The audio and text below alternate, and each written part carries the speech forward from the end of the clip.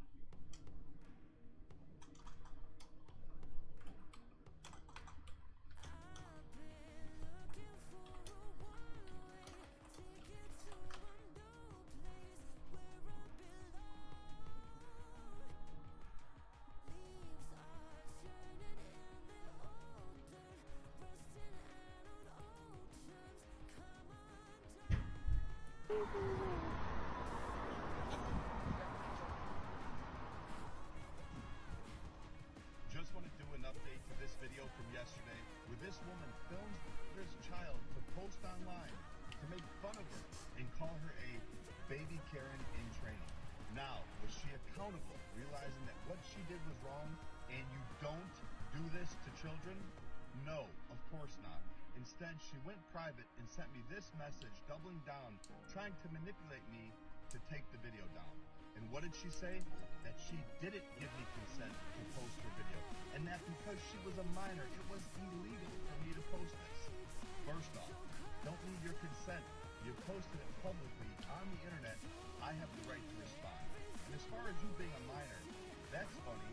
You posted this saying you were 16. And when was that video from? Over 4 years ago. So stop lying. And once again, leave people's kids alone. You need to do better. Mind your own business.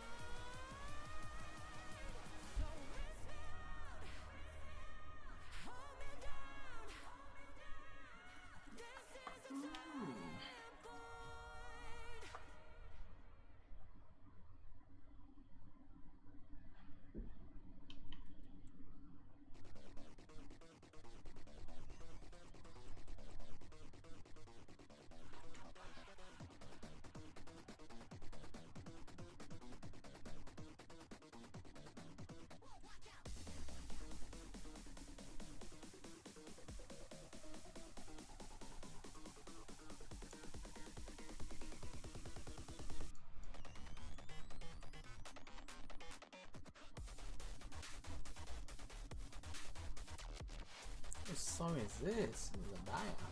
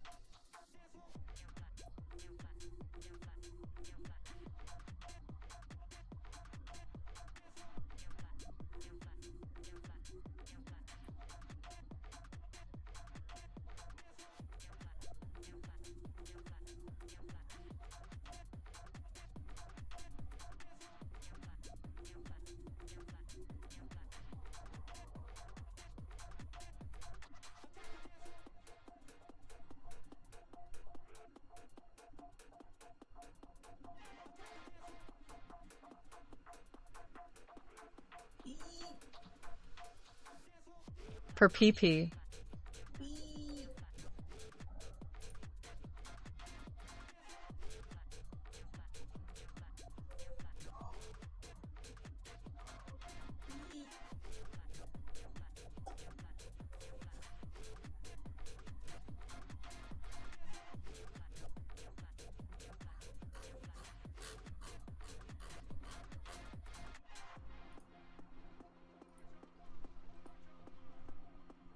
Down, Pete.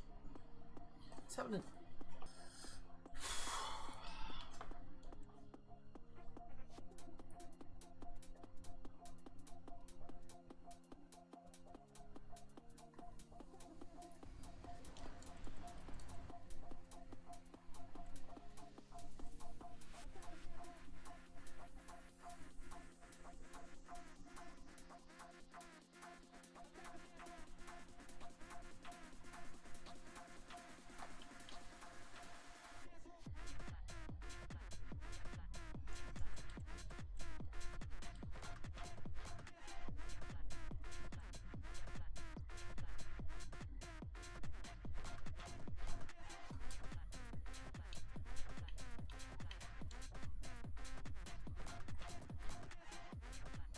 You doing, Pete?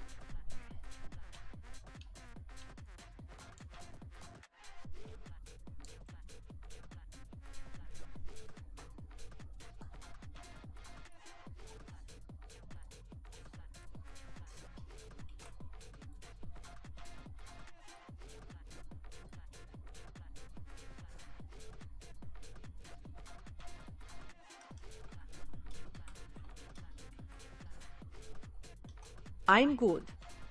Shit. Get the shit out of me. God damn. I'm good. I'm good.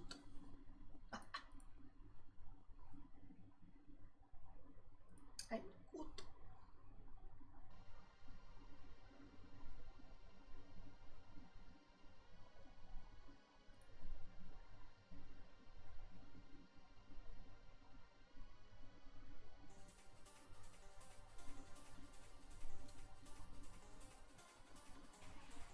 Lookout EA made it easy to do so many SBC now. Ah.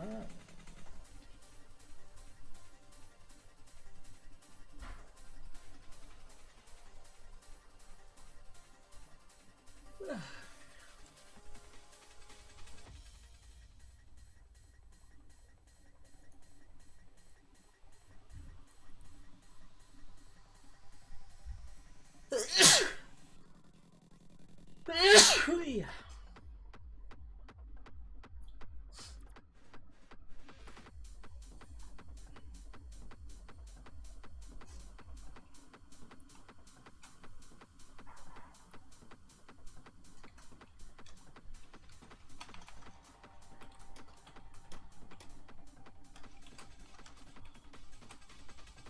2 hours later, still doing them.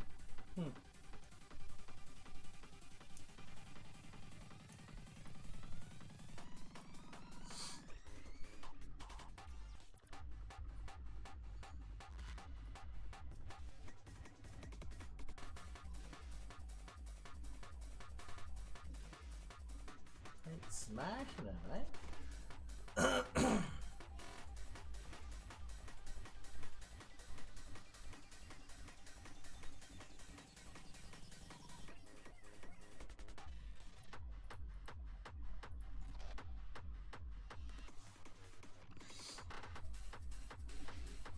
Well, thank me, I'm not doing them gambling SBC anymore, called Icon Pick Saving for the good stuff soon. Ah, yes. Ah, yes.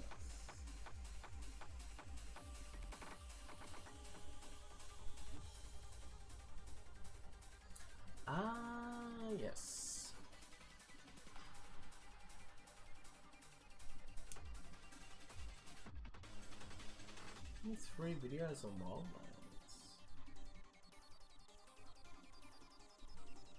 Oh.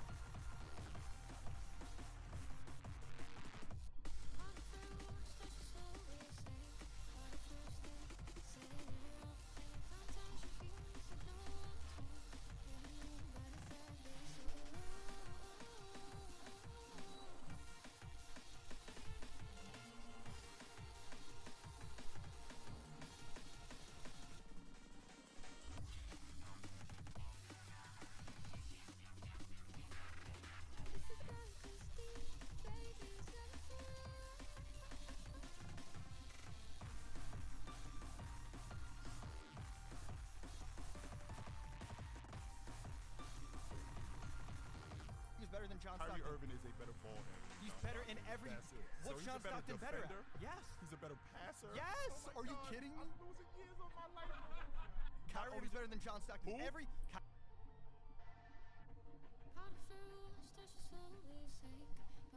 Why the Daily Gold Brother Big U? Yep.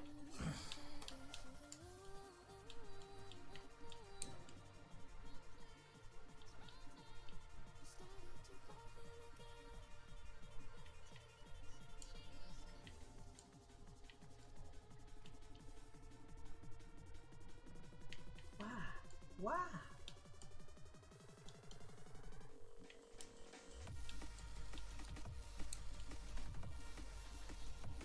Wow.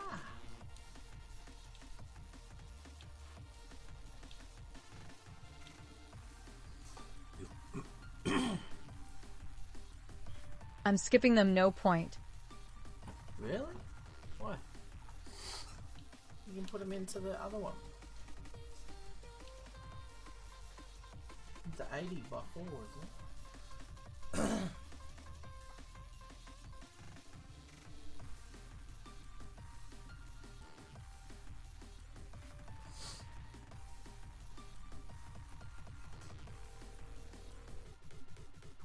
Grind pack are better.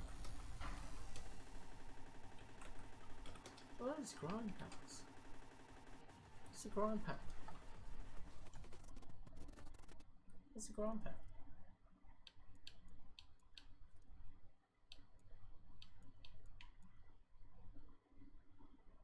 This one? Crafting.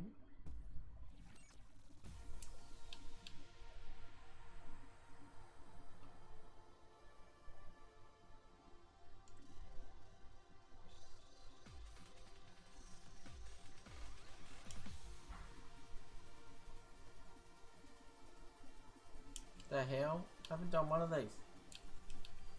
The hell?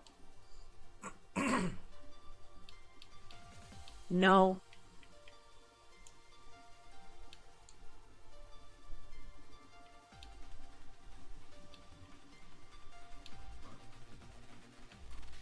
Grind pack.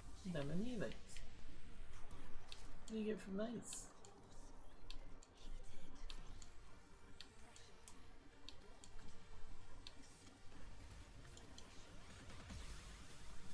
I'm so Della.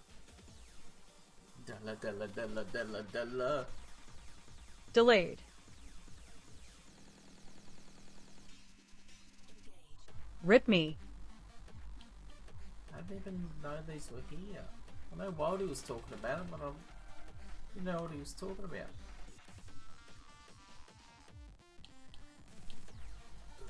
I did all these ones.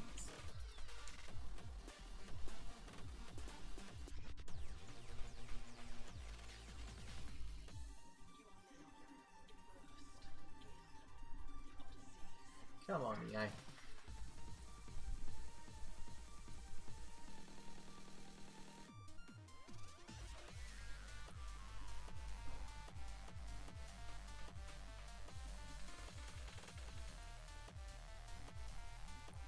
It been there for like 5 or more day. Shit.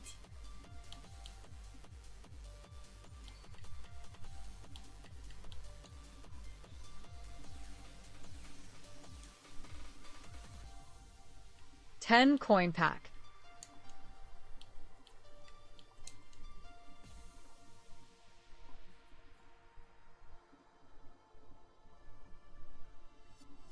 Come on, EA. Fuck, man. Let's talk to this shit, man.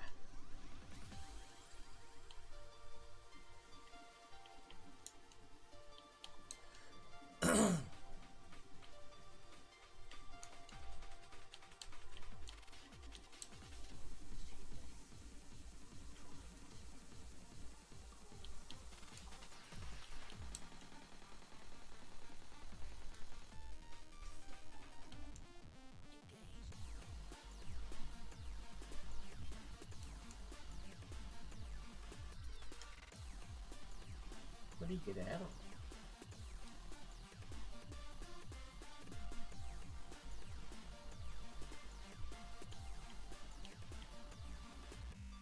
Three rares. Oh. 10 common. 1 rare. I think you should be able to do both.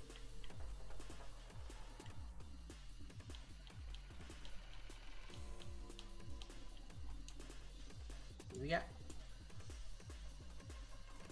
Sit.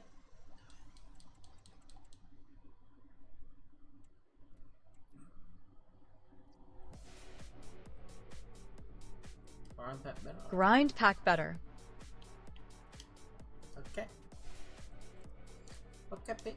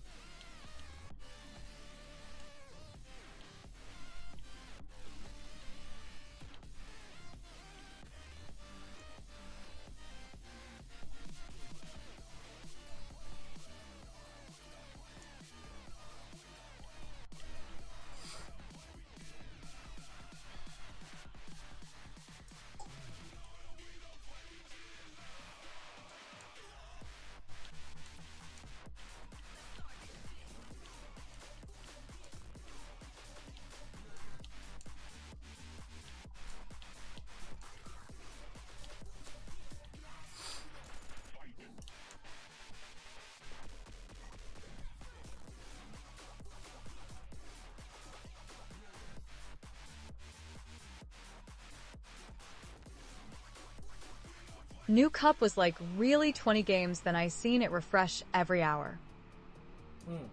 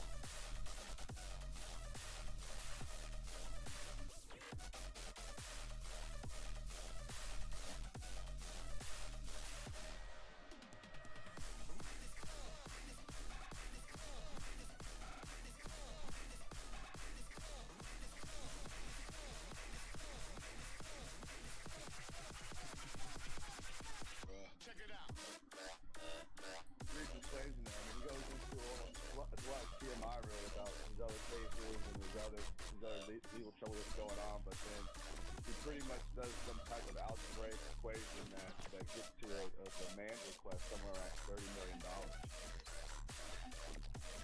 I think it's around 29,750,000, something around those damages, and from YouTube and Instagram views. Well, what do I do? I'm just have to work. I mean, do I have to work forever or what? I mean, it sounds like he's claiming you've already made this money. So the question is, what have you done with all that money? Dude, what is he talking about, dude? I fucking have I drive a Ford Ranger. He's saying you made all this money off using this deep fake of him. You've stolen his valor, so to speak. I didn't make it. Stolen his name. He's Sorry. saying it's a mother.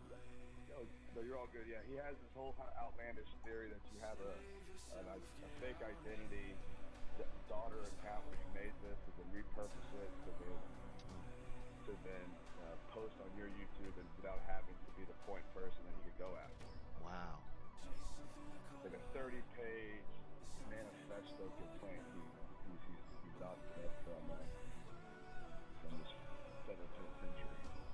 So is this so what is when do I how long do when do I need to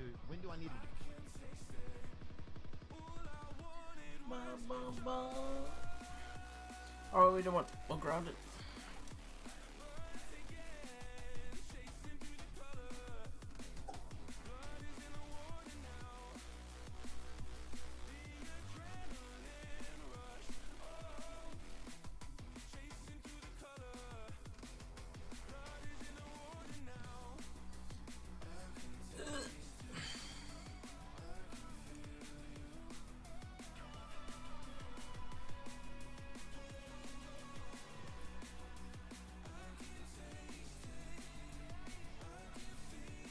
Yeah, 20 games an hour, wasn't it?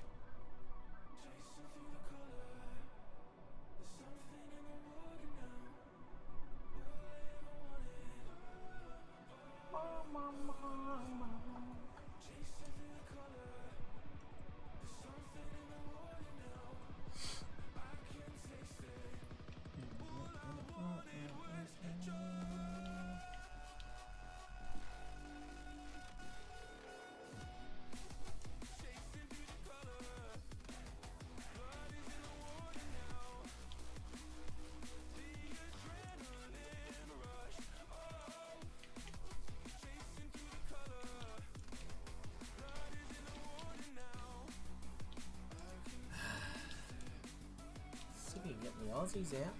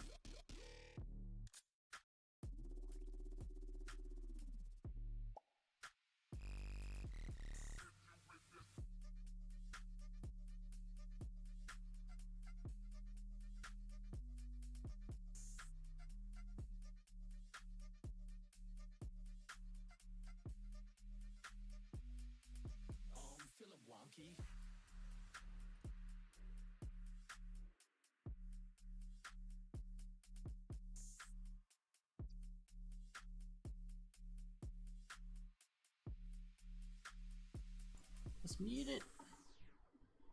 What's on? Oh, which way? I'm gonna go the other way, right? Put the chicken into the rice.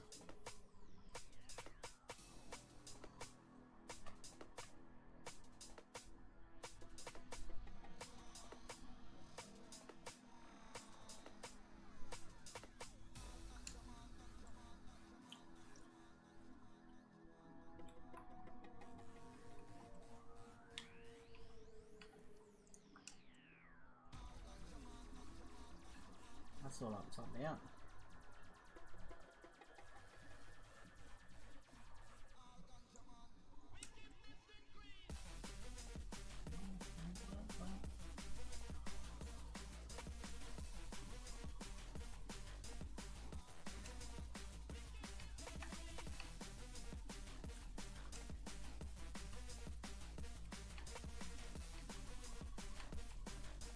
Oops.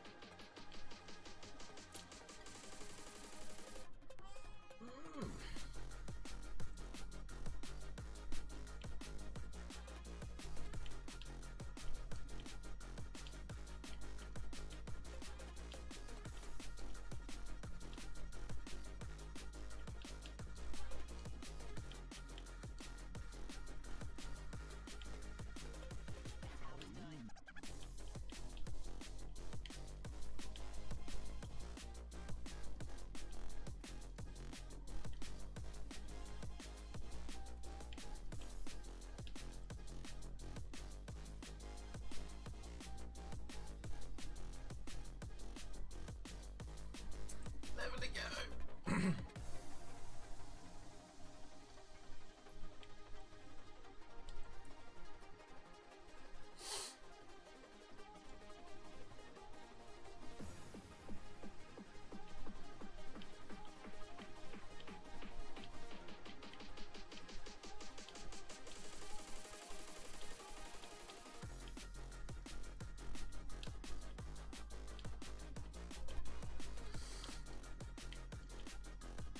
Fucking hell, full side, man.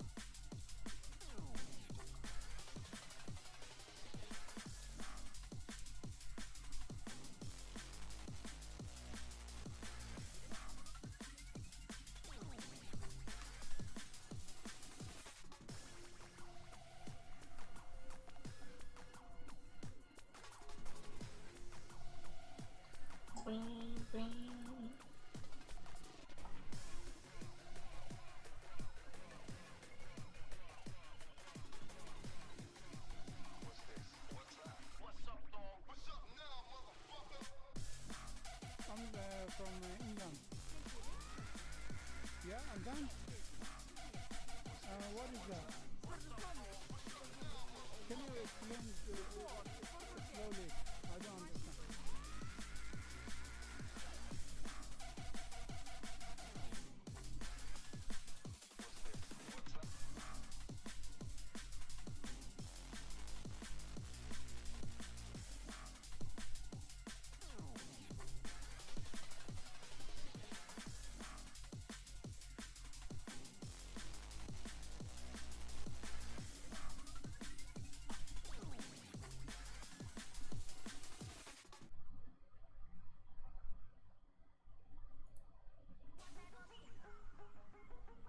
Damn.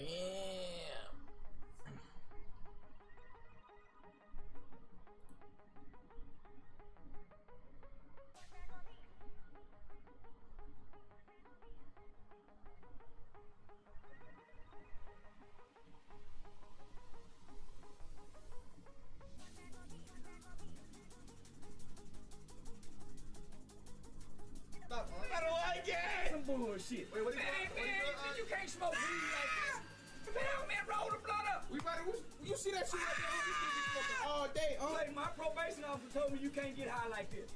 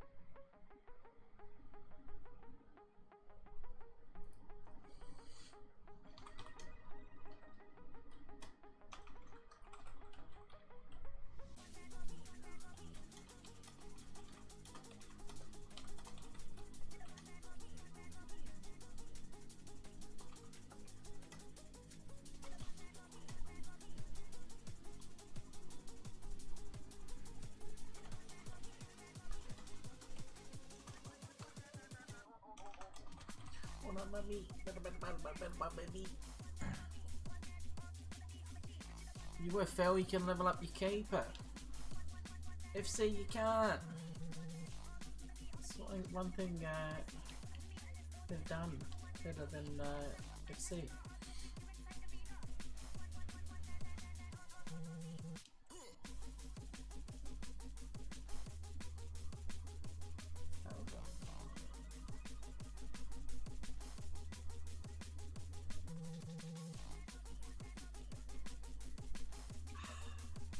Missed that.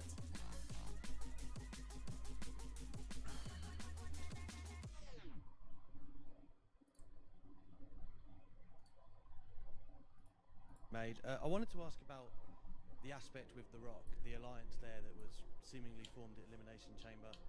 Fans still have a lot of questions of how and why that dynamic works. Could you shed some light on how and why that came to be? That's a clickbait question and lazy reporting. Next question coming up on the left-hand side again, second row. Thank you. Scott Felstead, Muscle and Fitness. Thank you for all your contributions to Muscle and Fitness over the years. 17 titles, 17 WrestleManias. You've had to prep under different circumstances in different years. I wonder if you could tell me a bit about your mental and physical prep this year and how you're feeling now. You know, that just seems like a clickbait question. That's pretty lazy. Next question, please. John, over here to your right, Andreas Hale from ESPN. Sure. John, ESPN, very reputable media source. Hopefully you have a great question. I hope so too. We haven't seen you smile since Elimination Chamber. That's not something that we've known you for, to not have you smile. Can we see you smile again now that you got your 17th title? You know what? That really seems like a clickbait question. I think you should be ashamed. I'll field one more question. Final question, left-hand side, front row. Oh, right here, John. Sure. Jordan. Give it your best shot. Jordan Mendoza, USA Today. 17 times. What was going through your head as you accomplished that record? Are you feeling reminiscent about, you know, being able to do this and set yourself apart from every person that's ever stepped foot in this company? You know, that seems like a clickbait question. I'm beginning to sense a pattern here that you guys are just looking for headlines. So I'll give you one. Tune into Monday Night Raw to see how I ruin wrestling. And keep in mind, you are now talking to the last real champion. Step your game up next time. Thank you, John Cena. Congratulations on your 17th world title. Okay, listen. we're going to get into everything we just heard from John Cena, which was very little. This is the list of accomplishments, and it's filled with most ever. Stop it.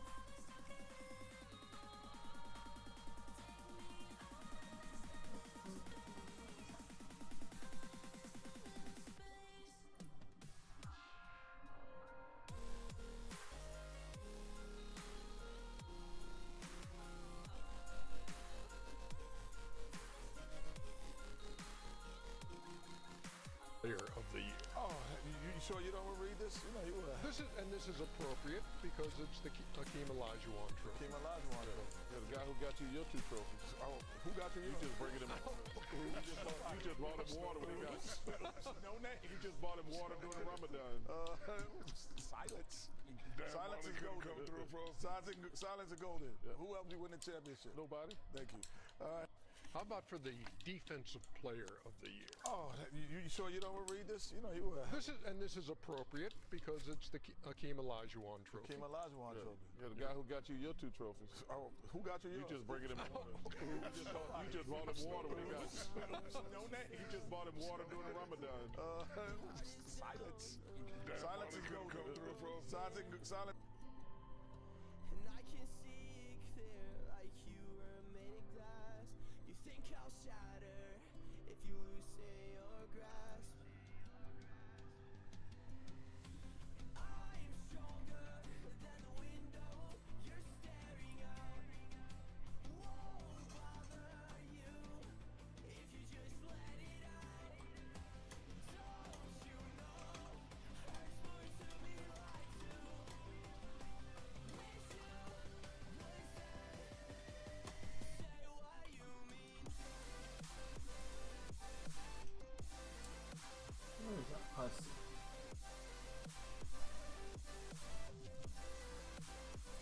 Where is that mouse?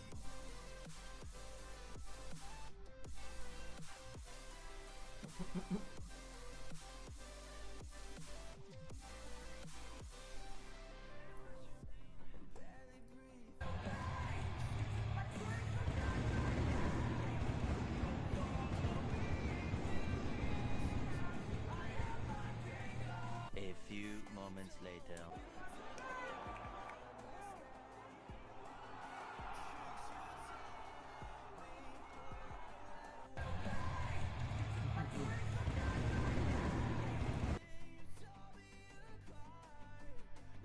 All that 3 remasters.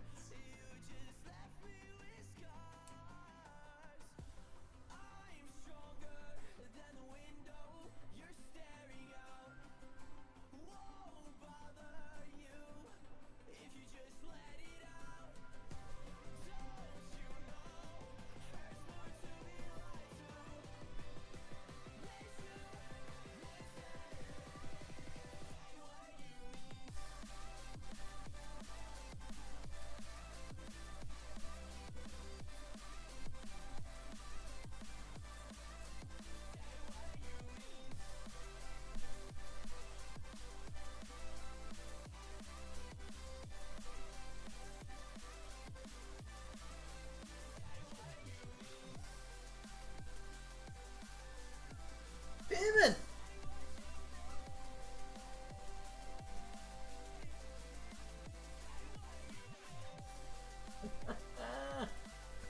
We got Pyramid scored a double. Did I just create a legend? What the fuck? I think I created a legend, boys. We just scored a double. IRL. Is that him? That's him.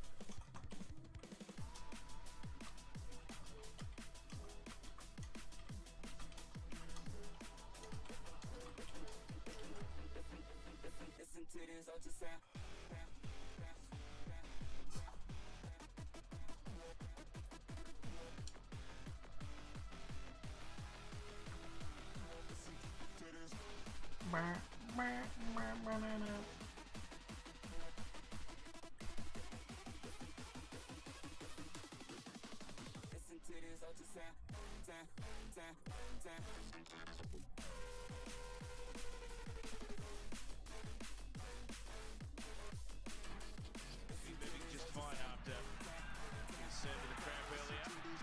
Here's a shot from Freddie! Oh, it's in! Jalen Pearman has scored! Jalen Pearman makes it 3-1 to the Glory.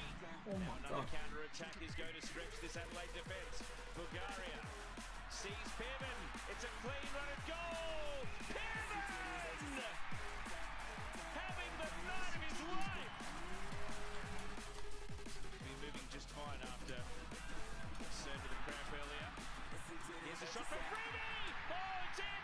Jalen Pearman has scored! Jalen Pearman makes it 3-1 to the Glory.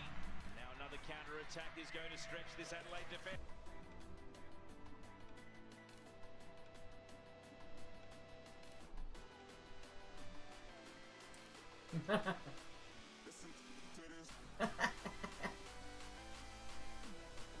Oh shit.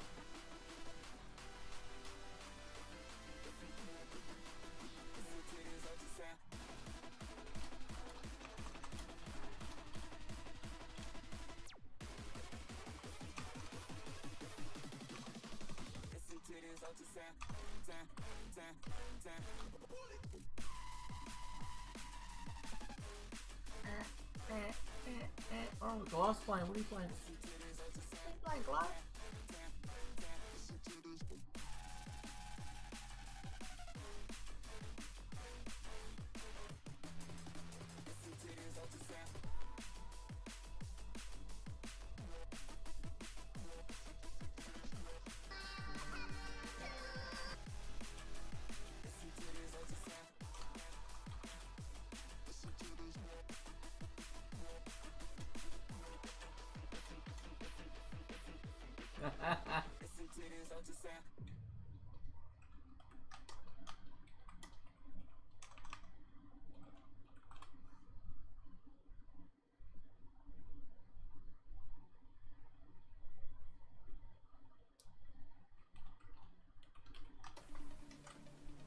Nah, that's not one of the worst. Damn it. It's the same guy. Look at it.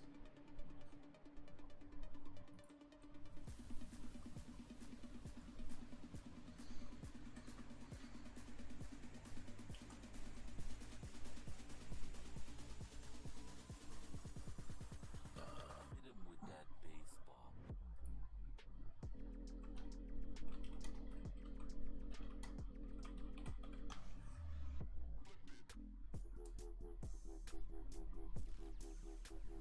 Hit him with that baseball.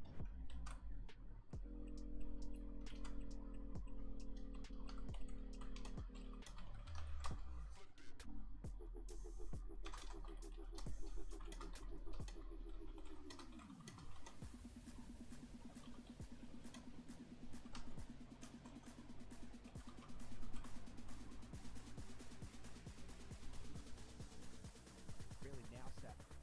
Hit him with that Good finish. baseball. Sort of just he gonna use Tottenham as an example. Either one. Hit him with that baseball.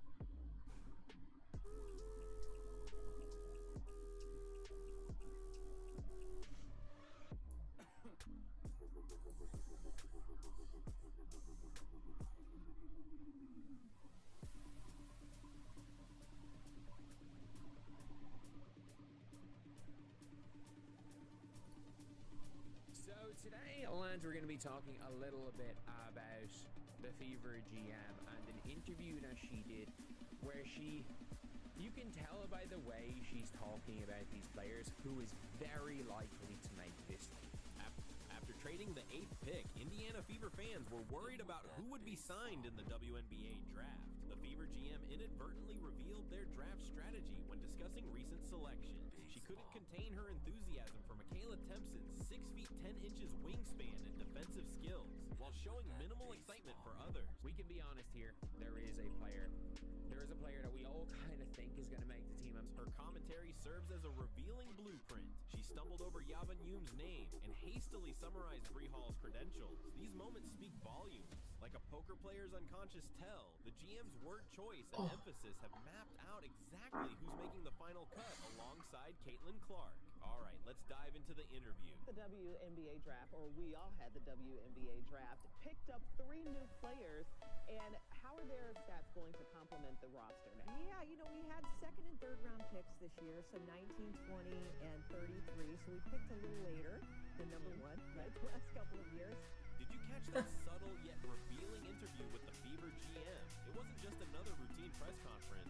She practically revealed their entire draft strategy without explicitly saying it. What makes this so fascinating is how her tone, detail, and enthusiasm completely shifted when discussing each of their picks at 19, 20, and 33. Her vocal inflections and word choices created an emotional map of the team's true priorities. But we were so pleased with where we landed. Picked up Michaela Tempson out of Florida State at number 19. Unbelievable defensive player. She's 6'2", but has a 6'10" wingspan. She's the only player in the country to average 17 points, 10 rebounds, and 3 blocks. So really excited about her. We're talking about Michaela Tempson from Florida State. The GM transformed into a walking scouting report. Her energy visibly spiked as she gushed about Tempson's defensive capabilities, calling her an unbelievable defensive player. The level of specific detail was striking. Her exact height of 6 feet 2 inches, a wingspan that looms over the court like a defensive fortress at 6 feet 10 inches, and her complete statistical package.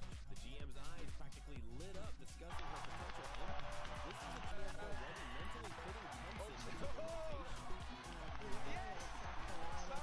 Pedigree was teammates with Leah Boston in South Carolina. Won a couple of championships down there. Elite perimeter defender, can really do a lot of things on the defensive end.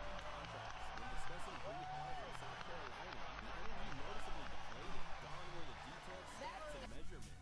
Instead, we got vague generality, championship pedigree, and elite perimeter defender. That's basketball exec code for she's a solid player, but we're not planning our future around her. The GM skipped right past any specific accomplishments or statistics that would indicate genuine excitement about Hall's prospects with the team. And poor Yavan Youm got the coldest treatment of all.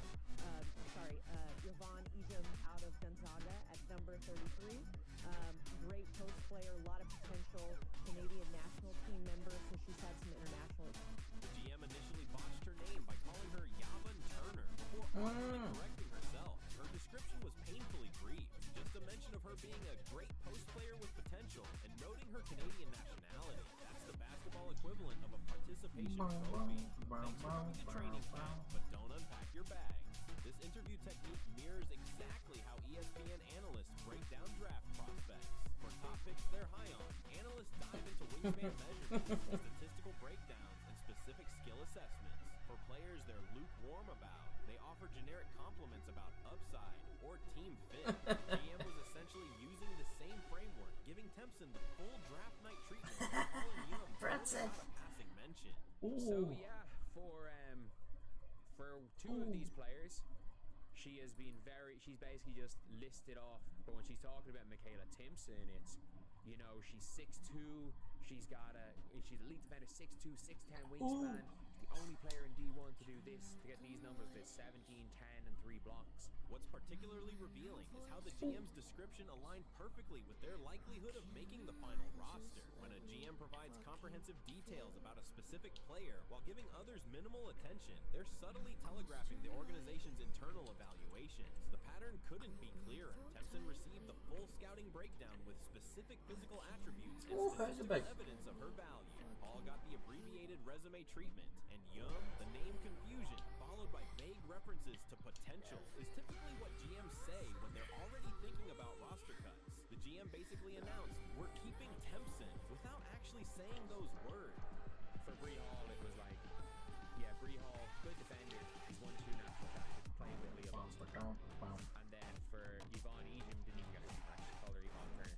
I have no idea who Yvonne Turner is, but I would assume the lack of excitement for that one.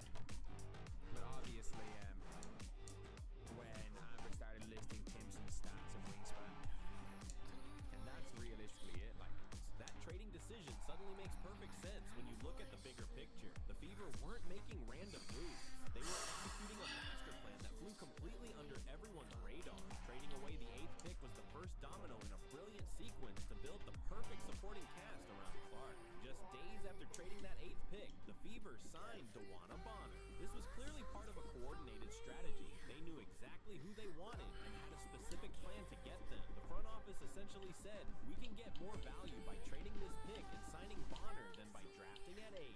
They were right. but I think they were fine trading that pick. A big reason for that is because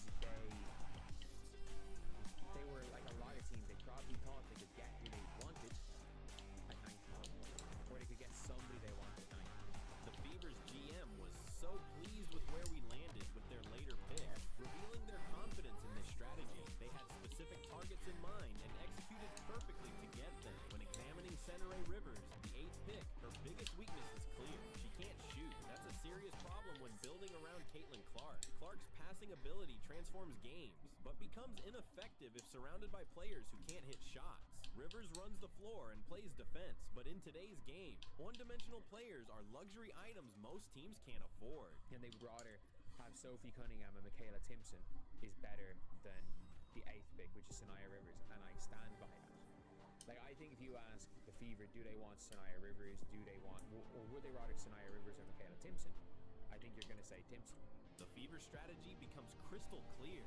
Why settle for Rivers at 8 when we can get a player with similar defensive skills plus scoring ability at 19? It's like trading a base model car for a fully loaded version at a lower price. Impressively, the Fever acquired both a veteran presence in Bonner and their targeted rookie instead of settling for Rivers. They created a chain reaction of smart decisions that reinforced each other. This was calculated roster construction at its finest. The Rivers, they didn't need a lockdown defender who can shoot from.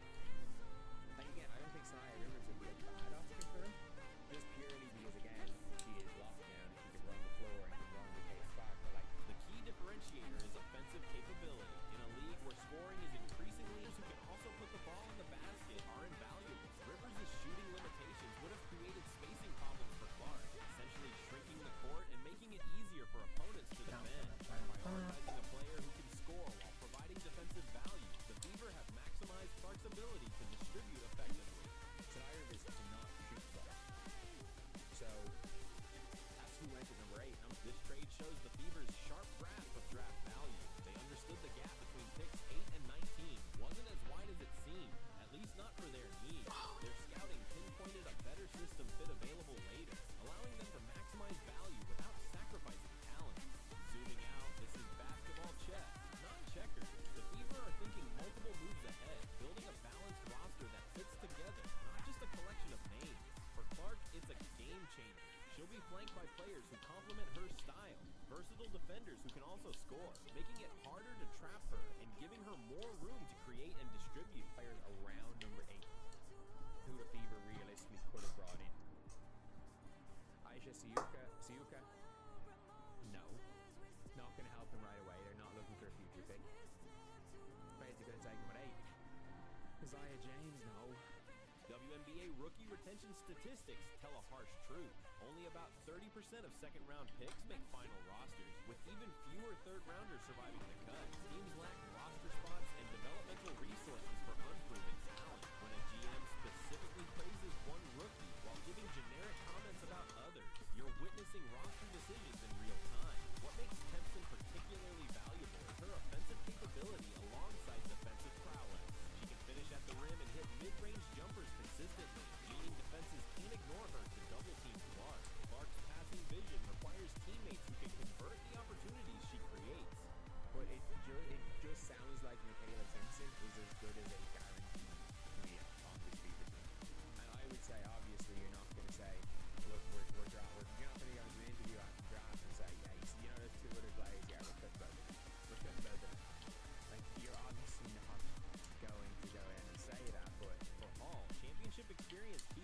mix, but the numbers game is unforgiving. With only 12 roster spots and established vets already battling for minutes at her position, there may be room for just one rookie. 10 The o'clock odds aren't in her favor. The WNBA's Okay, salary cap man. turns roster building into a precise puzzle. Every piece must fit around Clark as the focal point, enhancing her strengths and shoring up weaknesses. Coaches value versatility, and that's where Tempson stands out. She brings the kind of all-around game that fits seamlessly into rotations, defense, scoring, and adaptability, making her a better long-term fit. For Clark, this is huge. Instead of being flanked by one-dimensional role players, she'll have teammates who can contribute across the board. Tempson's presence addresses defensive gaps while still offering enough offense to keep defenses honest, giving Clark the space and support she needs to shine.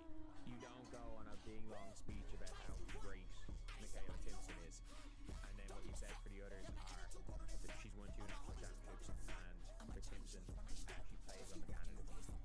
Like that's basically what you got. But And there you have it. What we just witnessed from that GM interview was a masterclass in reading between the lines. The Fever executed a perfect strategy that led them straight to Michaela Timpson, their defensive anchor next to Caitlin Clark. True fans listen for the enthusiasm in a GM's voice, not just words. Their excitement level reveals the story before official announcements.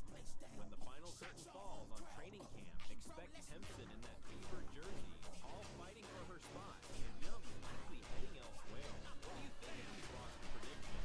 Share your thoughts below on this dramatic WNBA roster construction reality.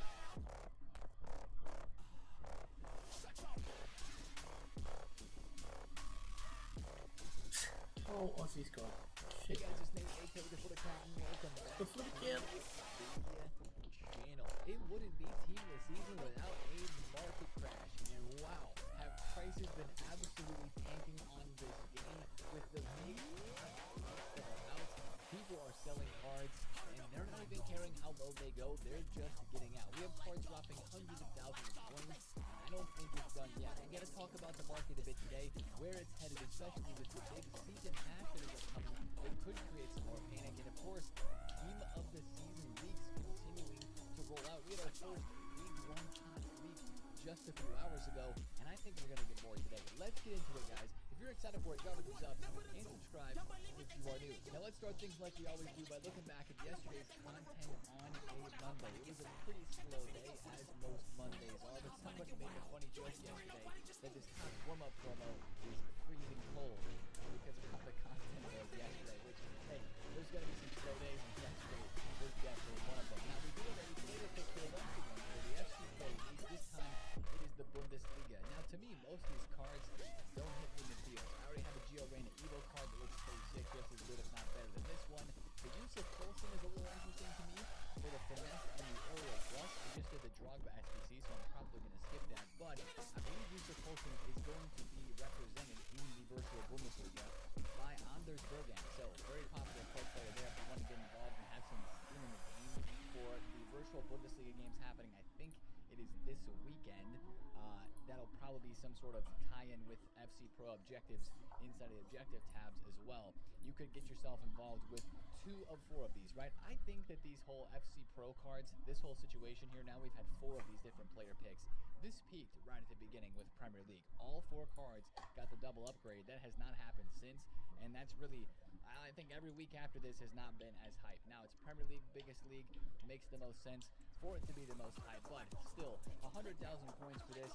If it's emotional for you, if you're a fan of one of these clubs or one of these players, then get it done for sure. But a couple of days with the game stuff coming this weekend, gotta make that decision pretty quick on who you're going to take. Now, let's go to the upgrade packs where we had, as we normally do on Mondays, a new player pick. Guys, it's the 80 plus 1 of 4, but EA made this one more expensive. I think I know why, but it still doesn't sit right with us when an 81 plus player pick, which is also a 1 of 4 less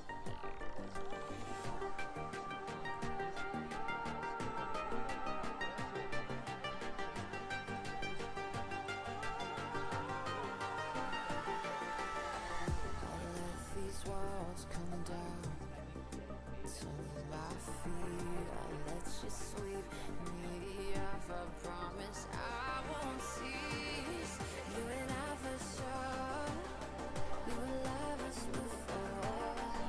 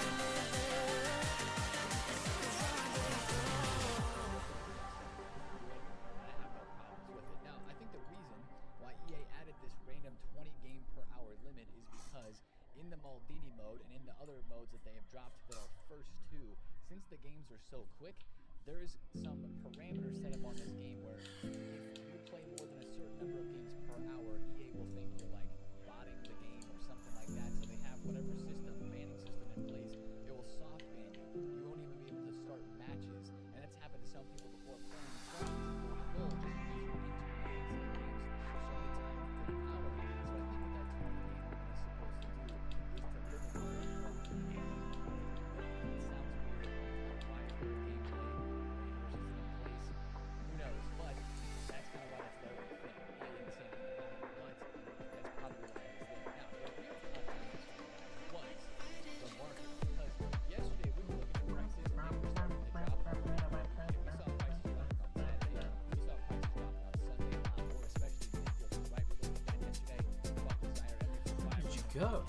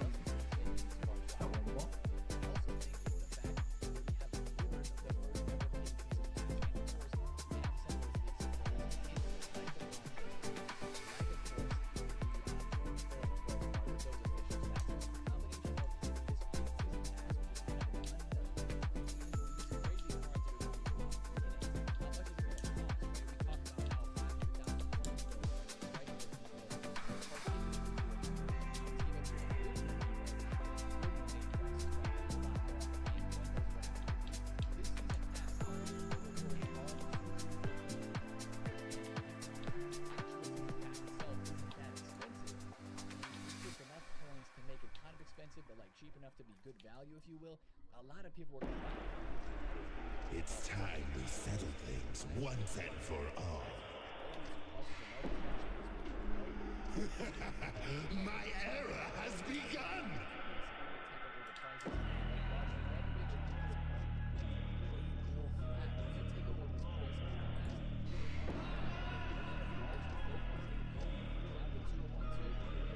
After the market was pretty flat.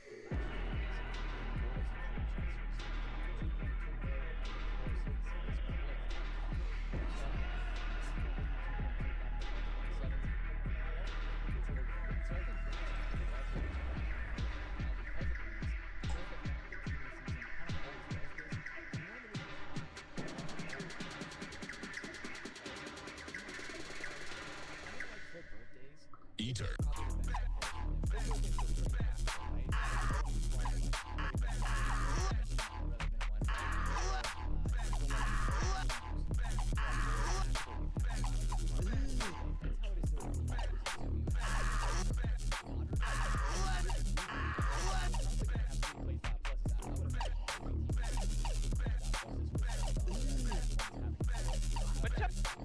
What's up, brother? What? You want to fight me?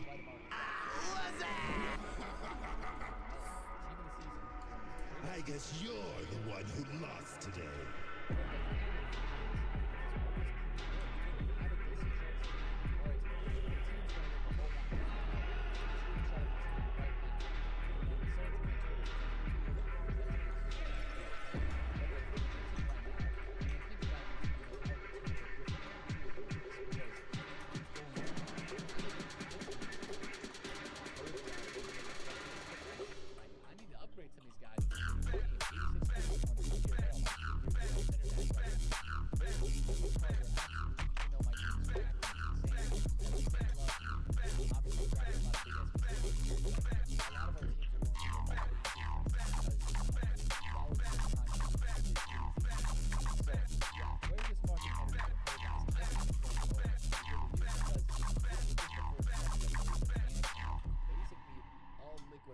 did buy a Malin. We're risky flipping a little bit, but it is very, very risky to buy anything on this market right now because I do think the prices are going to keep going lower. We're going to get more leaks. That's what's going to happen.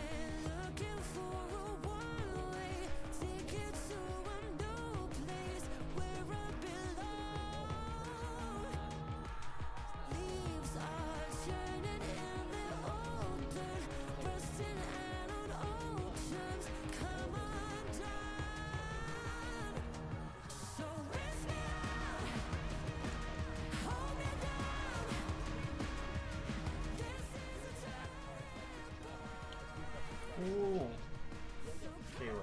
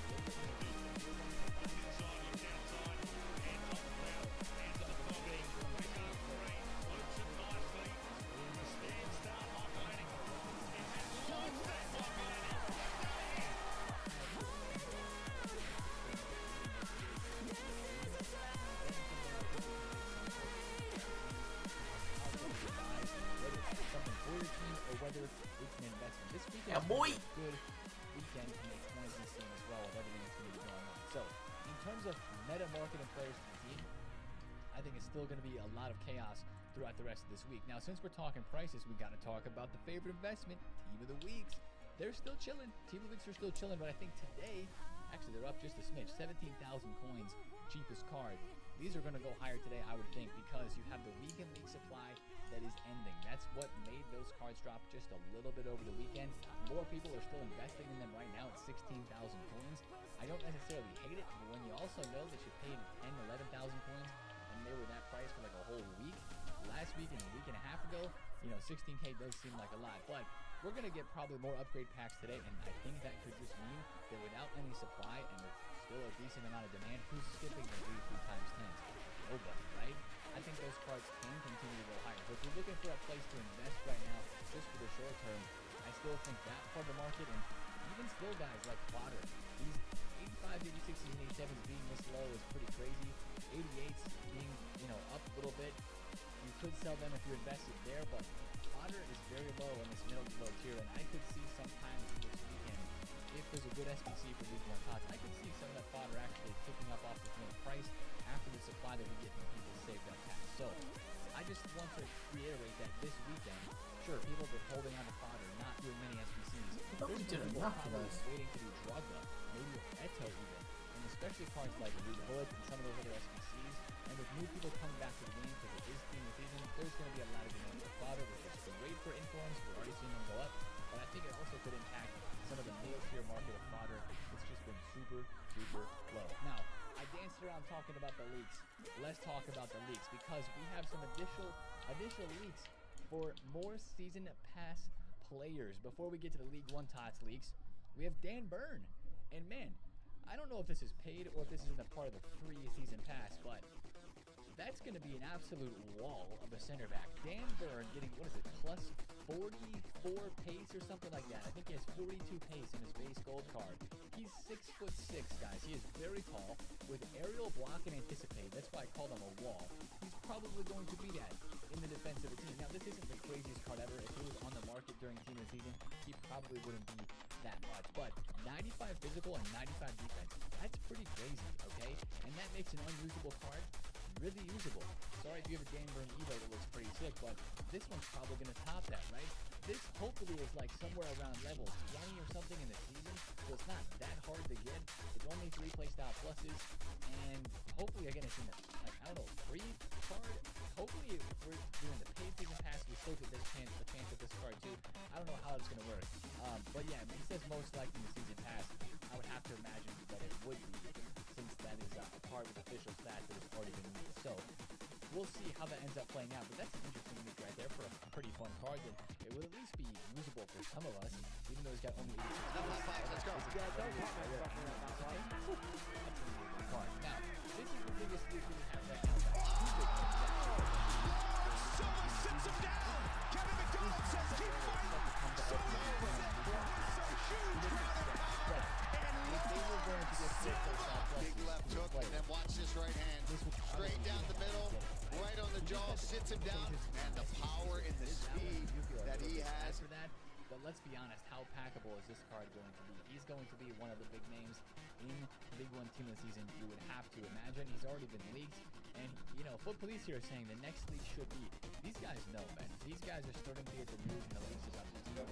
It's a little early into the Tuesday, but people want to know. I want to know who's in League One top because there's no voting for this. We didn't hear. Yeah, really pleased with how we responded. I mean, we obviously got Conor McDonald back availability wise, and that you know, a bit of a similar type. Obviously, Conor's been really important for us, and was a important part of our game. And Jack, you know, sort of wasn't bouncing along as well as we'd like Jack to play, so we decided you know, the best thing for him would be to have a run around Box Hill, which he did, and he performed really well. You know, he kicked 2 goals and got a bit of the free and looked a more vibrant version of himself, which is what we're after. So I'm pleased he responded really well. Maybe even some 98s. We've had 99 rated Topps cards in the past. I don't know if they're going to do that again since they save a lot of that for the summertime now. Probably not, but with 4 playstyle pluses potentially here for some of these leagues, it's going to be very important to keep an eye on the League One leagues because these guys are teasing that they have more. There's going to be more names dropped today. I can almost guarantee you that because once the word starts to get out, then it really starts to get out. So definitely be watching out for League One top leagues. I think just one. Year 1, 101 points out. I'm not even worried about the games won. But look at the rest. Like, Chris Fagan walked into an absolute mess. He was conceding 124 per game. Then it gets better. Matthew Nick's the same. Now points in the second year was worse, but the wins got better, and now they're a contender. Sam Mitchell the same at Hawthorn. This is Alistair Clarkson. He's a 4-time. He's got a better resume than those 3 coaches. You've got to admit though, Brisbane Lions brought in some very talented people to help with that development. What North Melbourne haven't? Like, oh, sorry. But if you look though, so Brisbane Lions did bring in Lockie Neal, did bring in Charlie Cameron, brought in blokes to help along. And I'm saying that, are they sitting there happy where they are? No, they're not. But my big thing is, they're not second guessing. That's what I'm saying. They're not second guessing where they are because they believe that they've got stability for the first time in a long time. Like, that club has been unstable for a long period of time. And I can understand where you're coming with that. And it's not a defensive thing for Clarko. It is, this is a club who needs stability and the same voice. Don't make me say it again. It's a club that needs the same voice instructing the players for a good 3 or 4 years. If we come back in 18 months, and I did say that last week, don't make me say it again. No, it's not, because you're not going to rush your next premiership coach. Players that do get released. So that's kind of the leak right there that we have. And then speaking of leaks, as we kind of transition into talking about today's content on Tuesday, we didn't have any evolutions yesterday, but the leakers are still out here talking and hyping up this Striker Evo bet. This Striker Evo, they're saying is going to be super insane, especially this guy, EAFC25 Leaks.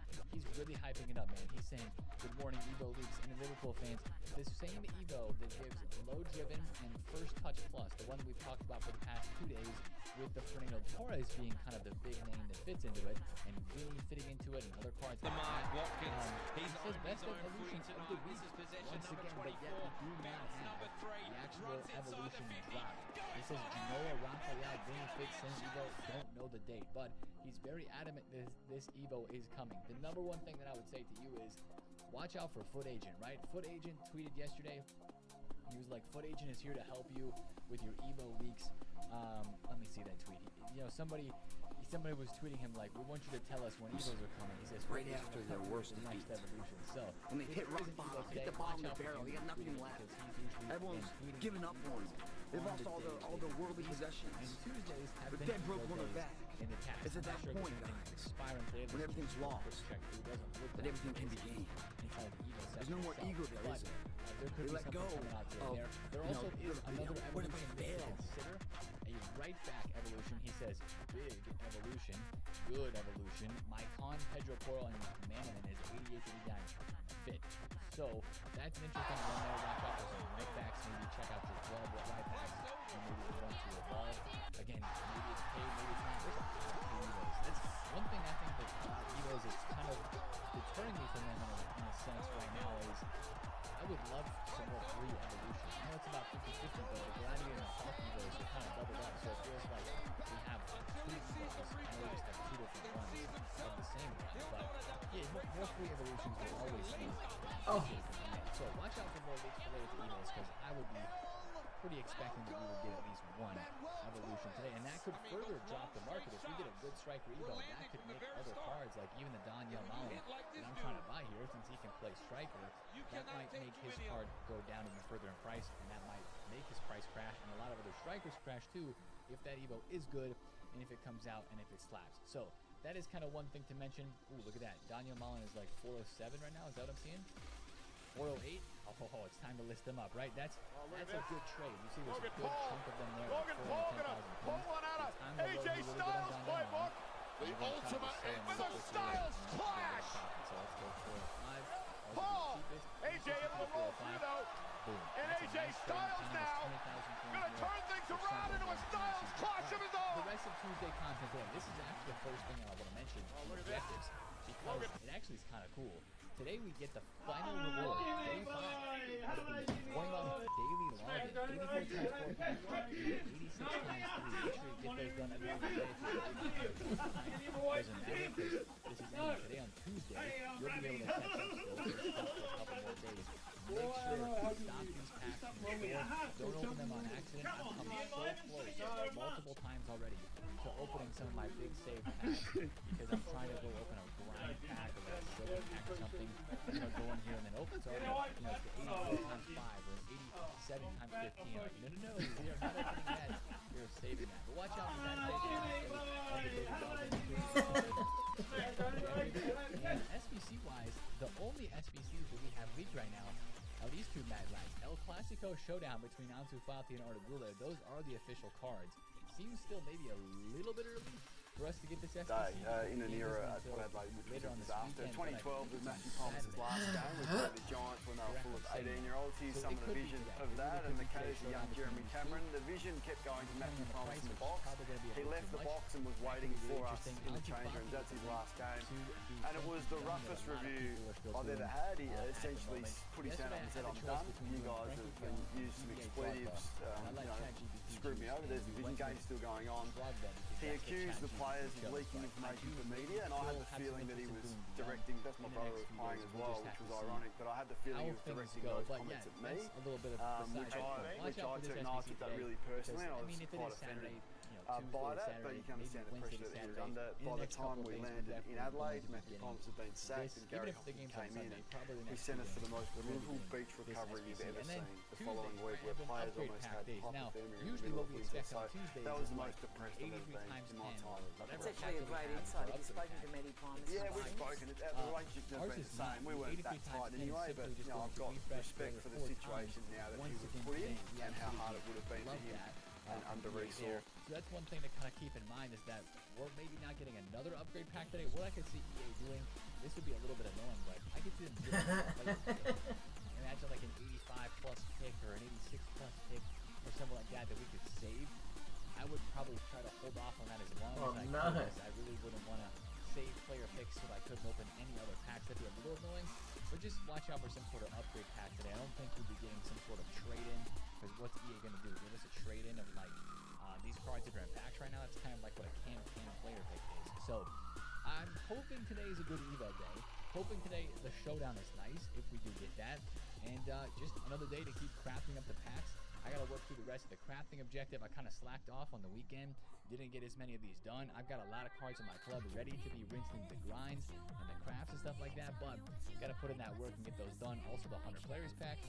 Just got to keep working through these packs to save up, get the objectives done, and get ready for Team of the Season officially starting. Watch out for the leaks as well today, as I mentioned earlier, but really just to kind of really dig into that.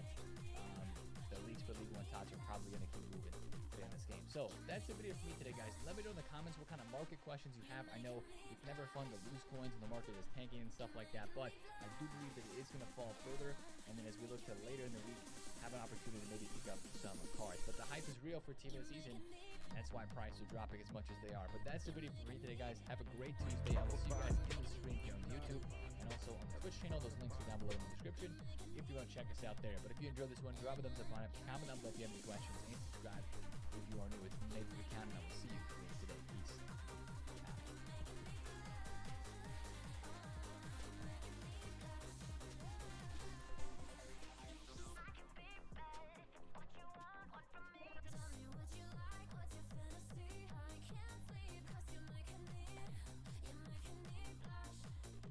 Hey guys, it's Nate, aka The Foot Accountant. Welcome back to the channel.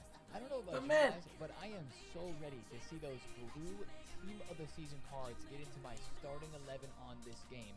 But the problem is, the only TOTS cards that we have in this game right now are through evolutions. But we have more leaks about more TOTS related evolutions for more striker upgrades. Sanders, quickly, McNeil, Richards gets away from Hall, fires a handball back, pulls the trigger, Montepelli, it's long, it's going to get a big run. 41, Wilson, a new one would be fit to refresh.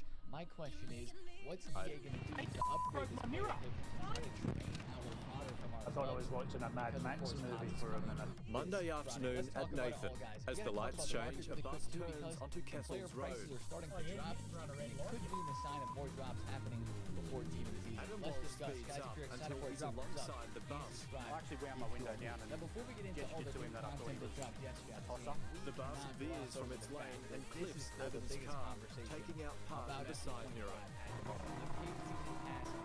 He accelerates in front of the bus, floating down to get his attention to try to pull over. clocking up 102 kilometers an hour before braking. It doesn't look like the bus tried to brake at all. You can't see the nose dip, so he's just running to the back of me intentionally. The confrontation has proven costly, cracking the bumper and denting the rear door.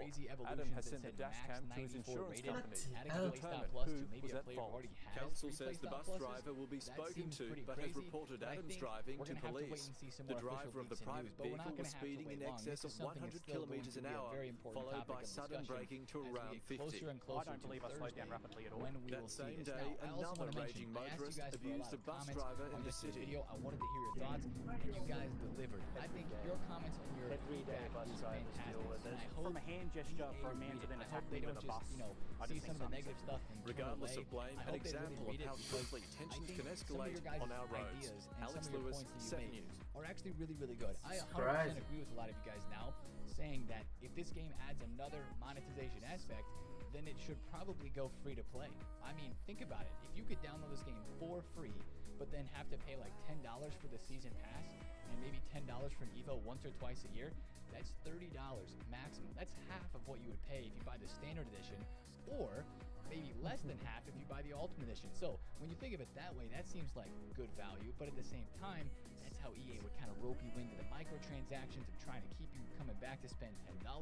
And of course, the best, biggest W about the game going all the way free to play would be the guys that play like I do, and I'm assuming a lot of guys like you that are watching this video play in this way as well, since we've been advertising this way of playing for years.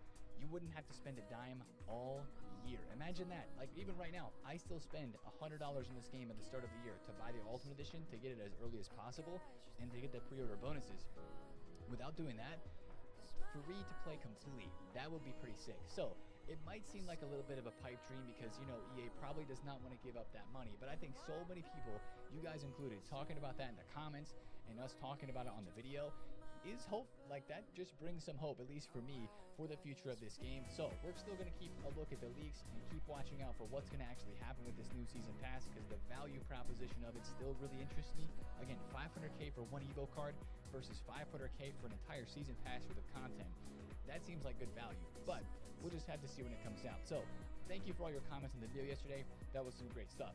Let's go to the content from yesterday on Saturday, where we started with objectives with a couple of quick in the ring. He's setting up. What is clock clean, my God? Oh my God! 1,000 rush points for this. All you need is 30,000 Guys, WrestleMania! Gronkowski's in the ring. He's setting up.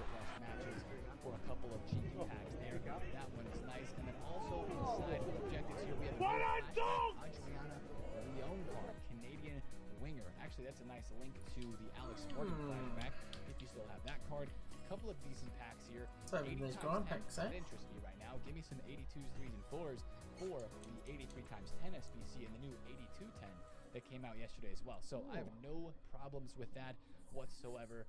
Not the card, at least, doesn't interest me too much, but the actually objective packs in there are very interesting to me as we're saving up for team of the season. Now, going to SBCs, our player SBC yesterday was another striker. And man, I forgot how good Eto was statistically, guys. Look at these stats: 95 pace, 94 shooting, and power shot and quick step. Power shot is definitely not it. The fact that he can play left wing is good, but it's the pace and the shooting that actually intrigues me with this card. But I don't think it intrigues me enough the week before team of the season to put 1.3 mil worth of fodder into this SBC. Now, 1.3 mil is the price of Eto. That's actually not a bad price. If you are an Eto fan, or if you're a Barcelona fan, or however you come to love Eto in the game of football, in the real world of football, this is an SBC that I think is worth doing. I'll be 100% honest. 1.3 mil is not quite 500k. He was 1.5 mil. This card was just last week. Now he's 1.3. That's what the SBC is. It's not bad if you want Eto, but this week before team of the season, with all the content that is to come, with the Drogba that we just had, personally for me, that one is going to be a skip, and it's very downvoted on Footman.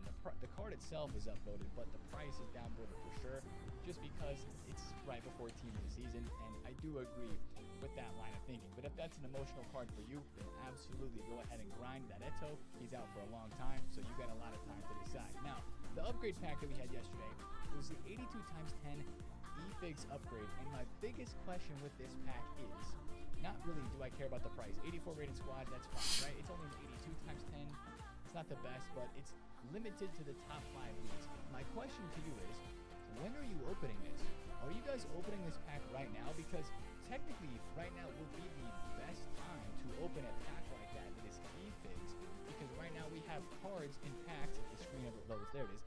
We have cards in packs from all the top 5 leagues, so the chances of you packing a promo card or a promo inform from one of those packs is actually the best that it would be right now. Sure, you're going to have League 1 Team of the Season on Friday, Prem Tots the Friday after that, where you could save those eFigs packs for, but personally, I think I'd maybe rather open those right now. I think I'm going to do the SBC a couple times and just try it out. You can do it once per day, and of course, if you're doing all the other upgrade packs that are out there, like the Tots Crafting upgrade, of course funded by the Super Daily Silver and the Tots Grind every single day, you're going to be having enough of those 83s and 4s that you can put into that SBC, maybe the 83x10 as well. Gives you enough fodder for that. So, I don't think that SBC is bad value at all. I think my biggest question is, where are you opening those packs? That's my question. Let me know in the comments what you guys think about that. Now, speaking of the daily crafting grind and all this, make sure you're getting this done. This is kind of the most important thing on the game at the moment for me.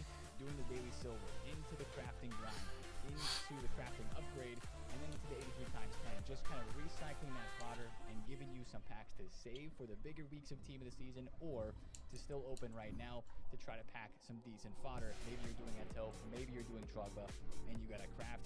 That's the most important thing for sure. Getting that objective done, tied to the crafting with those really big packs.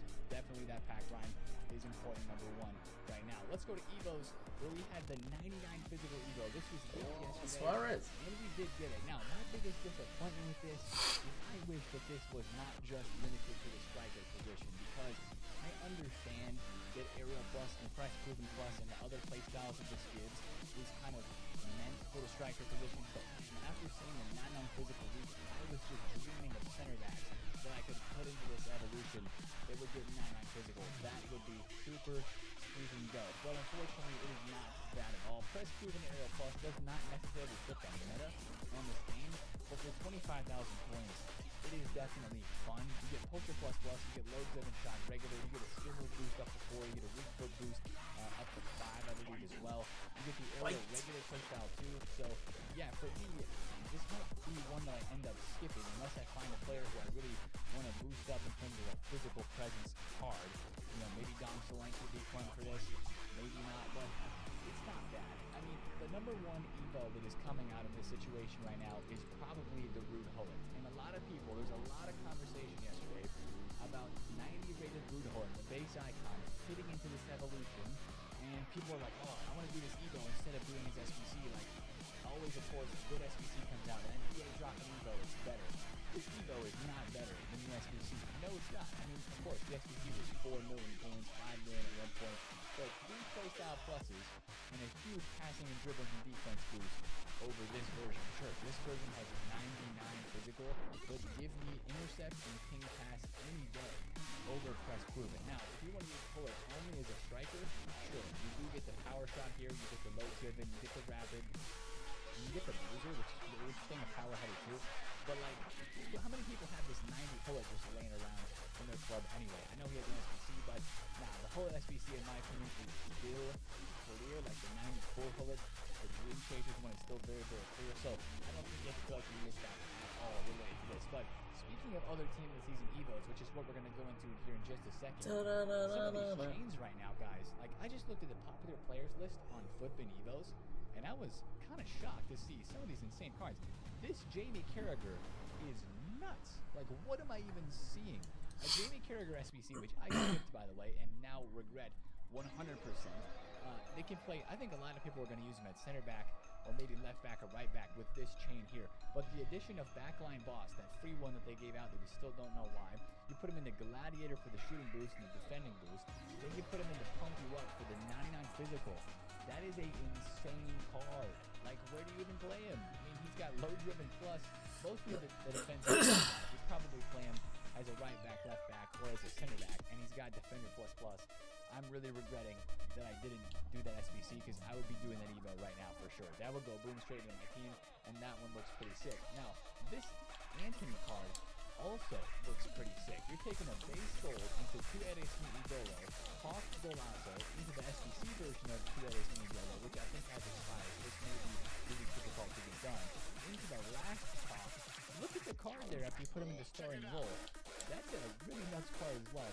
99 shooting, 5-star, 5-star. So, there's just some crazy evos that are kind of rolling around right now, and it just sounds like that we're going to be getting more because, guys, the leakers with these evos, they keep going back and forth, and it's actually a W for us as the community because we get the evolution leaks a little bit earlier, and we get to know ahead of time what sort of evos are incoming instead of just the day of or the morning of. Let's turn into that conversation because we have more COTS evos that have been leaked. It started with this one yesterday with Foot Police saying a new Max 90 Striker evo is coming to Ultimate Team soon. Fernando Torres is eligible.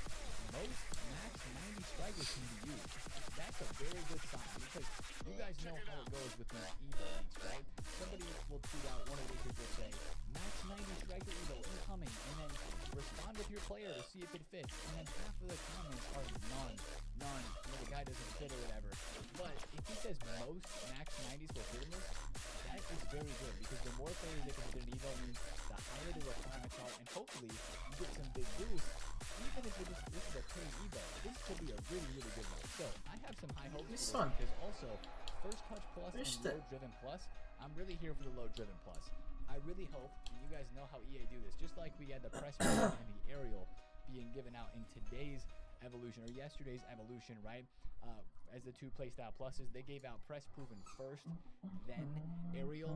I really hope that this one is Low Driven Plus first and First Touch second, but you know how it's going to be, right? They're going to probably give out First Touch first and Low Driven second, which is a little unfortunate because I'm guessing that this would be a max 2 playstyle plus evolution, unless it is going to be a very expensive one and actually allow us to go to 3 playstyle pluses. And that could be happening. That really could be happening, guys, because it's a Sunday. Think about the other days that we have had very expensive Evos. The 500k Strike Force Evo came out on a Sunday. New cup. Should we do the new cup? Came out on a Friday, but that 500k Strike Force Evo that was the most recent did come out on a Sunday. Weekends have given us the best Evos all year, so we're actually kind of this. We'll wait and see more news and leaks and info related to how big the boost is and exactly what else this gives. He says Advanced Forward Plus Plus is as well. And 9 greater command toys does fit. Now, I want to take a look at the market because, as you expect, Evo that is getting this kind of hype, it's making some cards move. Regular command toys has gone from 84k to 110, 120,000 coins.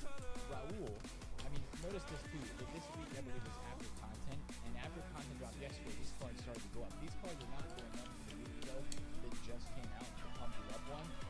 These cards are going up because of the leak right here for this new evolution. There's also another evolution of too, but it's not really these cards. So that one's pretty crazy to see that a lot of these strikers are moving up. As you guys always know, selling the hype. What is Farron Torres' 86 rated card doing here at 470,000 points in max price?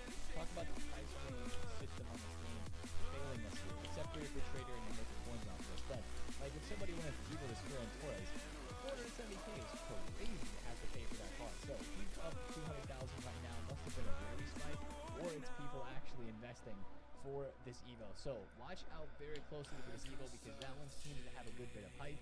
And I'm down. One thing to notice too is that the 2 Aries Dolo is going to expire today. So that's kind of like a striker evolution, even though it's not specifically for strikers. A lot of people did put strikers in it, and it gave finesse plus. Maybe this going away will bring in the opportunity for this 90 max striker Evo to be released. Now, that's not the only Evo that is leaked right now. The other one is a paid TOTS warm-up Evo where your player gets technical plus, 5-star skill moves, and 94 pace. Now, the kicker with this is gold cards cannot be used, and that doesn't mean that cards that are special and above golds can be used. It's the other way. The final rating is 74 rated. He said evolution is good, but it looks like it's a silver Evo, and the final rating only goes up to 74. That reminds me so much of the Star is Born evolution. If you guys remember, this one is from the Technical Plus, and it gave Trickster Plus, and the boosts were really good. I mean, this was out during the grassroots grade promo. Here, look at the stats on that card. That is not a 74 rated card. Some of these players have actually been insane for future evolutions because you put a silver in or a bronze, they go up to 74 rated. Then they fit other Evos because their rating is so low, but the stats on the card are so high. They actually can be creating some pretty crazy evolution changes. So I think this is going to be a good Evo just for that situation. But the issue is silver cards are obviously going to be going up a whole lot in the market, like Oscar Bob, 350 coins up to 3,000 coins. But there's a counter to this right now, and that is the fact that you can pack silver cards from the Super Daily Silver Grind. So when you're opening those packs, you have to put them into the grind packs to kind of turn them into the 77.5s and all that menu grind. Just keep an eye out maybe for a silver player that you might want to Evo. Now, this Foot Agent Evo leak here was also doubled by Foot Police. Again, these guys are going back and forth for like the leaker news. The evolution leaks are just, they're going head to head at it right now. Who's got the better leaks? Who's got more information? These guys, they keep showing off. So we get the leaks earlier, like I mentioned earlier in the video. That's kind of a W for us. But he said the same thing. It gives technical and quick steps. So a little bit more news on this one. It's for right wings. And again, you're capped at 74 rated. So technical and quick step is pretty cool. But then again, that just sounds a lot like what this Evo was here for a Star is Born with the 10 way to fit into. So one of those two Evos would definitely be dropping today. Watch out for silver cards. If you do have any tradable ones in your club, it would be a fantastic time to be selling those. Now, the rest of content today, to be completely honest, we have a big list though of SBC players. We've got Drago, we've got Eto out of the way. We'll be able to keep dropping the Barcelona related content. We can continue that today with the Frankie de Jong. Honestly, right now, Frankie de Jong and the Arda Güler Ansu Fati showdown are the most hyped SBCs that have not been released yet. Question is, when are they coming? If they drop De Jong today, that actually could hurt some midfielders in price because that De Jong is going to be very hyped, decisive and long ball. He's always very good. Barca has been doing very well. So there's a lot of hype for those players there. I just want to kind of mention that. I'm not going to say to go buy other, Barca links, but you can see some other Barca links on the market. Maybe move up a little bit if that Frankie De Jong is a good price. And if you remember, the other road to the finals that we have had recently, and in the past couple of weeks when they were releasing those, remember the Upamecano, the Ben White, the Lucas Vasquez, those were all really good value SBCs. Lima. Let's hope that continues for both Lee King and Lima, Frankie De Argentina. Jong. So that's the biggest SBC that I think a lot of people are looking forward to right now, along with the showdown. Keep a close eye out for that, and watch out for the leaks, see if that is today or not, and maybe watch some of those Barcelona ones. But with that being said, we're definitely going to get an SBC player today. The last part of Sunday content that we have to discuss will be the icon player picks. And as I mentioned in the intro, every Sunday we get new icon and hero player picks. But this is the type of week that EA would change something in this pick to make it more enticing and appealing to people in this game to try to drain their coins and fodder. We've seen this movie over and over. This happened right before Black Friday where they added, I think it was a new icon pack, or they upgraded the side of it so that we would be interested and intrigued in doing an icon pick right before Black Friday, and I think it kind of worked last time around. So all I'll say today is fodder is still very low. Like when I say very low, minimum price 87 just go minimum, 86s, 85s, 88s are close to minimum but not quite there yet. If they were to make the icon pick better today, that's still the part of the fodder market that would move up. I'm still waiting for that part of the market to move up a little bit because we talked about this in the last week. We just haven't had enough SBCs to pull those prices up. We could if the icon today becomes a 1 of 4. I think the most likely thing here that EA would change is making this a 1 of 4. I don't know if they would add any new icons into this. What will be the next icon that they would add into this after the future stars, like grassroots and future stars? Would it be foot birthday? I think it would be. So if they added foot birthday icons into this, which would give you the Ronaldo, Beckham, Vieira, Dalglish, I mean that's a small number of icons, but that would be pretty crazy. That's the only other thing I could maybe see them doing. But even a 1 of 4 icon pick, since like the campaign picks are 1 of 4, the 81 plus pick last week and 80 plus 2 weeks ago were 1 of 4. Maybe it's time for the icon pick to add that extra slot. That would be pretty interesting, but you got to be very careful of those coins. You guys know this. Now, speaking with being careful of coins, these cards they got re-released. They are just getting absolutely cooked. I mean, look at Wanyeri from 500,000 coins where he was 480 on Thursday to 93,000 coins. You look at a guy like Paulo Dybala, who is a million. He was a million coins last week. He's 270. I think a combination of these cards dropping so much and the fact that we are on the doorstep of Team of the Season still, it's got player prices kind of starting to drop a bit. Sure, Friday night we had some really big rises with some really nice price spikes, but now I'm looking at a card like Kelly Smith. She was 130. She's now 100,000 coins. Rosina was down a little bit, and not everything's dropping. Like, Buffon is doing great. He's almost 300,000 coins now. He's going nice. Maldini is still up. Of course, you've got the cards like Mateus that are still up. Billy hasn't moved a whole lot. You look around the rest of the out-of-packs market, though, and I'm starting to notice that some cards starting to slide, like Musiala's 400 flat. He was 450 for most of the week last week. This Alvarez is under 400,000 coins. This Gavi is getting cheaper. Mateus Cunha, around the most parts of the market here, middle tier, even some of the high tier cards, I'm starting to see prices just slide a little bit. I think now is going to be a good time if you haven't sold stuff yet, or if you're holding on to cards still from the weekend.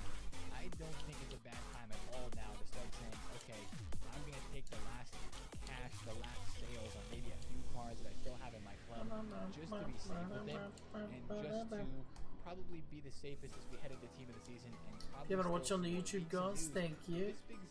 Hit that like button and share if you don't mind.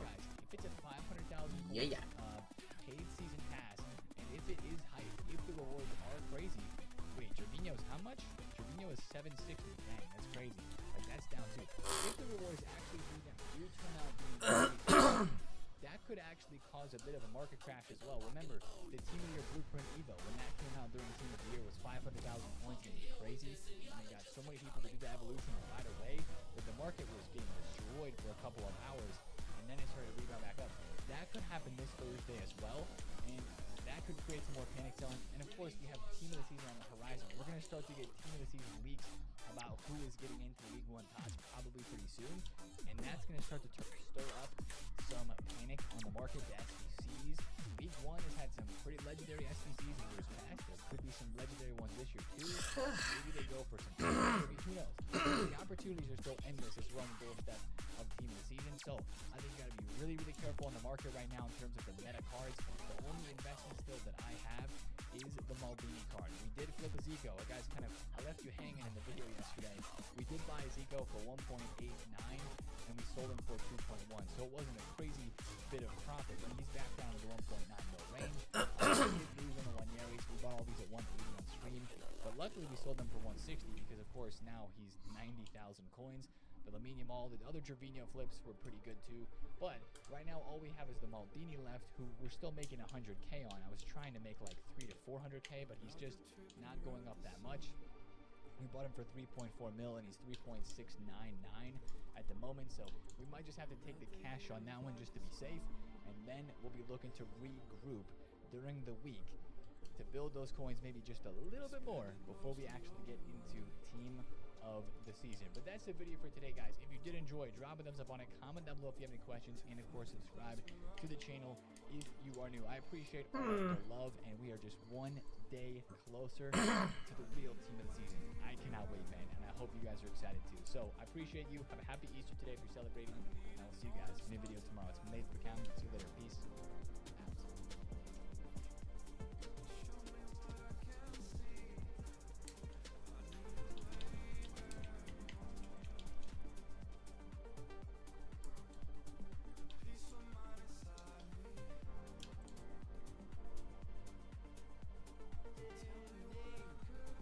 What is up, lads? What is poppin'? Hold on, let me get the music back going because without music.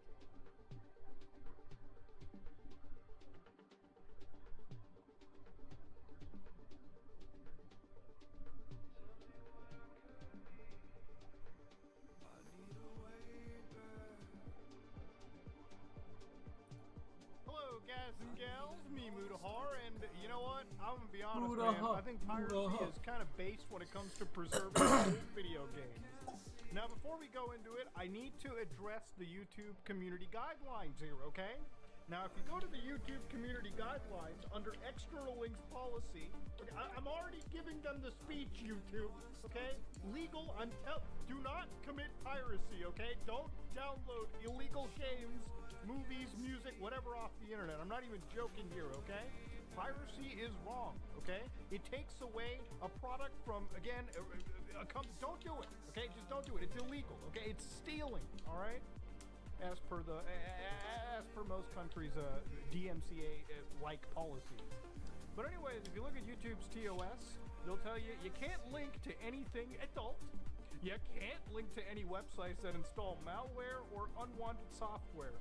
So no, I'm not going to be putting Bonzi Buddy in the actual, description, okay? It's just not okay. It's not coded.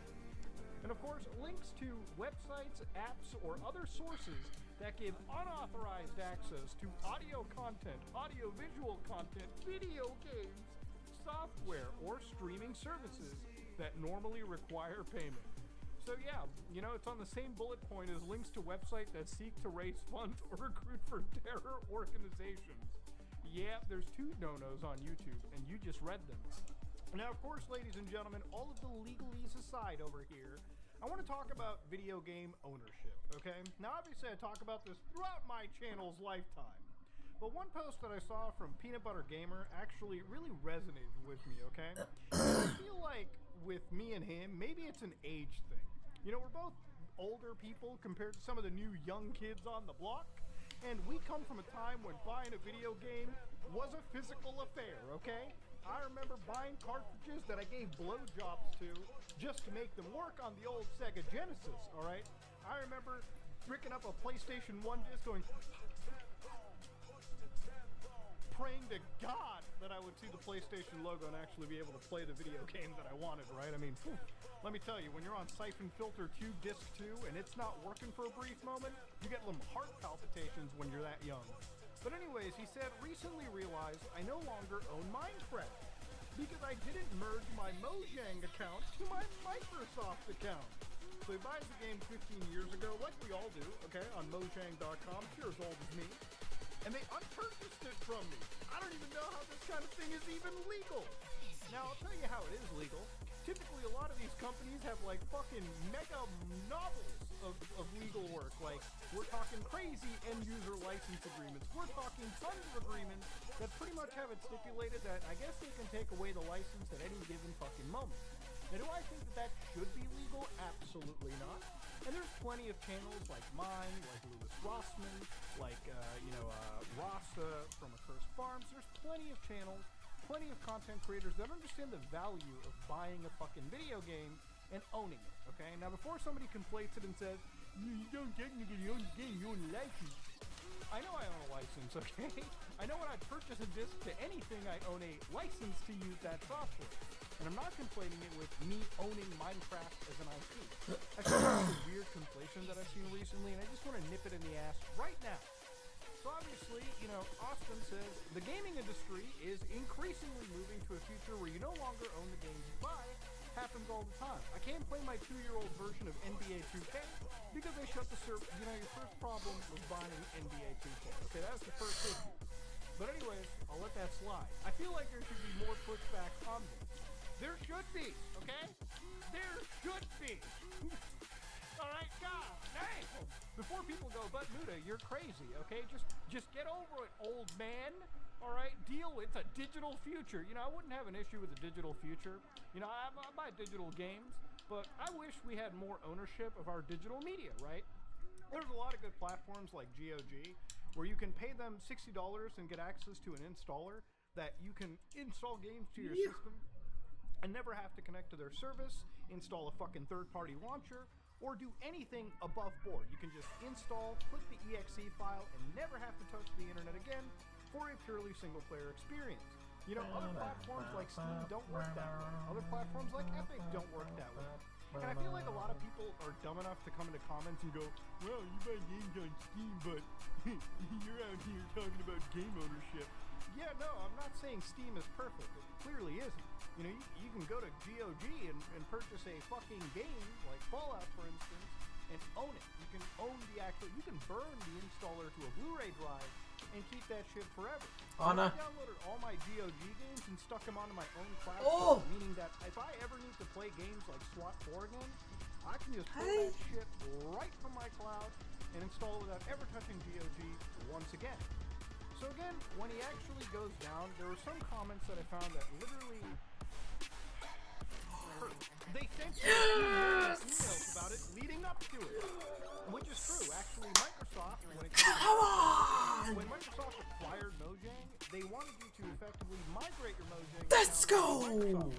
Now, I did that, unlike Austin, meaning that my Minecraft purchase from 15 years ago ends up actually attributed to my Microsoft account, and that's the account that I used to play Minecraft in today's day and age.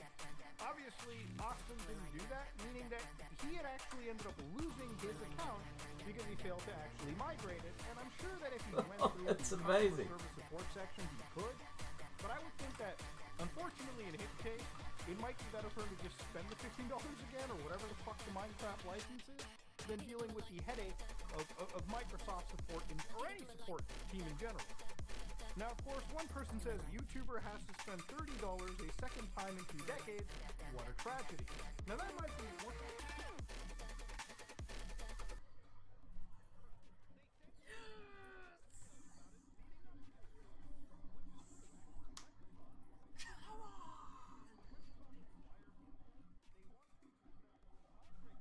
Let's go! Ho-ho!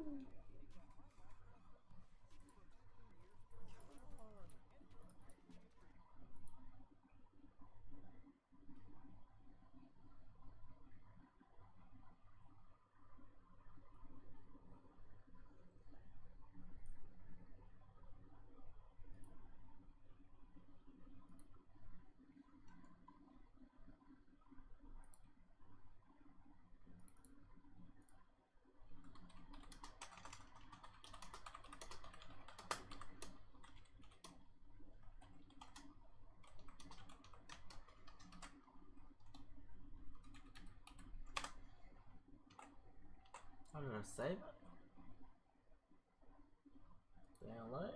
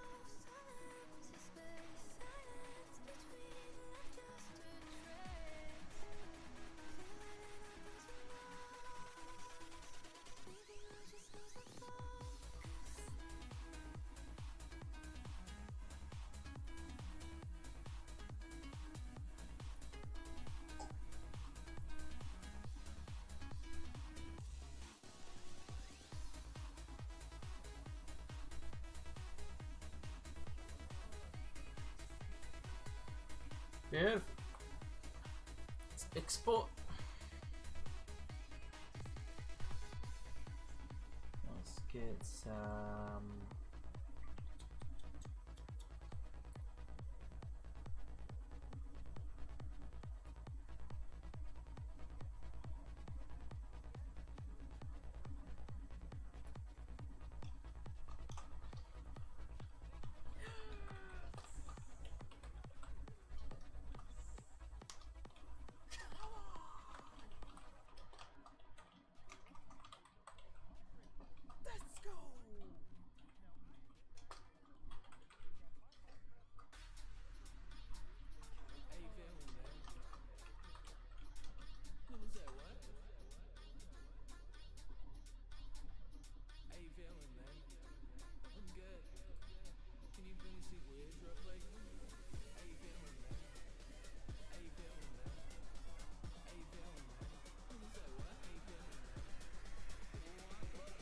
Huh?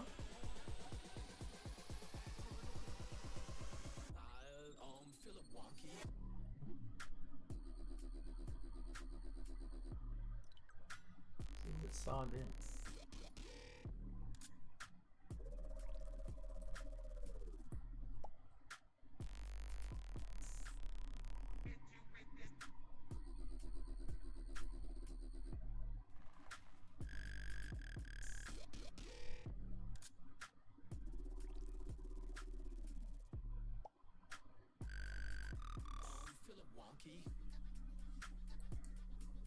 That's sick.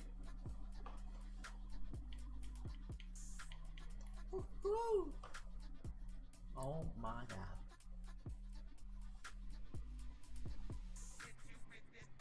That's amazing.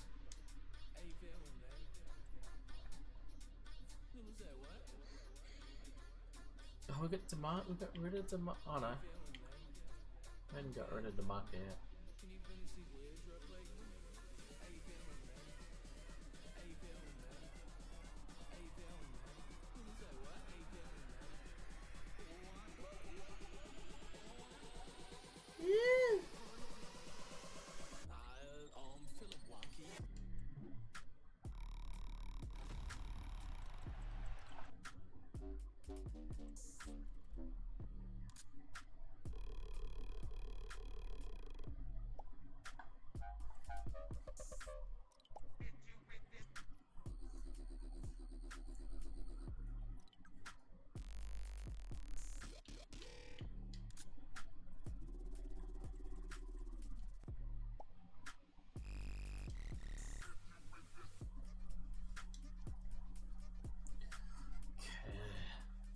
Can't believe it.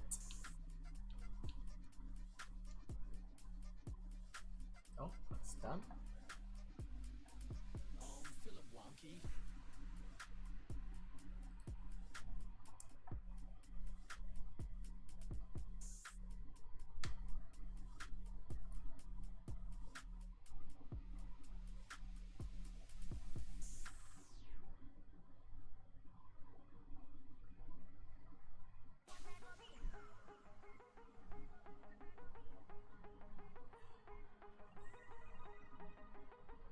Say it's on there.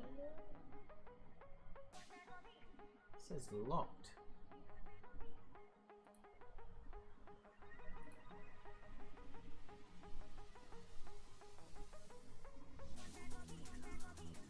fix could we put on it?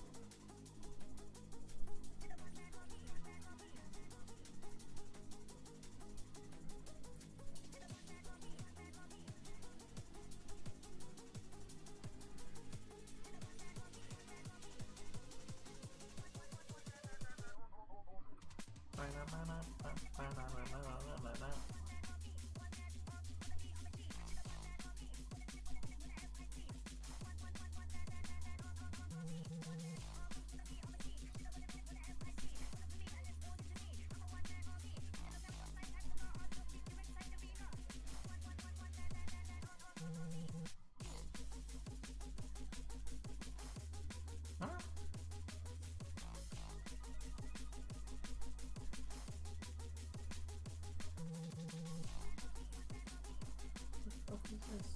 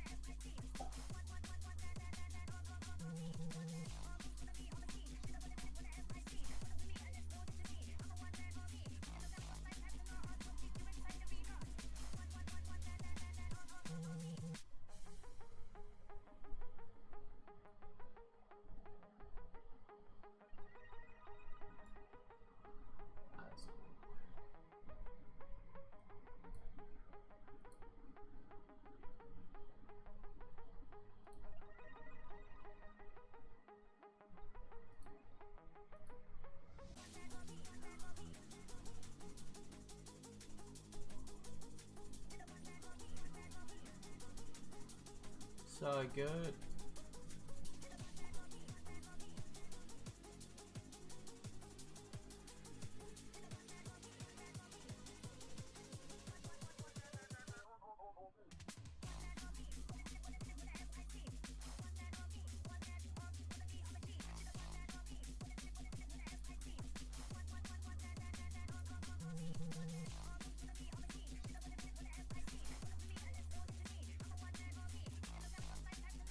Yeah, yeah.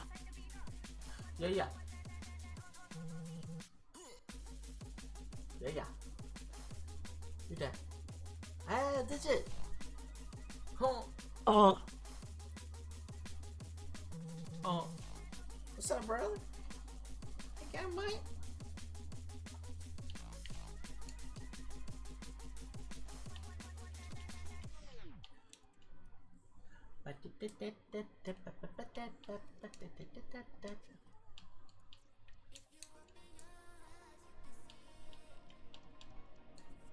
What are you up to?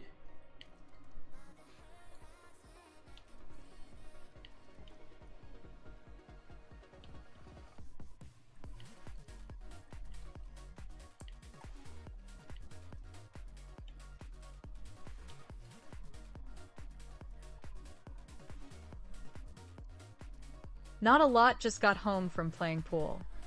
Ah, nice. Very nice.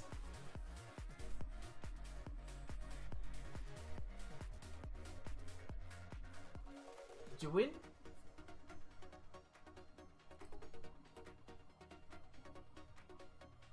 My mate got a pool table. Oh, very nice.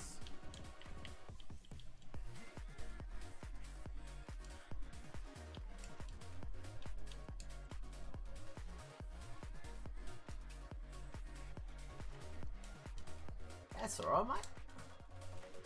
As you had fun.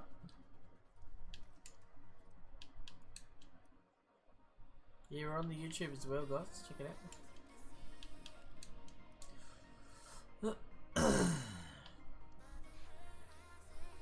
Should play a song called Disco. Yes, good song. Is it a Monster Cat?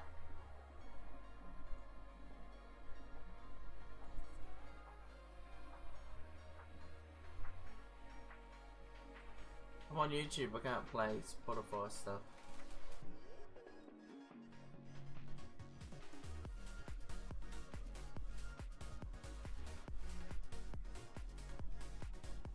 Ah.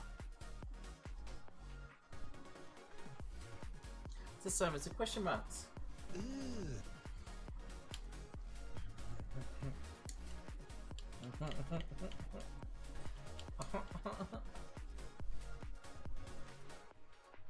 Yo.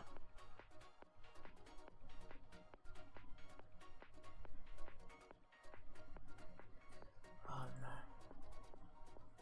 Anna. Anna.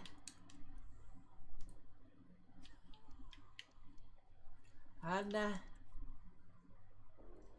Anna.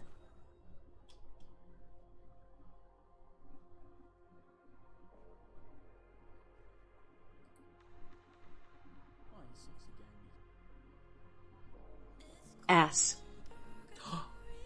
Whoa. Whoa, whoa, whoa, whoa.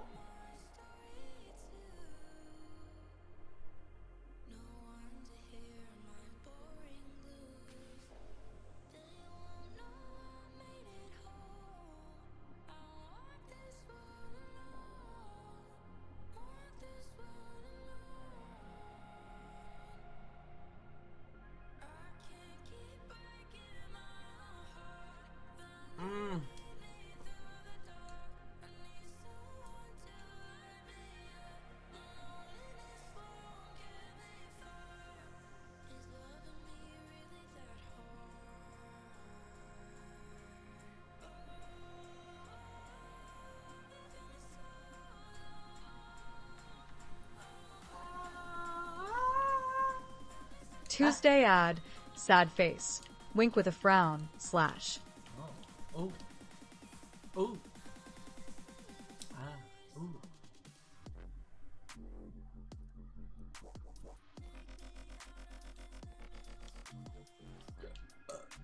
Oh, I don't know.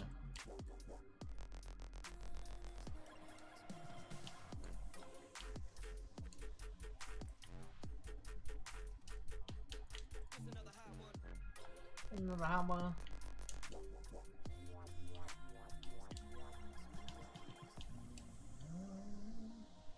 Pardon you, LOL.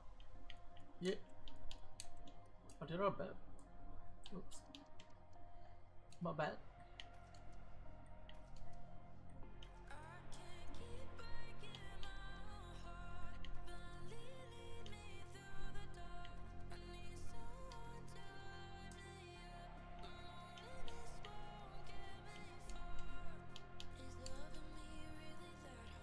You know that?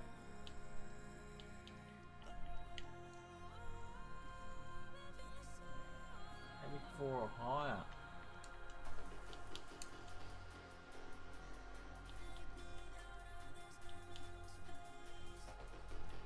To get some lower cards in.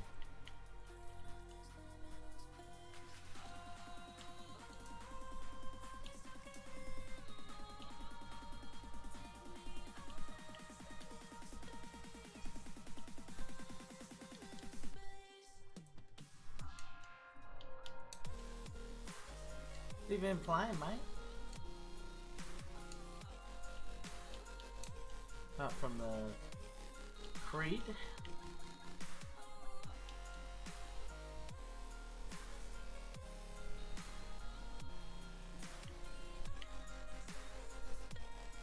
Just AC Shadows.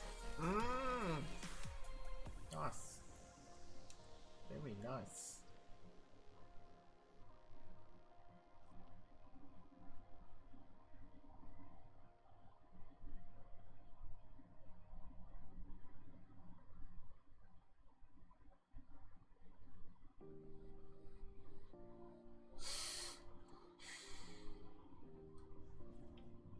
Just the shadows.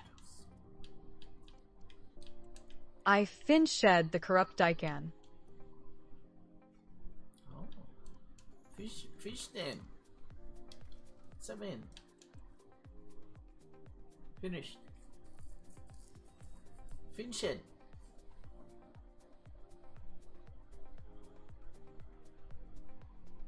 Finished. Aha.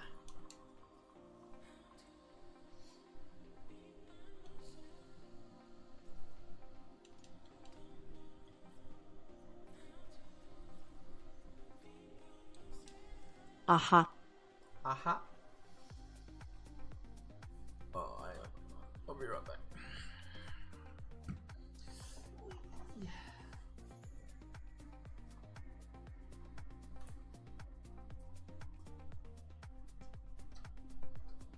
Poo time.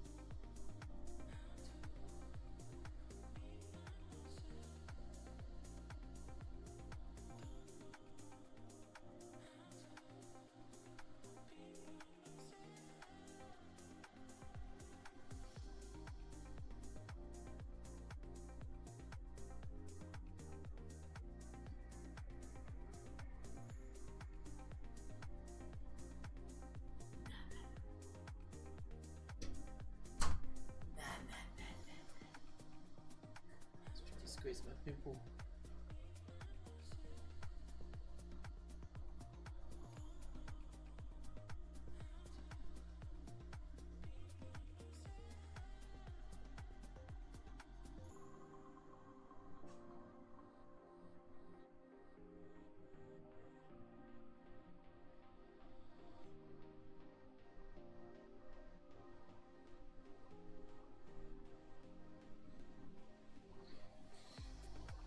Chili.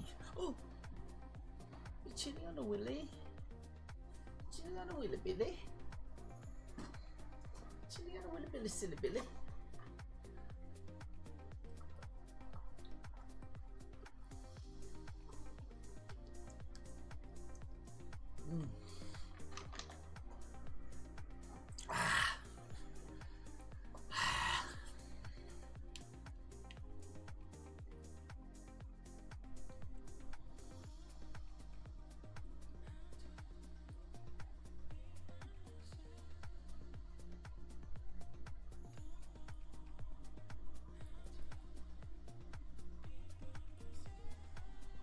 Oh my.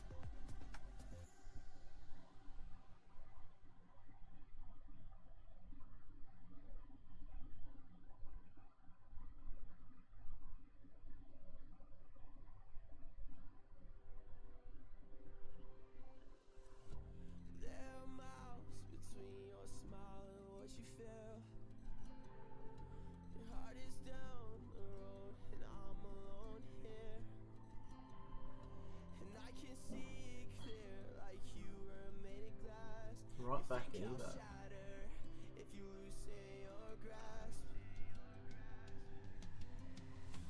I'm stronger than the window you're standing.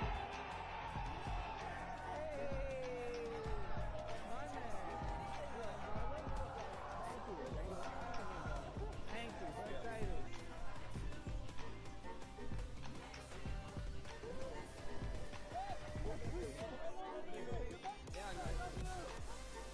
This is like a champion welcome. It's so awesome to be here. It's so awesome to have the fans.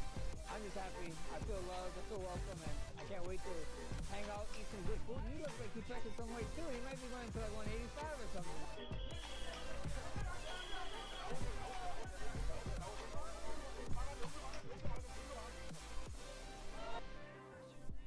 Barely breathing, think cigarettes heal. Hope to God that none of this is even real.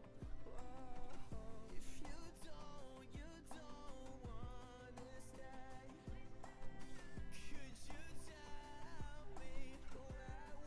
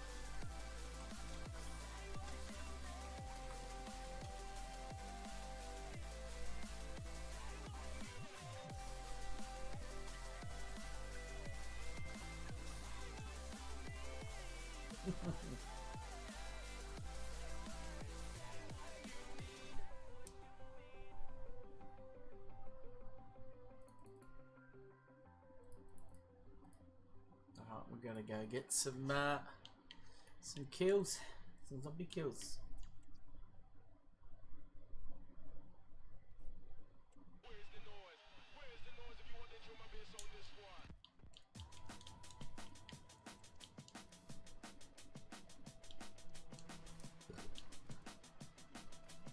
Teammate. Remember boy into club that was a jam 3 years ago. Yeah. The boys in the club. Is that long? Oh shit. Crazy. The boys in the club. Boys in the club.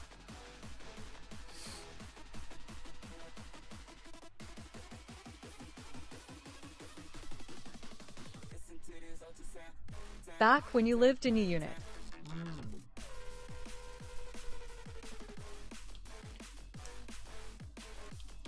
Edwardstown.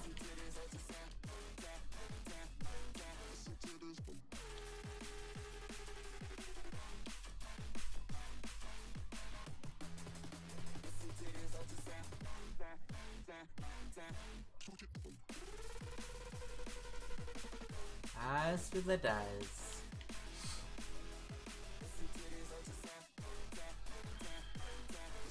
The food review days and sleep streams. Hell yeah. We just hit 250 reviews, guys.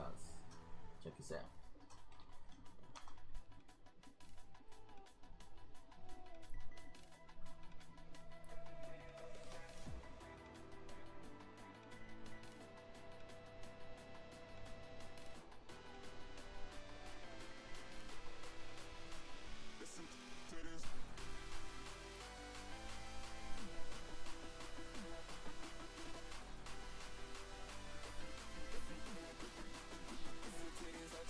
I think it's my main page actually. Back when AusForce was still around too. Nah, they're still around. I'm just not there. AusForce is still around. I just left. Just thought it was time to have a change. Are they? Yeah.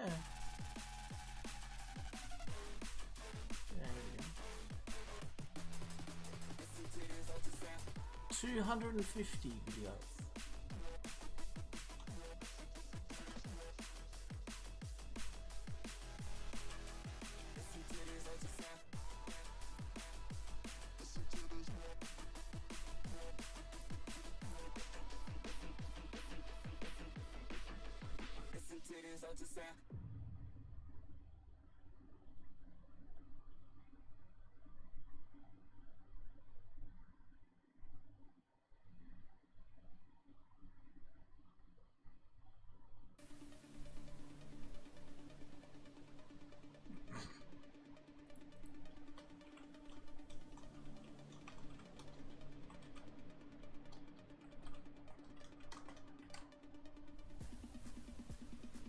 $250, man.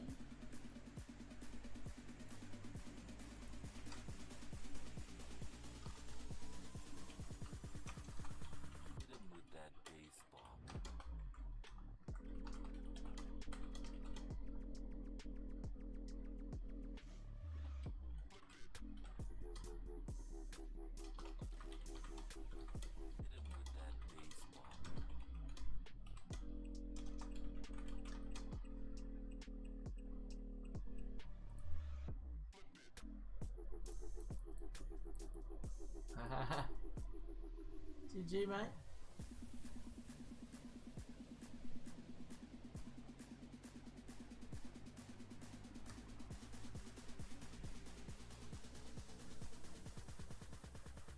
Hit him with that baseball.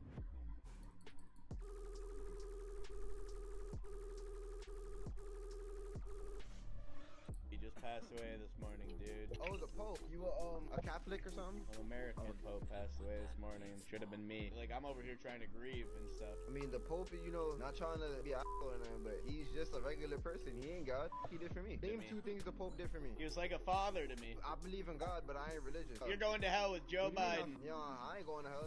In the Bible, God said don't worship or whatever, bury worship the false idols. You over here worshiping the Pope. The Pope. That ain't God.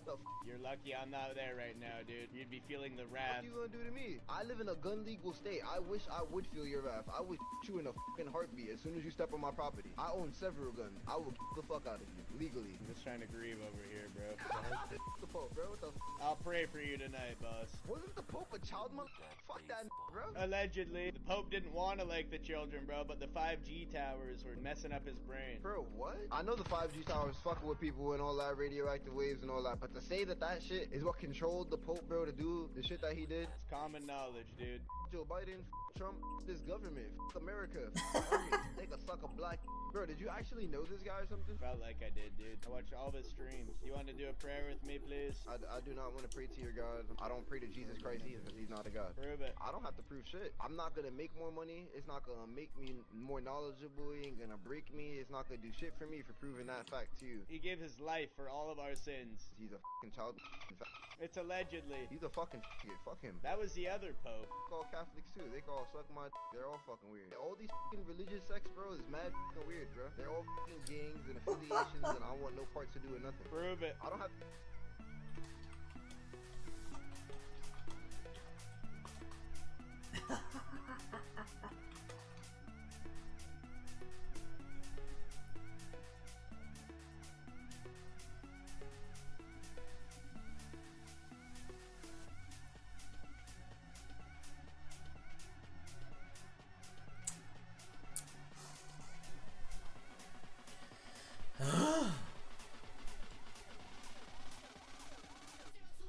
Huh? It's a video. Roll on TV.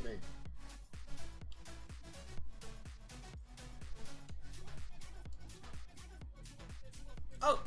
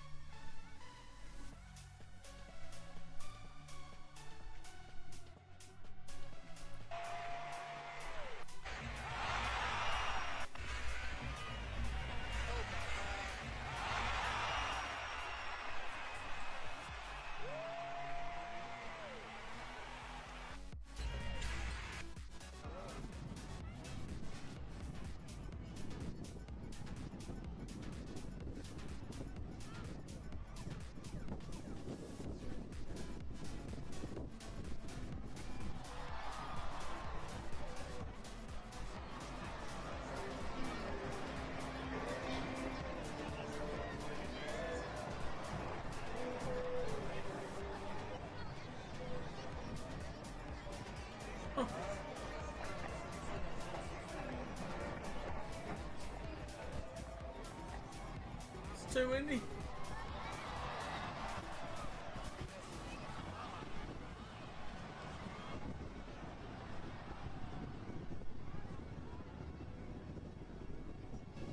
Funny.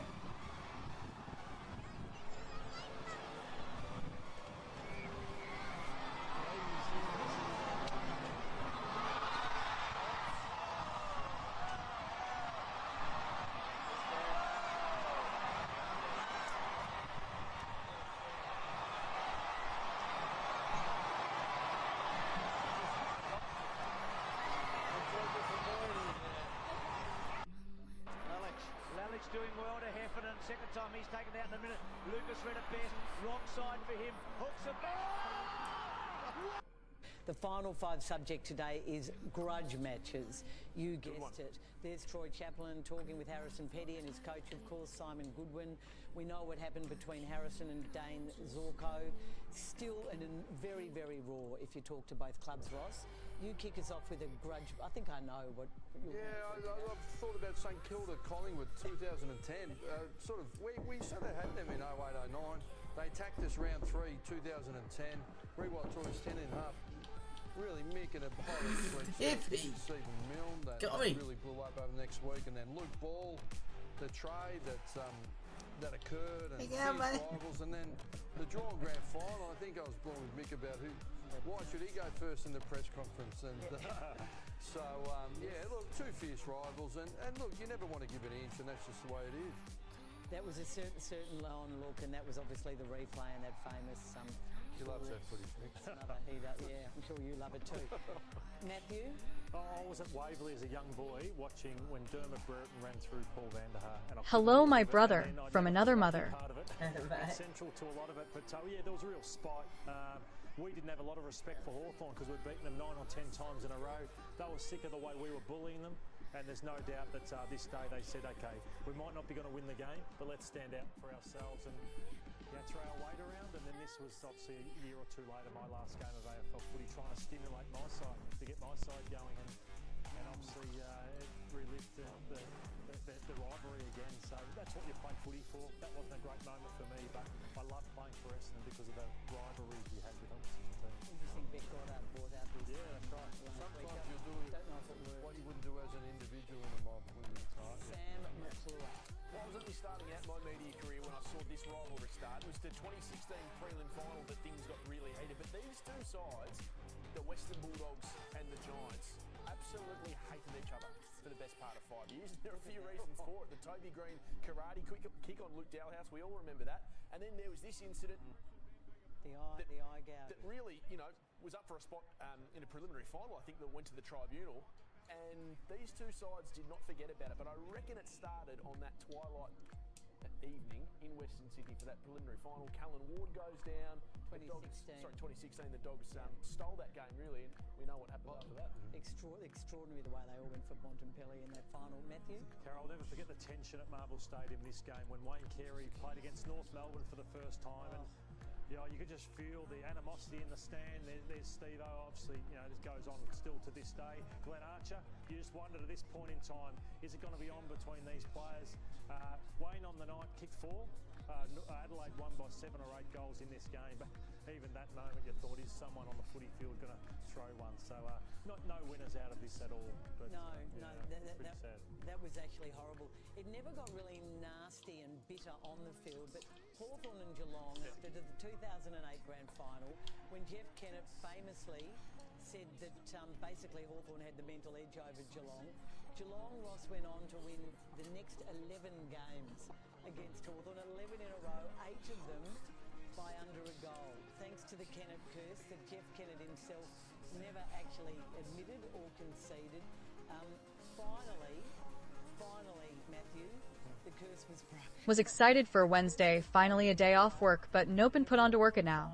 Who did the cameras go to after Hodge celebrated? It really is. Big thumbs up. Wasn't my fault. And he's not bad, is he? That was the final five for this week.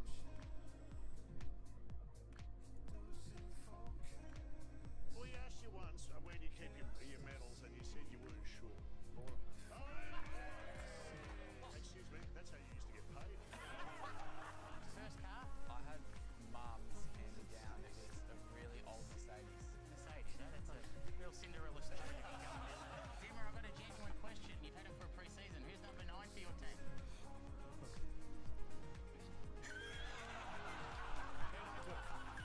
Tom Hawkins was given a phone. You got any issues with that? Disappointing. Really? Bad look. It's interesting you say that. Yeah. Forward, I think I was a okay player. We heard you were pretty good. Yeah, I was. He said, what about number 3? And I thought, who wore number 3? And he said, Teddy Whitten. I said, I don't know who Teddy Whitten is. Your great mate Bob Murphy said that you make your teammates braver.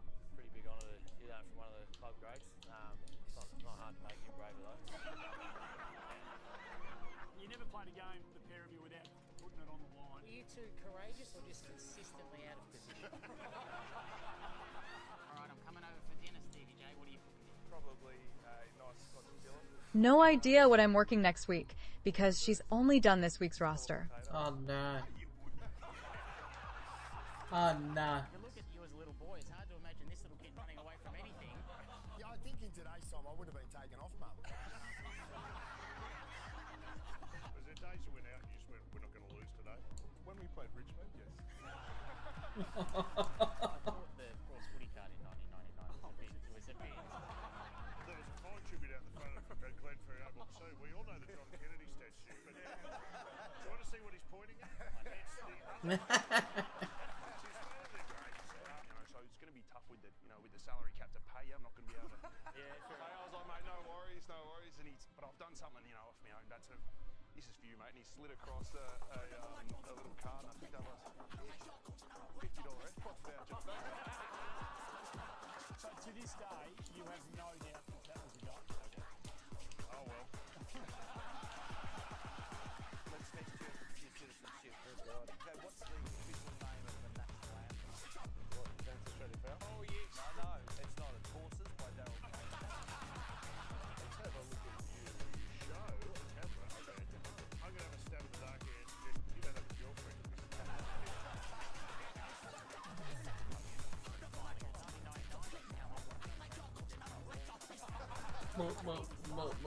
Oh!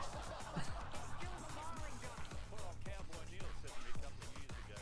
Said I kicked 6 goals in the grand final. No one remembers me. You and that stinking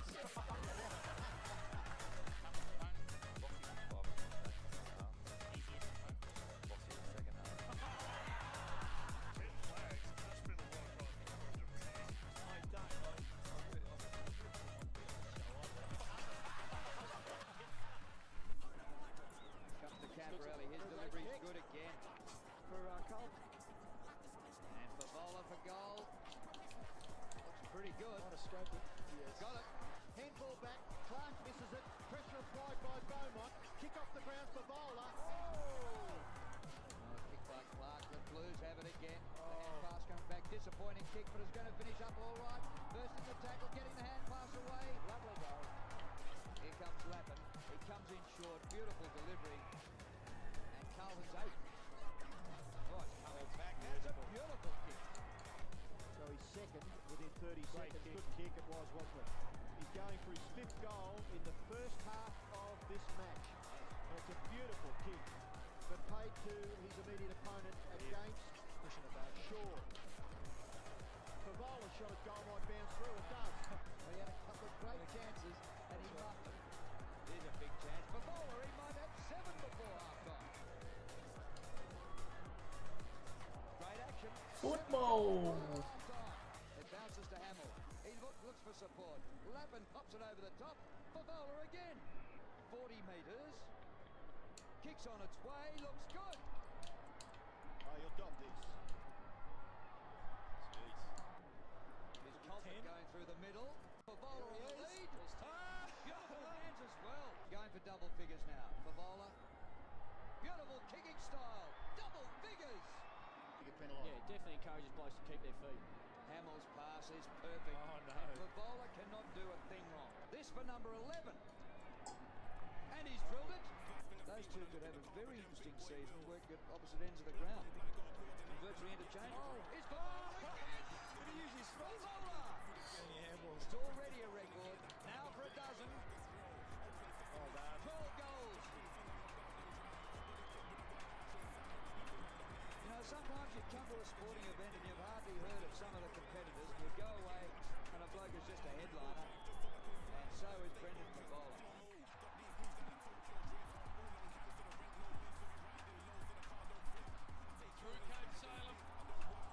I bet you could do this in your sleep. The grind's getting a bit bigger on the menus now. Alright, I guess you did do some time at fullback. It's a 2v1. And I love We should taste each other's too.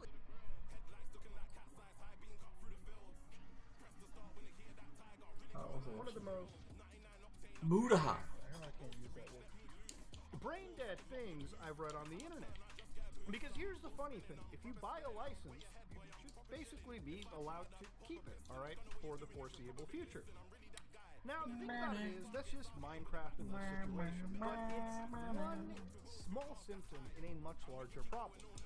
Now, one of the most interesting and amazing initiatives that I've seen in the world of gaming is Stop Killing Games, and I've talked about this for quite a long time now. This is a actual, movement pushed by Ross from Accursed Farm, a beloved YouTuber who creates some amazing YouTube content like his infamous Game Dungeon series, where for some reason Ross can pull out literally the most obscure fucking game that I've never heard of and show it to an audience of people that are absolutely willing to just consume some of the most obscure games you can imagine. I'm one of them.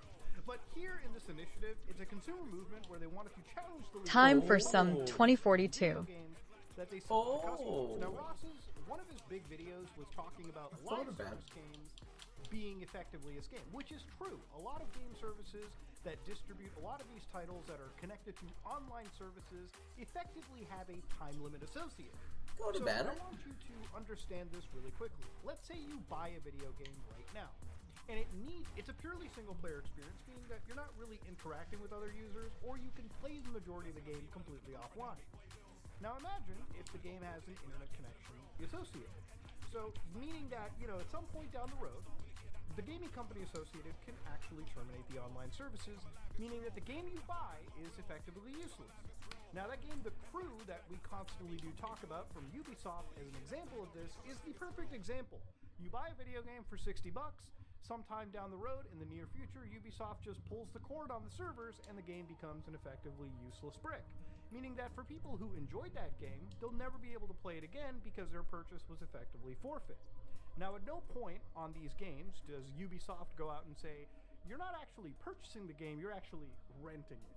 And basically, it can effectively be up to us to terminate this game whenever we feel like. We'll give you notice, but once we tell you we're getting rid of this game, there's literally nothing you can do against it. You can't refund it, you can't get some of your money back, it is just effectively a fucking brick.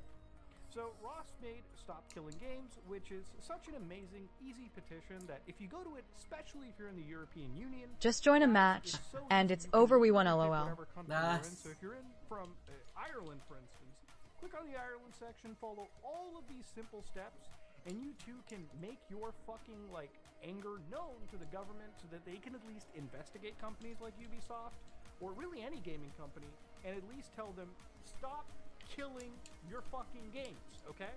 Simple as that. It's literally that simple. Now, I guess a really good example of this is what happens when a game is not completed on a disc. So, for instance, if you've never played the new Indiana Jones, Great Circle game, you are missing out on one of the best action-adventure games in general. Not just a great Indiana Jones game, but an amazing action-adventure title. So the thing about this game is, unfortunately, it does not come completed on the disc. So I was actually going to go pick this up for the actual PlayStation 5, but thanks to a channel known as Retro Game Future, he decided to do this himself. Now, if you look at the box, right next to the PEGI rating, you're looking at Connexion Internet Necessaires, meaning that you're going to need the fucking internet to play this game. Okay, so, alright, you might be like, alright, well, what does that even mean? That means if you put this goddamn game in your PlayStation 5 without an internet connection, it installs around 20 gigabytes of content. Now, to give you an idea, the actual Blu-ray disc drive of a PlayStation can store up to 100 gigabytes. So if you just took away those massive HD textures, you could actually fit the entire game on one disc. And if you were Microsoft, the indie company that they are, you could probably also stick a second Blu-ray into this and just have both of them serve as the actual physical media containing the textures and the core game. Plenty of titles do this, games like Cyberpunk 2077, games like, believe it or not, Baldur's Gate 3. A lot of games release with full physical releases where all the content is available for anybody to play if they don't have an internet connection. Now, you might be like, this probably isn't that big of a deal. What is the actual issue? The issue is, let's say 10, 15 years down the road, when PlayStation chooses to axe their servers for PlayStation 5, which they've done for PlayStation systems that are aged, systems like the PlayStation 3, where, again, servers are taken offline, and eventually their online storefronts don't exactly exist for too long. what happens is, now that you have this physical disc, you put it into your system and you can't even download the updated content to play your physical fucking release. Meaning that no matter where you buy Indiana Jones physically, whether it be on the Xbox or the PlayStation, it is effectively a useless brick. Now, this hurts even more when the game is good. Indiana Jones is an amazing game. And you might be like, but Muda, the discs don't contain the games. What are you talking about? Well, if you go to doesitplay.org, great guys, friends of the channel, these guys showcase an amazing statistic. For instance, 93% of games actually work without the internet, okay? Offline play is enabled. But when it comes to physical media, 74% in the green category means that you can effectively run most physical media without ever needing an internet connection. Now, when it comes to the yellow category, which again is, you know, the no download required, typically that means you'll probably need a download to get some extra content that's not necessarily required to play the game, just maybe like extra, maybe like a level or like some skins.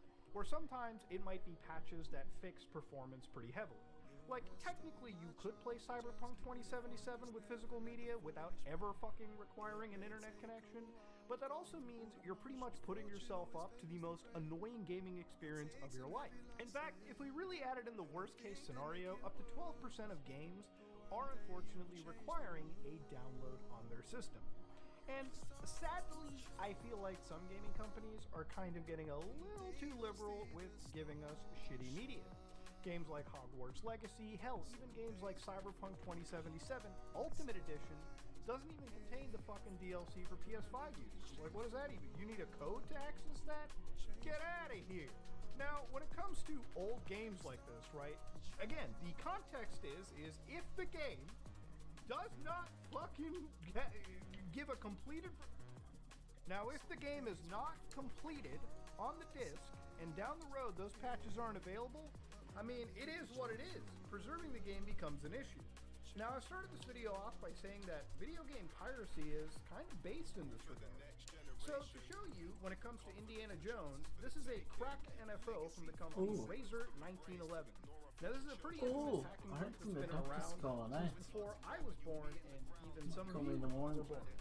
And they actually ended up cracking, again, this Indiana Jones and the Great Circle.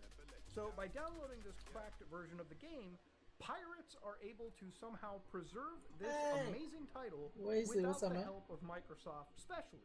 See, they're not giving us proper physical releases, and they're tying this behind online digital storefronts that are fleeting as the years go by. So by having a cracked version available, in some capacity means that, for better or for worse, on the PC, this game is a preserved experience. The same cannot be said for consoles. I mean, what kind of a world do we live in where you have to break the law in order to preserve your games? You know, people say buying isn't owning, piracy isn't stealing.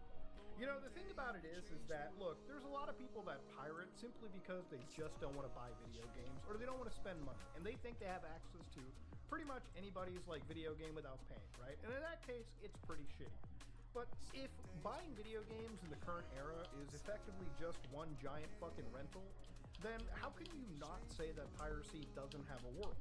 If the service that we are currently engaging with is so bastardized and predatory against the user, then extreme measures like piracy in this situation are probably the only stopgap to preserve some of the best titles in history. I think it's only software that really has this issue, like video games. Like, usually with movies or with music, there are ways to preserve that media no matter what, right? Like, you can always screen record all of your Blu-rays and store them onto your hard drives as backups. There's a lot of music that you can just, again, record onto your system or rip audio files and store. But you can't really do that with every single video game, especially when those video games are tied to complete online services that the moment those servers go down, that software is effectively inaccessible.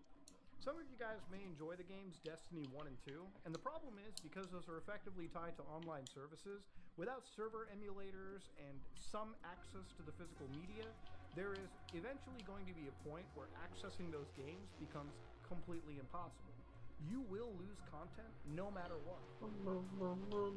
Speaking of video games that literally are alive because of piracy, this is a game franchise known as the Chronicles of Riddick. Now, you probably watched the movies, and I'm not crazy for the movies, but I love these video games.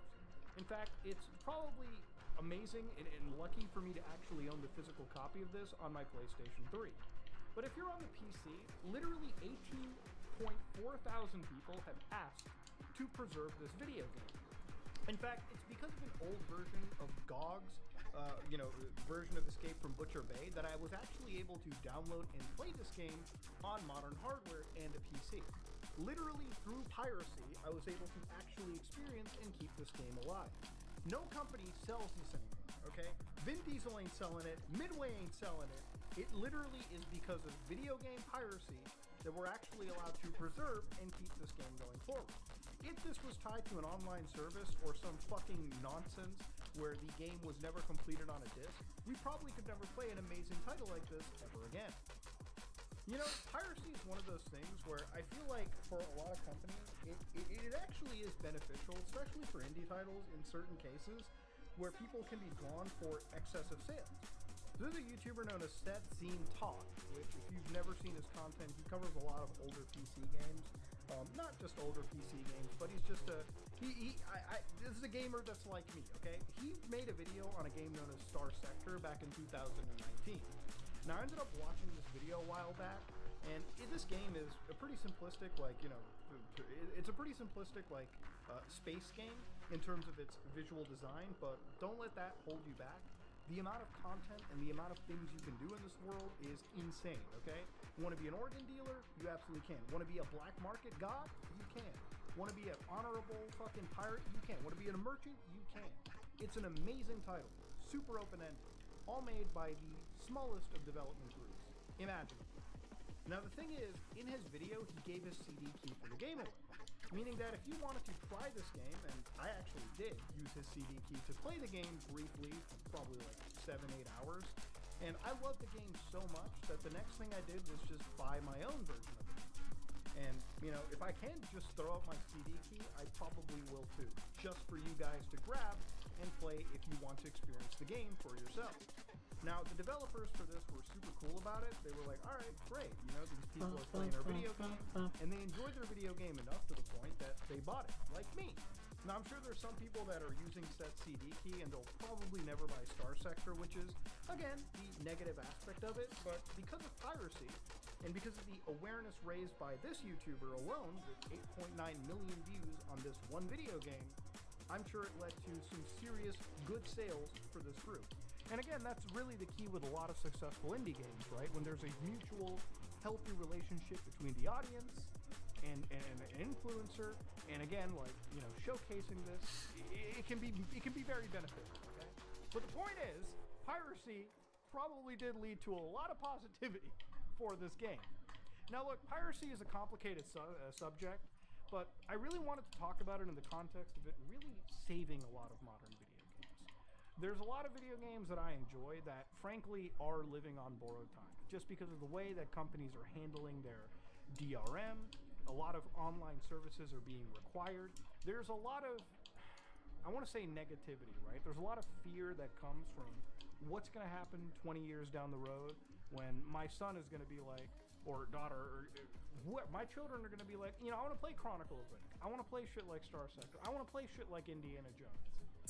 And because of how servers are operating down the road and how these companies treat, you know, their software and licenses that are handed out to people, it makes me wonder if these games are ever going to be completely available, right? We're long past the days of Super Nintendo, PlayStation 1, where we have ISO files for effectively every single game from entire console generations. We're at a point now where video games are kind of a tough bastard to preserve. And it's only gonna get worse unless we fight right now. And I think the fight is important, especially if you're somebody that really, really, really loves the world of video games. If you like what you saw, please like, comment, and subscribe. Dislike if you dislike it.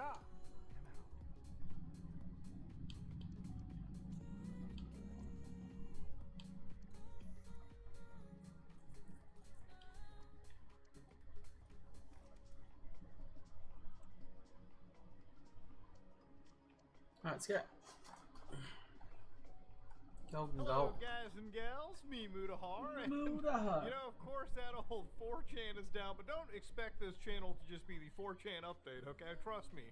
When it's back, it'll be back. But, you know, this gave me a good time to sort of dig through my entire, like, Rolodex of video ideas that I was putting together.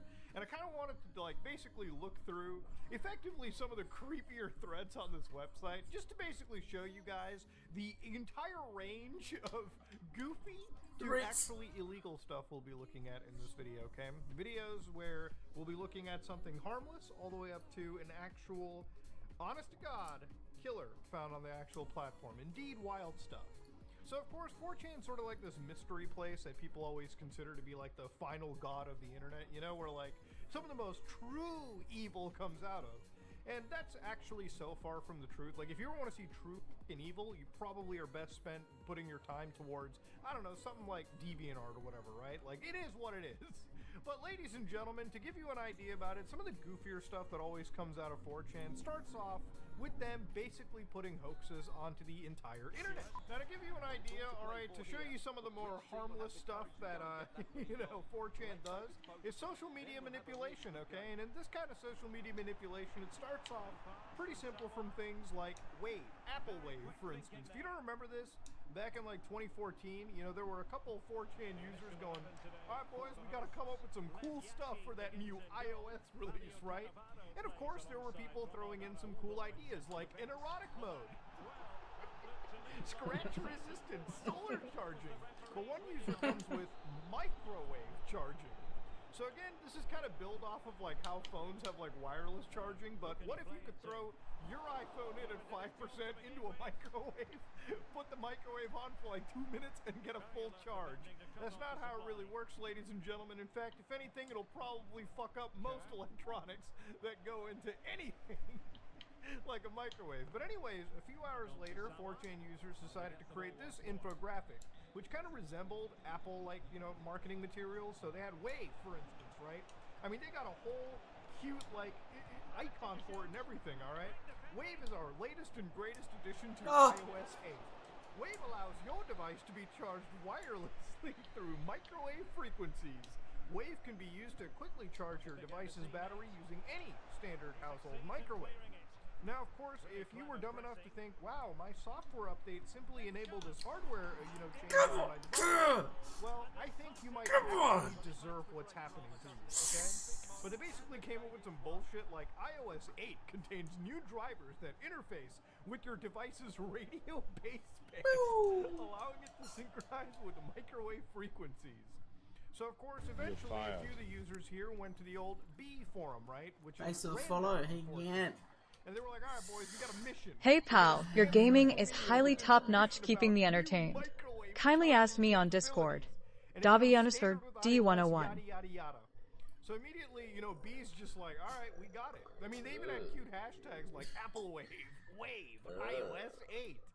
Now, to show you guys what basically happened is, obviously, there were people posting this on, you know, social media. I mean, you seriously had, like, all these, like, websites, like this one forum going, boys, there is a hoax going on about Apple Wave. Fake advertisements claiming iPhones can be charged by putting them in the microwave have caught out unwary users. I will say, you know, if you were dumb enough to fall for this, then honest to God, if you stuck your phone into an All the bands XD. and you saw this for crying out loud, I do think at the end of all this, you might actually be like dumb. You might actually deserve, you know, what you got. I mean, I don't know if this is like bait or like complete like stupidity, but I mean, I would want to imagine that some people genuinely tagged Apple, and like there was one Apple intern sitting there wondering, when the hell did we send out the microwave charging memo, guys? I love this one. I hope to God this is actually real. LAPD communications. The Wave capability is a hoax. Don't be fooled into microwaving your hashtag iPhone 6, hashtag Apple, hashtag smartphones. This one user on this account goes like, iSheep can really be so gullible. I don't blame them. Dude, I love phone warfare, dude. Like, I honest to God love when like Apple users and Samsung and like Google and like Android users go at each other. Bro, phone should be simple, okay? You should just be browsing it for the internet, checking your emails, or watching videos. Simple as that, dude. Now, again, it's a pretty dangerous thing to put any electronic into a microwave, but compared to 4chan stuff, this is a pretty harmless venture that actually happened. So one of the next threads that I actually ended up remembering and I wanted to talk about was when they showed you how to make mustard gas crystals, ladies and gentlemen. So this is one infamous post. ITT, we make really cool crystals and post results. This is really easy, and you should have all the chemicals you need around the house. Now, I want to start off by saying, if you're ever taking DIY chemical, advice here, and anything like this, don't do it, okay? Do not do it. Do not just listen to what someone says on the internet and do the actual process, especially when it could involve seriously fucking wild chemical mixtures, okay? You'll need around 5 to 15 and a straw. Times are different, dude. We had a lot of pennies sitting around. Put these aside after. Gritty dummy. Clear jar and scoop 2 tablespoons and 1 tablespoon of something into it. I might blur this out just so I'm not giving actual information. Tends to cut. What's going on here? Now, the most important ingredient is blah, blah, blah. You might find it in most bathroom cleaning supplies. And pour into a jar until it's about, something full. The last ingredient is blah, blah, blah. Fill the rest of the jar, but watch out for your clothes. Now drop these coins into the bottom and quickly grab the straw and start blowing bubbles into the coins. You should see what appears to be this crystal growth. And that's it. So apparently there's supposed to be this pinkish color that comes from, again, some chemical in here and the CO2 in your breath. Blowing until you feel dizzy isn't recommended, but it increases. So again, this, ladies and gentlemen, is pretty bad. And why is it pretty bad? Well, let me actually explain the science behind this. When you mix things like chlorine gas and whatever chloramine gas, what happens is if you smell or if you inhale what the byproducts come out to be, you are basically causing severe respiratory damage to yourself, chemical burns, and the very, very real possibility of death, okay? So again, this is why I always say, whenever you're reading things on the internet like this, don't actually attempt them. And again, this was an example of the shit you would find on places like B. People would post it, and again, it would lead to some pretty serious consequences. One of those serious consequences, and I don't know the reality of this, but 10 years ago on r/legal advice by one user, Lark42, ends up going, my son accidentally hurt themselves. Well, they lost their lives because of 4chan. So about 1 month ago, my 11-year-old son accidentally had died when he followed instructions he saw online on a website called 4chan. Someone had posted detailed instructions on how to make what he believed to be crystals that turned out to be poison. Is there any legal action I can take against the person who ruined my life and devastated my family? Now, this is a really, really dark turn, and the thing about it is I don't, unfortunately, in their case, I don't really think that they really had a lot of legal options to chase, right? Because generally, anonymous users on platforms like image boards typically will hide behind identities, and usually tracing them is almost a near impossibility. You are joking me. If you're good with your, I guess you could say, OPSEC, you'll probably never be tracked down. And the thing about it is, obviously, I grieve for, this person as well, too, because obviously if you lose anybody in the process, even regardless of age, to something like this, especially somebody that's 11 who probably looked at something on 4chan and was like, this could probably be harmless. That post probably should have been taken down, but to give you an idea, this is how things kind of escalated on this website. Yeah, it's kind of crazy, when you look at a lot of the people talking over here, it's always treated as a joke here. It's I tried this and I died. I'm posting this from hell. If anyone is interested, hell is a permanent state. Astrados! That wasn't the only 4chan with some crazy chemical concoctions, and it started to actually use them on their market. One of the other things that I actually ended up seeing that completely shocked me at the time too was this one post. 37 decides where this is injected. No limits. Now, if you're looking at that, actual syringe, you can start to see that there's a real glowy substance inside of it. Now, immediately I'm wondering to myself, what could that glowy substance be? And immediately I think of those glow sticks, right? When you buy them from the store, you break them in half, and the chemicals inside them combine to create something that's luminescent. Take a syringe, you dip it out, and boom, that's what you have. Why didn't he leave? So obviously, the individual asking him where they want to stick it in goes risk, eventually. That is, I believe, post number 37. So eventually, the actual user here showcases a syringe going towards their hand and being put right in, showcasing that the luminescent material may actually be making their veins glow. So if you correlated this to the plasmids from like Bioshock, no one would be surprised, okay? It would be like the E-pipe. That's red? But you don't get magical powers in reality land, okay? The possibility of dying may in fact be pretty hard. So in fact, a few of the actual people talking about this stuff had literally started to mention it's like the byproducts of glow sticks are known to cause potentially fatal heart problems if injected. Yes. Isn't that really dangerous? I mean, I would imagine injecting anything that you don't entirely trust into your veins to be a pretty stupid decision, right? But of course, I ended up looking up the glow sticks health risk assessment. And it's from June 2022, so like a quick understanding of it, just a quick primer, just a summary, is that glow sticks contain chemicals such as hydrogen peroxide, dyes, alkyl solvents, and phenyl oxalate esters. If you think that I can translate this into something, no. I'm an engineer, not a medic. Glow sticks are used seasonally during festivals. We know. Accidental or intentional incidents reported after exposure to liquid and glow sticks Come on, Scott, and quit. resulted in asymptomatic and mild effects, I think it's or two no people. reports of serious adverse events of incidents requiring hospital admission were found. There were no cases of severe systemic toxicity reported. Following exposure, mild irritation was reported at the exposure site. And again, what they're talking about are primarily people that I guess might be getting it on their skin. I don't think this ever accounted for people stupid enough to actually put it in a syringe and inject it into their bodies. That, ladies and gentlemen, is a stupid decision, and I would highly recommend against it. But yeah, it's just one of those things, par for the course, those creepy threads that you would find on 4chan. Not really creepy, but you would find that to be just natural selection at play. Now, had anybody followed up on this and wonder what happened to the neon blue syringe guy? Nobody really had any idea. Where is it? Like, nobody knew where it came out to. Somebody probably said he maybe became Dr. Manhattan. He's a famous superhero. The guy is killed. To be honest, I have no real idea where this person is, and I don't think anybody does know. But the reality is, if you're stupid enough to make decisions like that, if it's actually real, he's probably done something even stupider since uploading that post. Now, for a lot of people who go onto like 4chan, like they'll probably go to like B or like Hole or like they'll have a specific board. But for me personally, one of my favorite boards was obviously X, which is where I think my love for creepy internet mysteries and creepypastas and a lot of this stuff really did come out from, right? It was just like the part of the internet that is just a little bit detached from the mainstream, where a lot of weird stories basically, came out from. And obviously you go to a platform like this and you'll come across things like, hey guys, here, you want to post some spooky stories that scared you? Things about the Paris catacombs, for instance?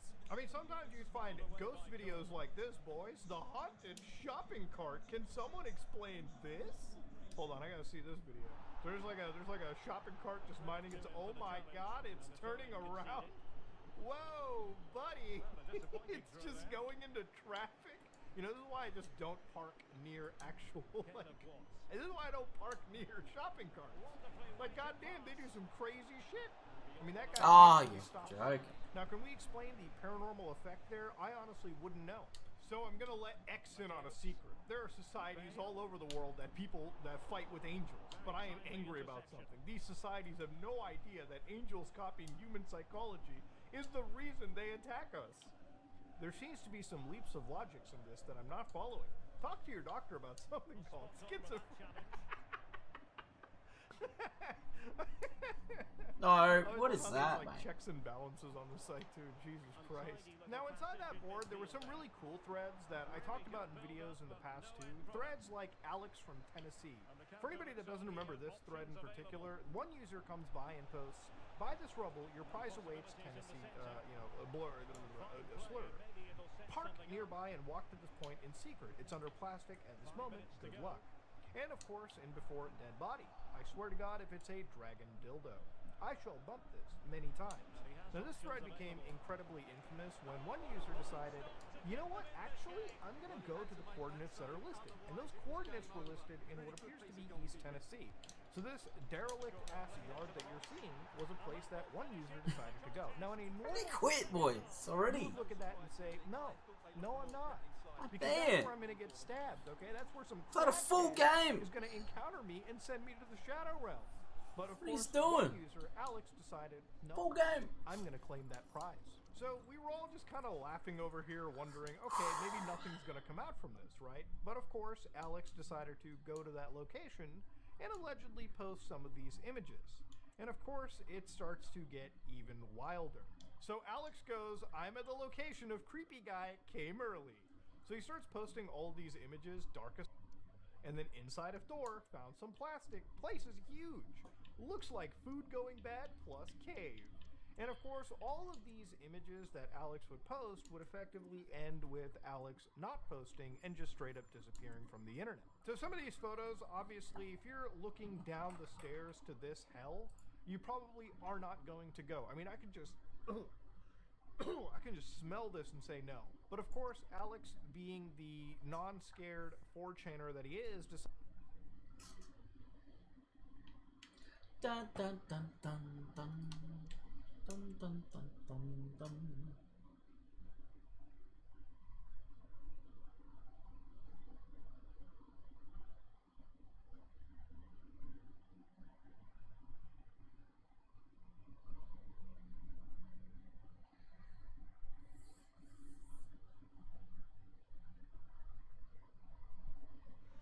And good evening on what is a perfect night for football. The floodlights shining down on the players as we speak. I'm Derek Ray in the commentary position, and I'm joined for analysis by Stuart Robson. And what we have coming up for you is first to two action. It's the Terriers versus the biggest snakes out there. Well, this could go either way in terms of entertainment. Hopefully we see two teams who want to win the game rather than two that are afraid of losing. But I'm optimistic. The first 11 for Terriers. Carlos Alberto starts. Oh! Well, given the position he found himself in, he really should be testing the keeper. Superb opportunity squandered. Oh! So a throw in here. Well, they no longer have the ball. Delivering it into the box. That's clear. Well, not across the...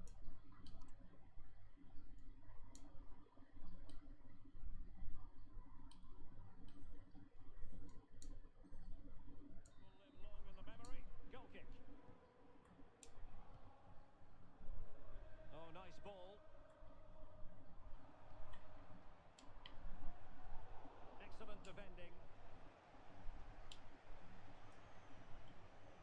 Dimitri Petratos. Terriers might be able to cash in. Oh no! Oh no! What?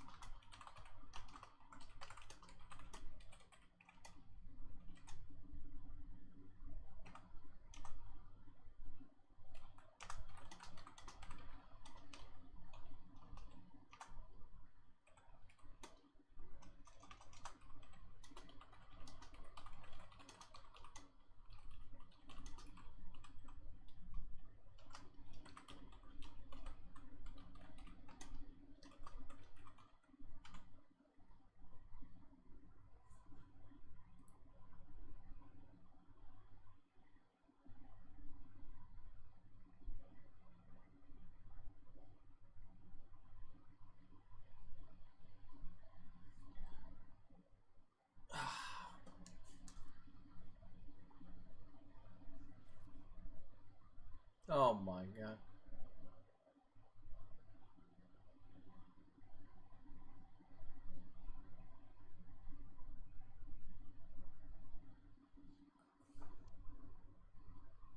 Get Nuggets. Think about it. Missed it bad.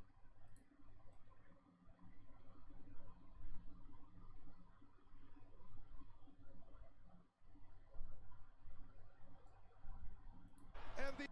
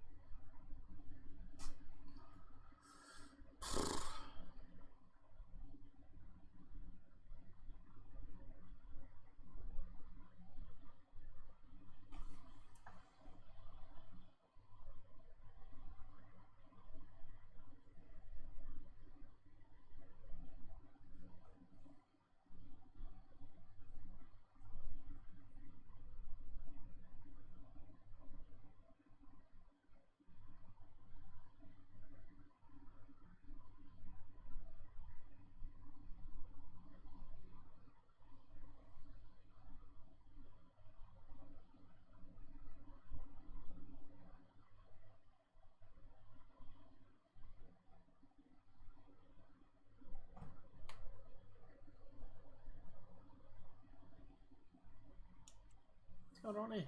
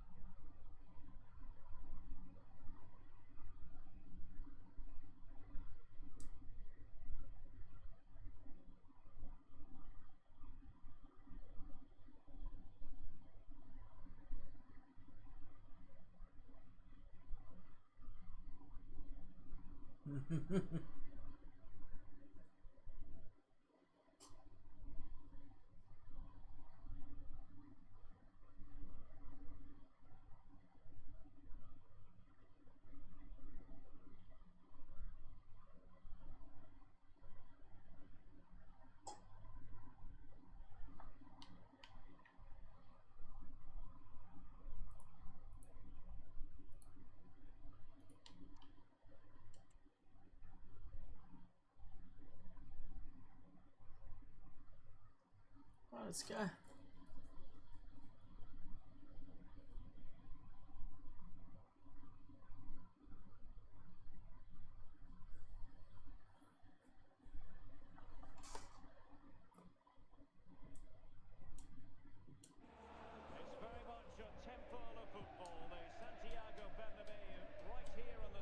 Santiago Bernabeu. My commentary partner here on the gantry is the former Arsenal and West Ham player Stuart Robson. And what we have for you is first to two action.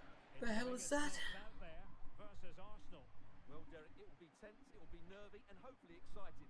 Let's hope, though, it's won by a moment of brilliance rather than a mistake.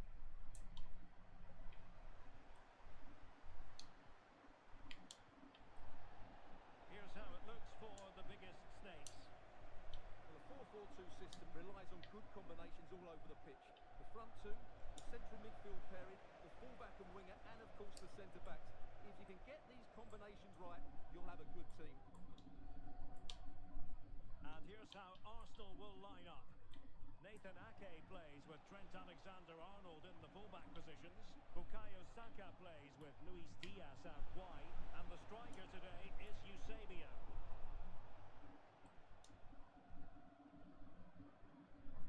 Oh, tremendous vision. Cleverly cut out by Campbell. Eusebio. Eusebio. Wonderful chance. Well, the keeper had a lot to do. Well, it's a great piece of goalkeeping. So quick off his line. Getting in there to intercept. Oh my god. Bukayo Saka. It will be now.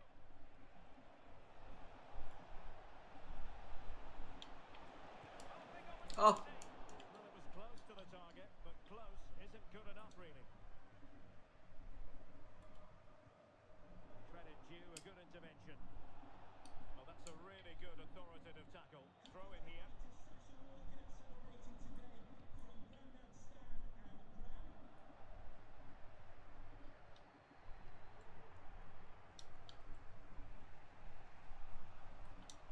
Mikel Merino. And a fine tackle. Watts. On to Sousa. Oh my god, what are we doing? Oh my god. Lacking a distinct sense of rhythm at the moment.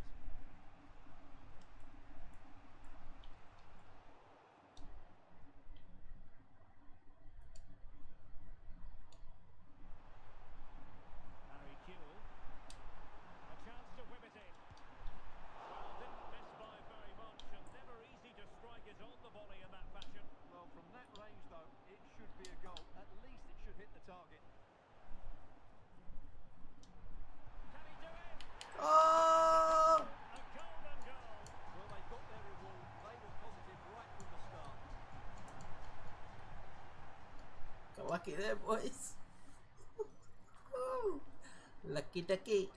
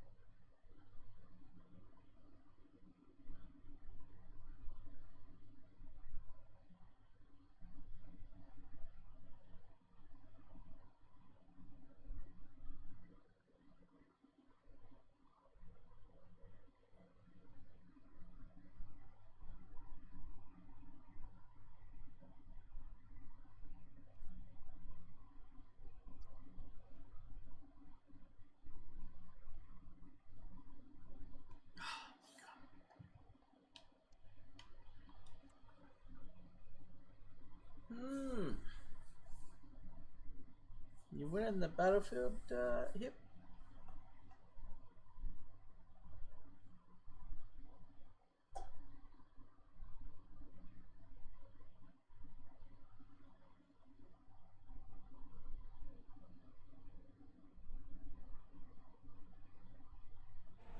Hello and welcome to one of the most recognisable venues in world football, the Estadio Santiago Bernabeu here in Madrid.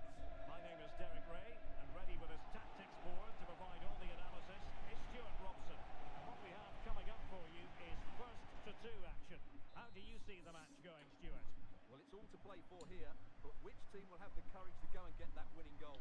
Let's hope it's both of them, then we'll have a really good game. This is the lineup for the visitors today. Nick Pope gets the nod between the posts. Jonathan Tah plays alongside Nico Schlotterbeck in central defence. And the idea is to have just the one striker up there trying to pose problems for the opposition. And pulled back. Oh. Splendid defending. Yeah.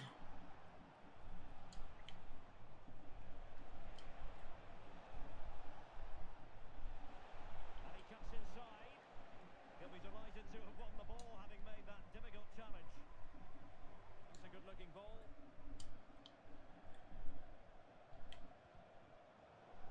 Now options are plenty. Oh. That is a tackle and a half.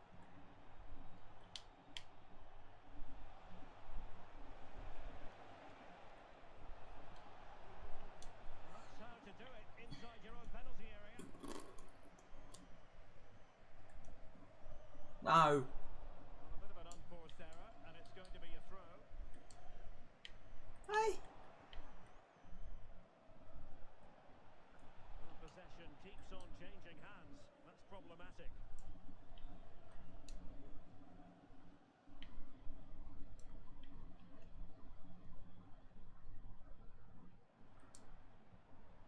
Watts. A move of promise from the biggest snakes. Brilliant pass. Oh, you're kidding. Be alertly that that was an opportunity squandered. Can't miss that. Position, it should be 1-0 now. Great chance for them. Oh. Oh. McManaman. Oh.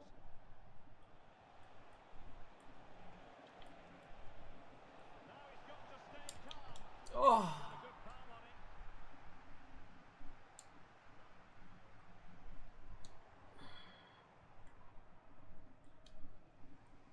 Aleix Garcia. And the biggest snakes have possession again. Oh my God. Coman. And the advantage accrues to the attacking side. Grimaldo. And now Garcia. Rogers. Well, they keep the ball moving. Alexander-Arnold.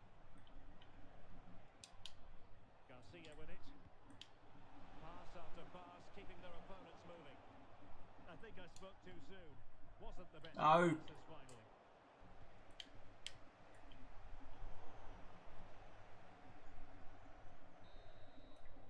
And the first half is in the history books here at the Bernabeu. Had a chance so many times.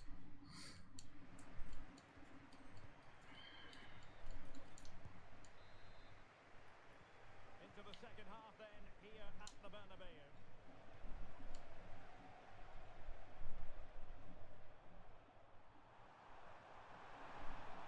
Oh, how about that for a tackle?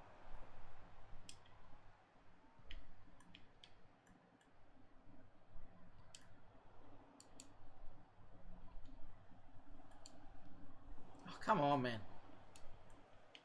And possession lost by Snakes. Aleix Garcia.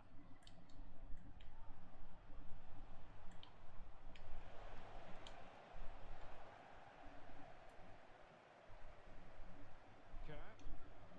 Now, counter-attacking possibilities here. And a chance for the lead. But they Oh. lose the pace. Sound piece of goalkeeping.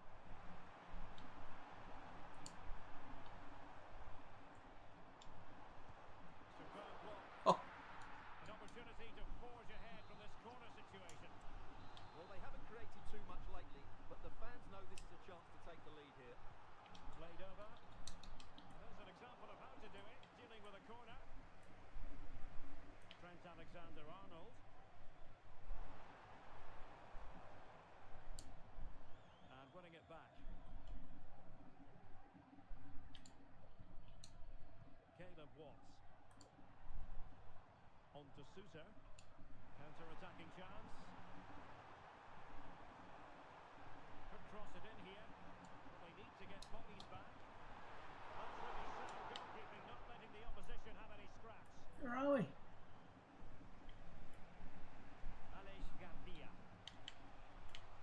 Well, I thought that was game over. It's a great save from the keeper, just to keep them in this. Oh, God. And a goal at this stage might well turn out to be decisive. Well, didn't go to plan in the end.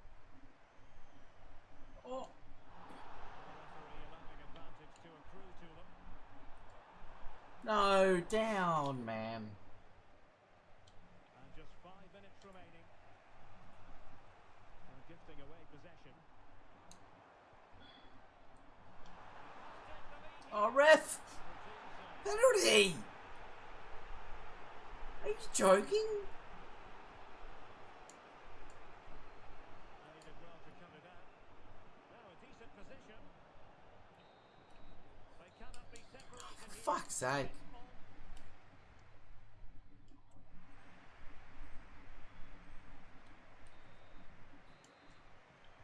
So away they go again. The first period of extra time, and it's legitimate to ask to what extent mental strength will come into this. Looking forward to it.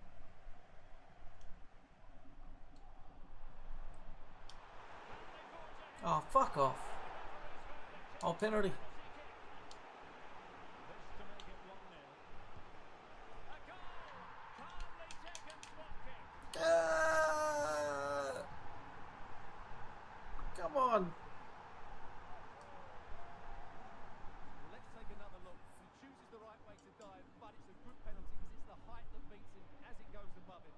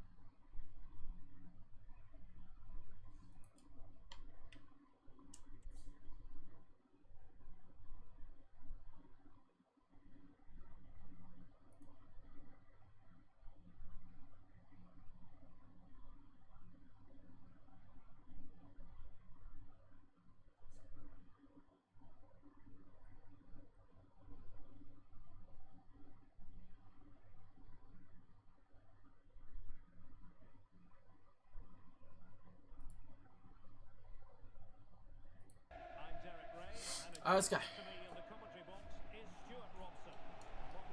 Drogba. First to two action.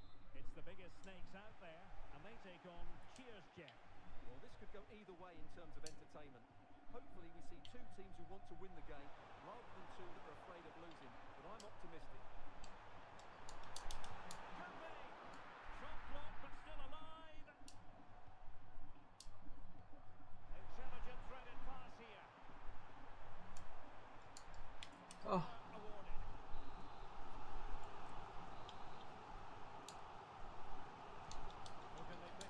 Oh. The keeper takes the ball, but the main thing is he held on to it.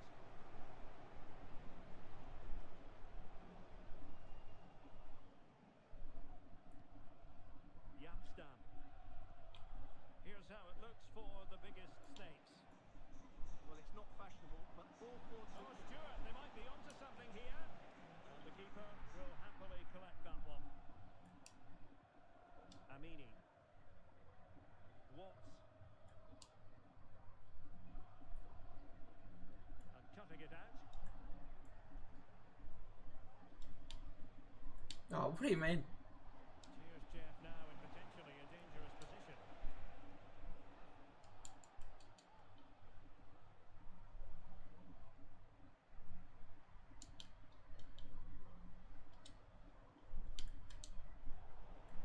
Oh.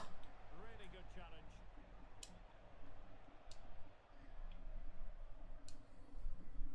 Watts. Now here's Kerr.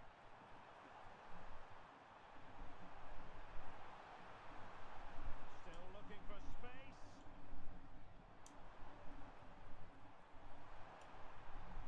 To take the lead. Ah. Piece of anticipation. Teammates available. Drogba. Get it! Incredible save, and he snuffed out any sign of danger. Oh, wow. Nice looking move, this. Oh, get out of there. They must remain organised. Can he put them in front? Hurry!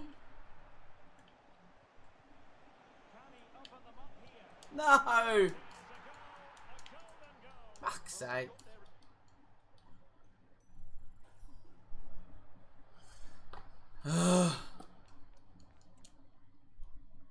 Bullshit.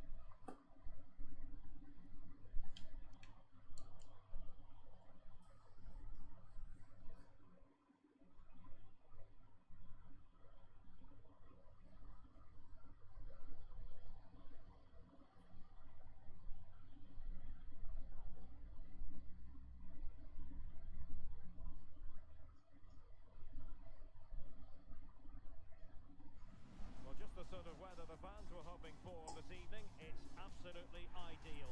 I'm Derek Ray, and I'm joined here on the gantry for commentary by Stuart Robson. And it's all about first to two action coming up.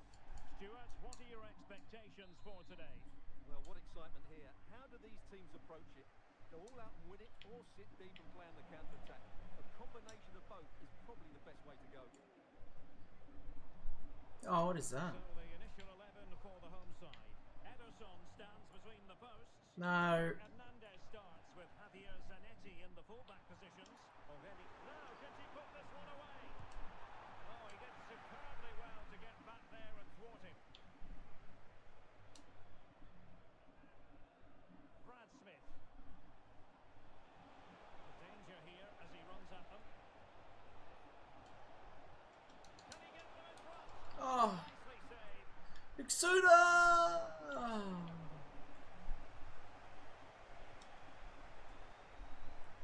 And Neymar with teammates to help him. Oh, big chance. And given the defender's touch, the referee says corner. Surely, and rattling the post.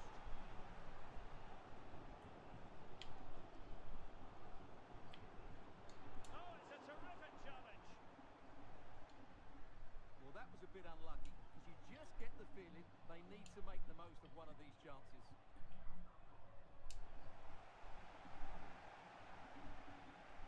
And possibilities for Yoooo.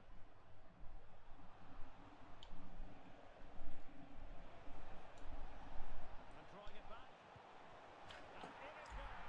A goal. A decisive goal. Well, it makes for great drama, doesn't it? The misery! The game is won. Come on.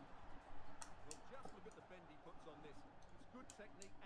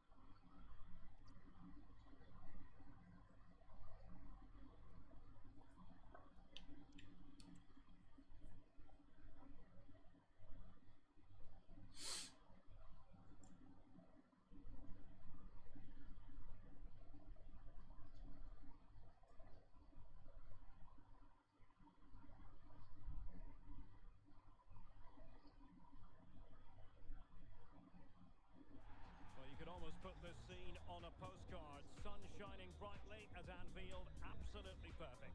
I'm Derek Ray, and my commentary partner, as always, is Stuart Robson. And what we have coming up for you is first to two action. What might we see today, Stuart? Well, this could go either way in terms of entertainment. Hopefully we see two teams who want to win the game, rather than two that are afraid of losing. But I'm optimistic. And we saw the situation developing. Oh. And the lineup for the home side. Ledley King starts alongside William Saliba in central defence. Cody Gakpo plays with Federico Chiesa on the flanks. And leading the attack today is Wayne Rooney.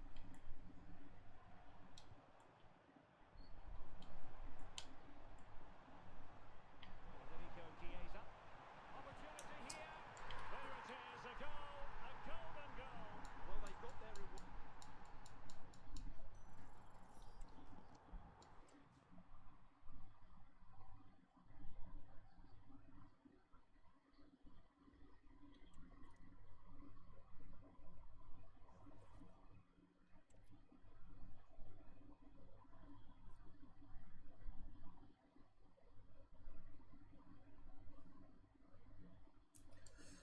Oh.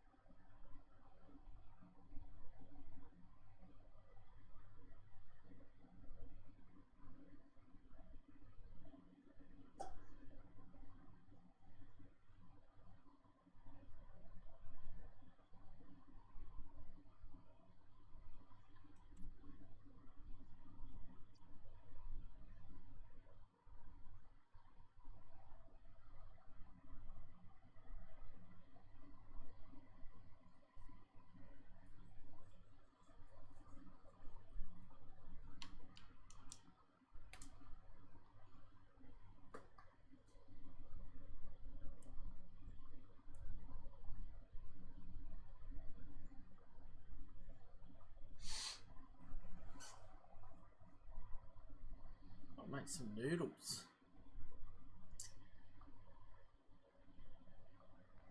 And good evening on what is a perfect night for football. The floodlights shining down on the players as we speak. I'm Derek Ray at the microphone, and joining me for match commentary is Stuart Robson. And what we have for you is first to two action. It's the Saints against the biggest snakes out there. Well, hopefully it's not too cagey, Derek. Not that you could blame them. One mistake at the... Oh, it's there! Oh, come on! The decision is Oh. offside here. And here's the starting 11 for Saints. Well, it'll be interesting to see how the wingers play today. Will they No. Will they come in field and support the centre forward? And how deep will they come out of possession? They're going to be key to this formation.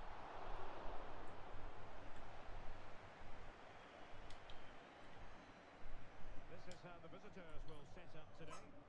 Well, the two wide players are great in 1v1 situations, and their movement is also very good. But it's the midfield three that will need to control the flow of the game. And quick thinking. No. Fuck! A goal, a decisive goal. Well, it makes for great drama. Fucking hell, man. Big moment, and the game is won.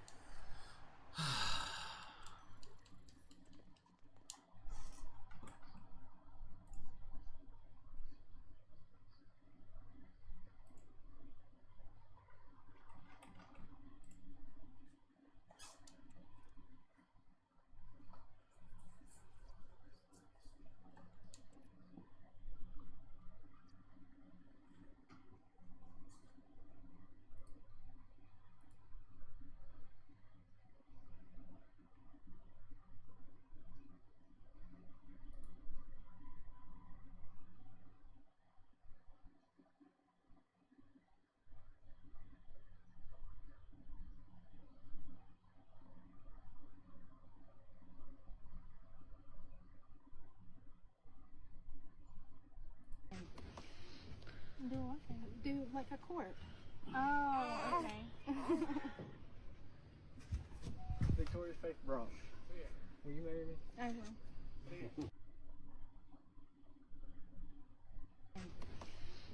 Do what?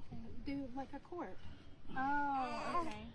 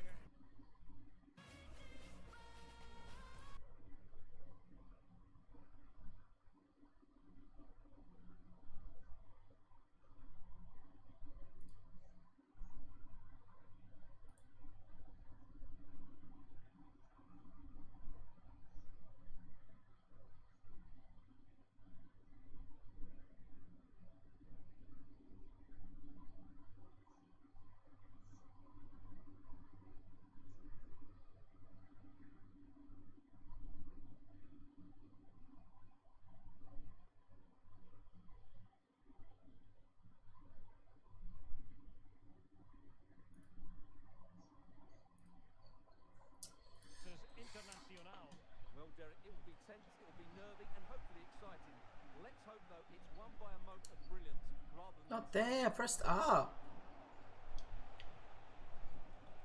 Internacional looking productive. Aw, what do you mean? Fuck, sir! Fucking person where I pressed it! They were positive right from the start.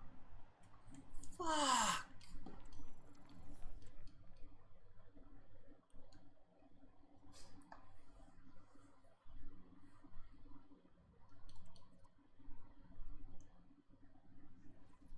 Fuck me, man.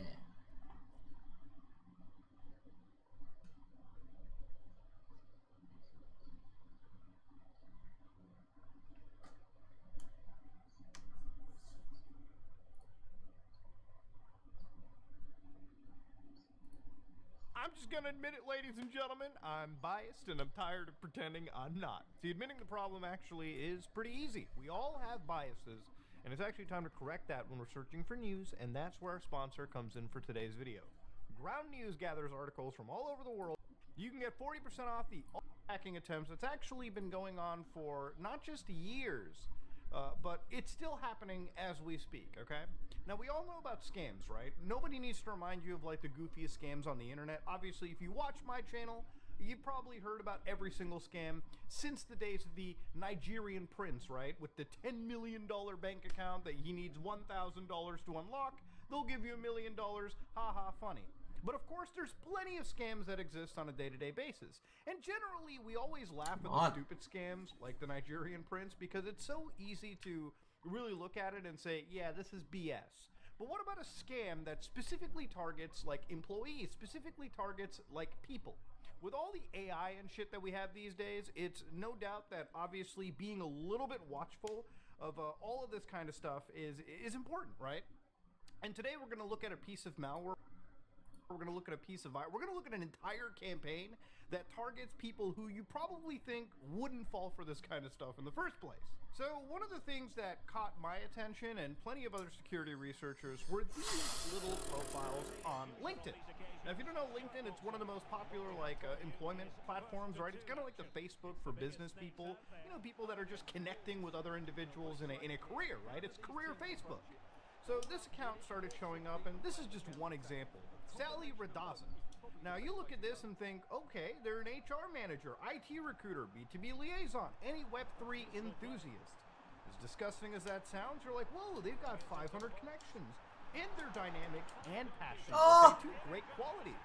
But honestly, if you look closer into this, you might notice there's an eerie, soulless profile picture provided. What a go. And yes, you caught it. That is artificial intelligence all right there. In fact, I wouldn't even doubt if this entire page was just artificial intelligence.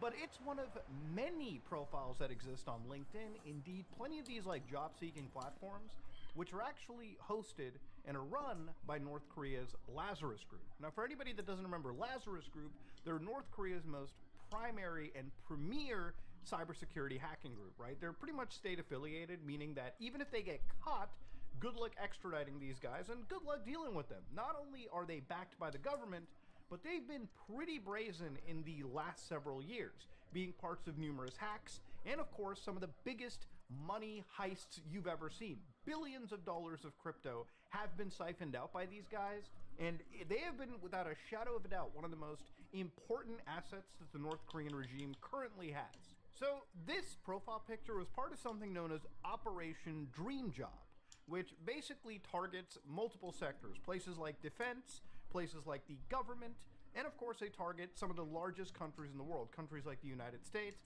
countries like Australia, countries like India, and of course in situations like this, obviously they utilize numerous other forms of malware, numerous types of attacks, and most importantly, this is not the first time they've done it. You've probably heard of other operations like Operation North Star, and you've probably heard of Operation Interception. This is specifically North Korea trying to infiltrate and worm its way into one of the most important sectors in our entire planet. Sectors that, if compromised, the software that is stolen could actually seriously cause harm to parts of the world or cause national security concerns. This is a pretty fucking serious story. You might even have remembered that literally, like, I looked at things like this FBI, like, public service announcement, and this is something that the FBI has constantly been talking about For instance, in January 23rd, 2025, the FBI provided, again, this update to individuals who... Might have to get a new jersey.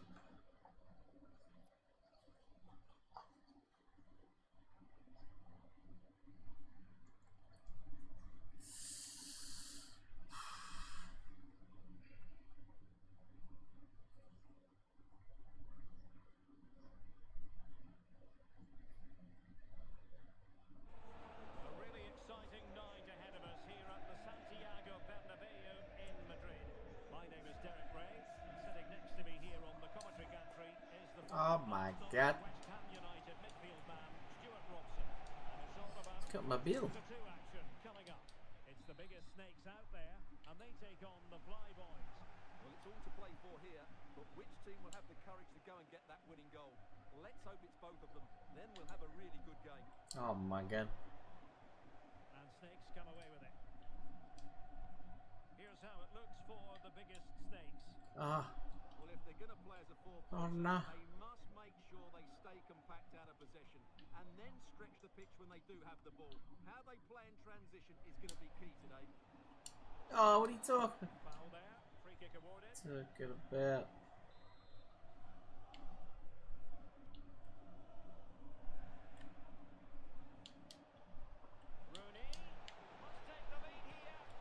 Oh.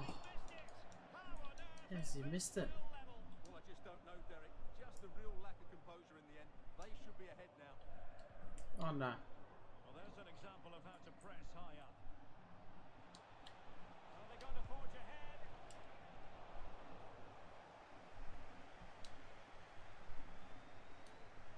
Harry Sousa. And to look at the Flyboys starting 11. Marc-André ter Stegen in goal. Danny Olmo plays alongside Patrick No. in the engine room. What a sad pass, bro. Who'll look to provide the goal-scoring threat. Well, it's a good move in the making from the Flyboys. Can he finish? Just couldn't get it through.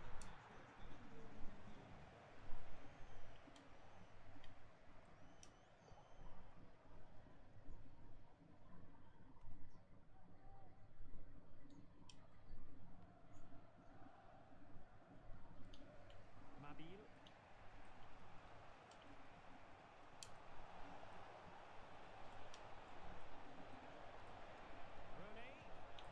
Oh.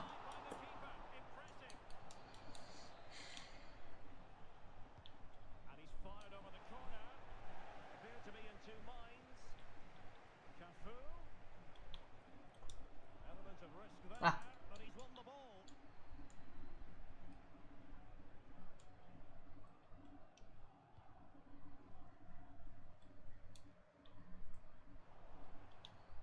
And a struggle to keep the ball for the Flyboys.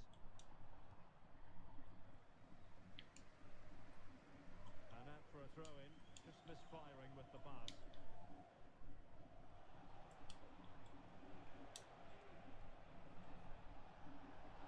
Could cross it in here. A promising looking attack, but comes to nothing in the end. And nicely over the top. Really fine defending play to break. Come on, man. Plenty of support here. Oh, bastard. Somehow reaching it. Corner kick played in. Well, not cleared away completely. Hey. Halted, free kick given.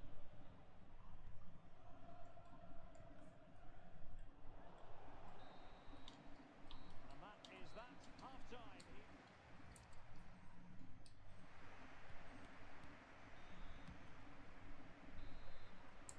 Second half excitement to come, we hope, here at the Bernabeu.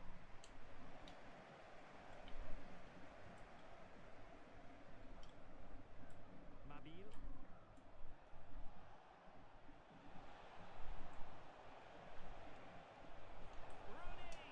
Ah. Fuck with. Damn it.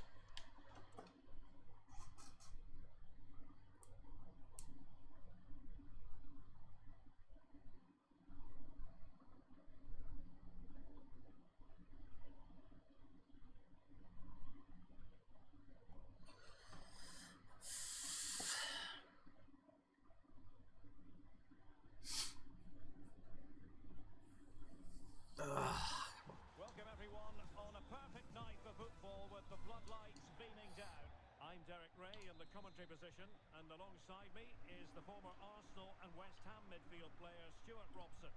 And what we have for you is first to two action. Stuart, tell us about your pre-match thoughts. Well, Derek, it will be tense, it will be nervy, and hope it should be. For fuck's sake. Well, it looks so promising. What? How is that off me? Well, so close to seeing an early goal here. It's a great save, you have to say. The lineup then for the hosts. AusForce Oh, my control died. between the posts. William Saliba starts alongside Gabriel in central defence. And so many different ways to configure an attack in this case. Big chance here. And in it goes, a goal, a decisive goal. Well, it makes the great How does fucking Kerr miss the goal? Fucking useless. Run in fucking front, man. Fucking bullshit. Fuck.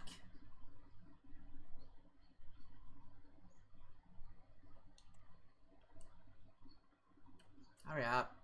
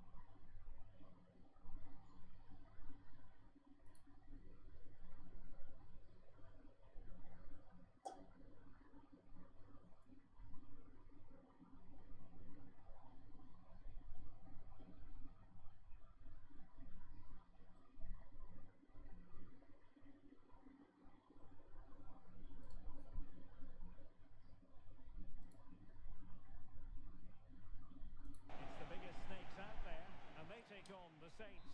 Well, it's all to play for here, but which team will have the courage to go and get that winning goal? Let's hope it's both of them. Then we'll have a really good game. The Saints have it once again. Jones. Here's how it looks for the biggest snakes. No. 4-2 system relies The on fuck good is the combination passing, man? The front two, the central midfield pairing, the fullback and winger, and of course the centre backs. If you can get these combinations right, you'll have a good team. Good ball to switch the play.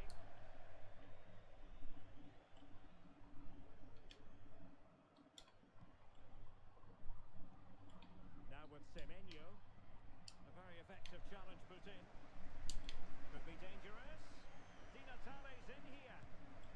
There it is, a goal. A golden goal. Well, they got their Fuck's sake.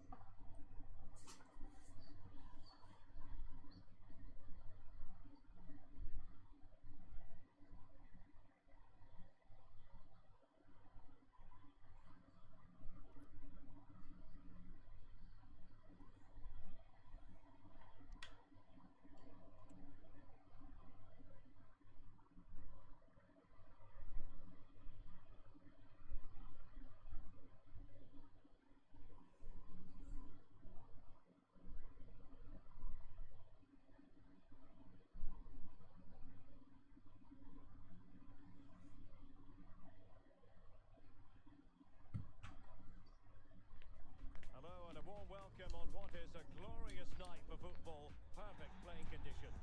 I'm Derek Ray, and ready with his tactics board alongside me is Stuart Robson, my commentary partner. And it's all about first to two action coming up. It's the Spicy Boys against the biggest snakes out there. Well, hopefully it's not too cagey, Derek. Not that you could blame them. One mistake at the back and it's all over. High stakes indeed, but we should have some drama one way or another. And here's the lineup for the Spicy Boys. Edwin van der Sar begins between the posts. Fabio Cannavaro plays with Rio Ferdinand in central defence. Hakan Çalhanoğlu plays with Ousmane Dembele in the wide positions.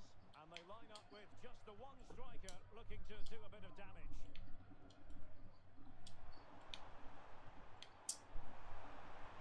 Good move in the making this from the spot. And in it goes, a goal, a decisive goal. Well, it makes the great drama, doesn't it? One big moment and the game is won. Well, just look at this again. Can't fucking do anything, boys. And then the shot could not be hit any better. I've lost like 4 in a row. Like, fuck off.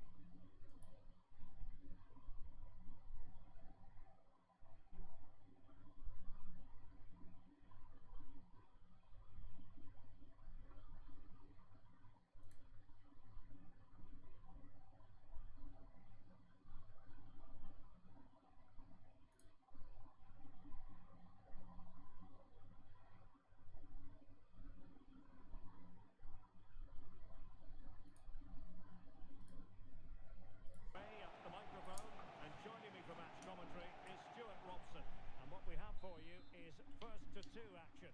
What do you anticipate seeing, Stuart? Well, this could go either way in terms of entertainment. Hopefully we see two teams who want to win the game rather than two that are afraid of losing, but I'm optimistic.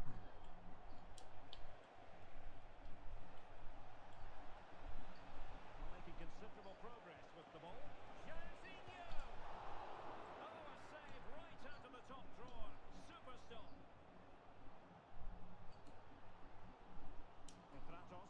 No, fucking hell. The pass through, mate. Teammates available. Oh, great attacking play. It's there for him. There it is, a goal. A goal. You fucked. You fucking cunt. Yeah. Oh yeah. Oh yeah.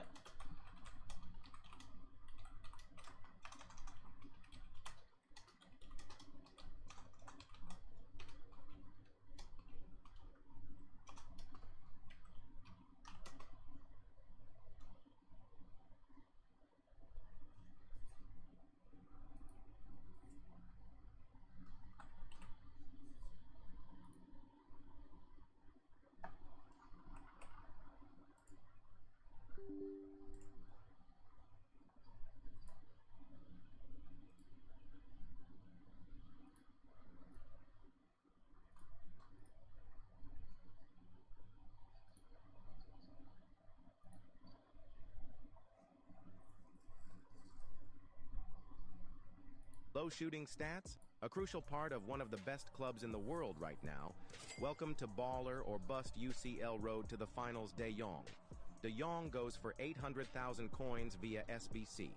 Winter wildcards De Jong was elite level, used by some pros, and now we've got this upgradable version of De Jong.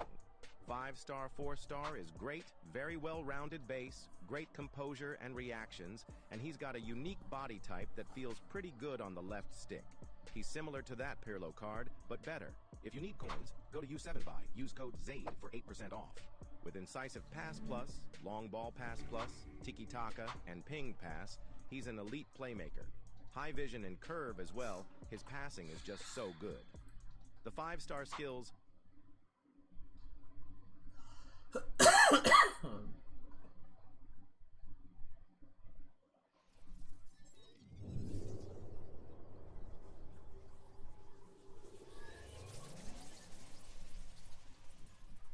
You want to be a dick to me? I don't know. Anything I say, you're just gonna like get mad at, and you're just gonna hang up on me. So I feel like. I'm not gonna hang up on you.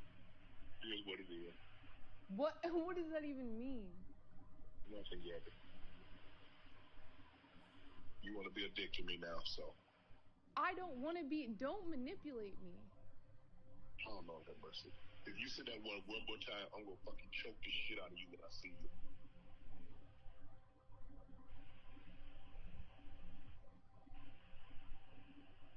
Thank you. Okay.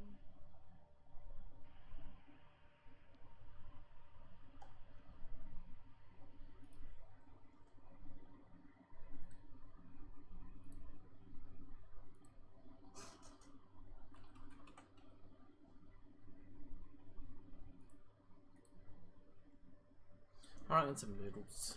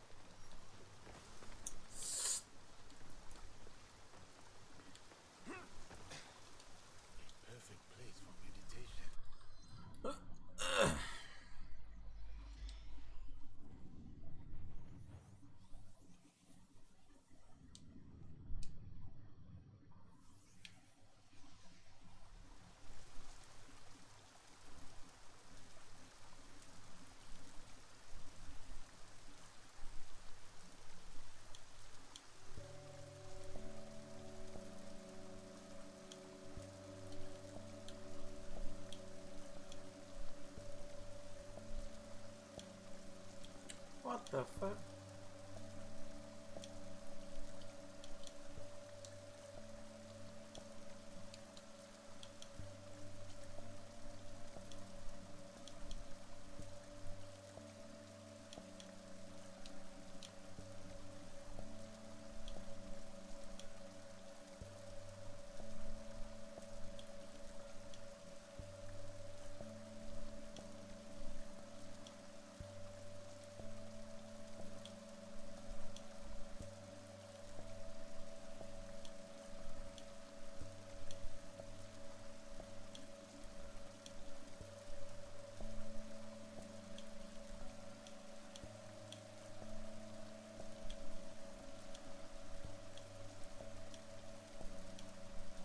Oh.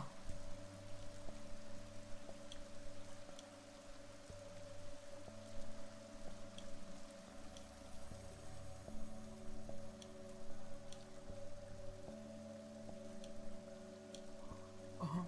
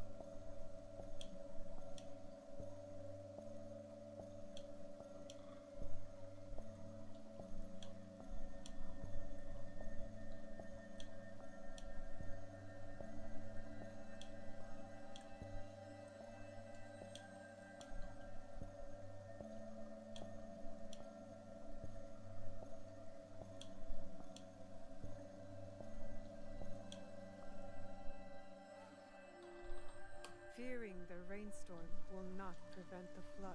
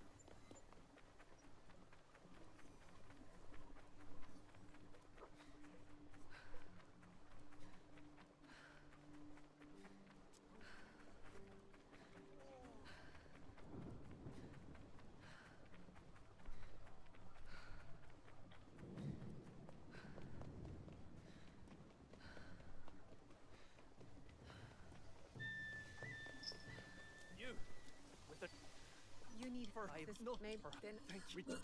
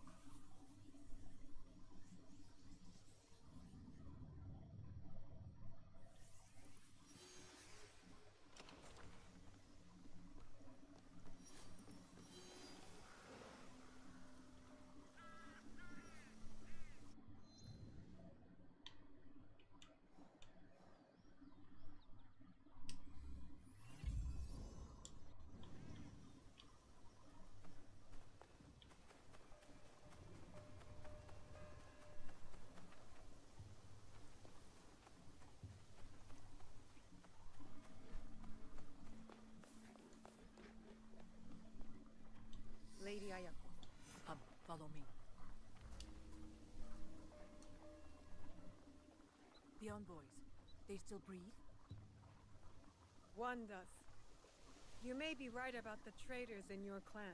Now you trust me? All I said was that you cannot trust those under your command. Tell me, Naoe, have you seen anyone dressed in my clan's colors, but armed with a teppo? Why do you ask? A true Akiaba warrior relies solely on steel. That is our way. No teppo. Ever. Even the bow is frowned upon. Steel is reliable, but teppo are the future. It sounds like you call my clan fools. Diplomatically, of course. Not at all. It is just a rapidly changing world. You're coming to Yamato. No. He might say until I should go to Kofukuji Temple. Be there with Yasuke for the peace talks.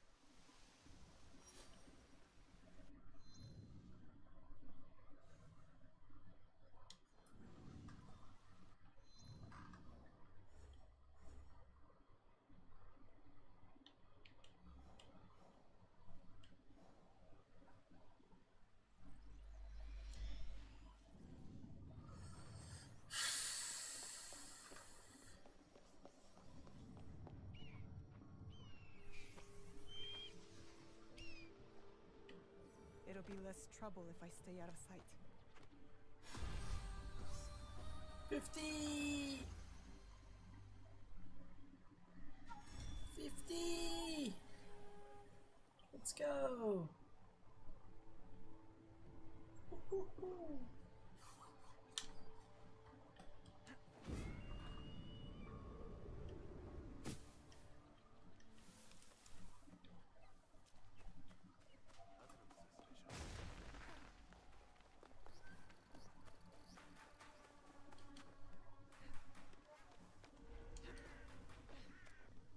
This is the place. I'll wait for Yasuke.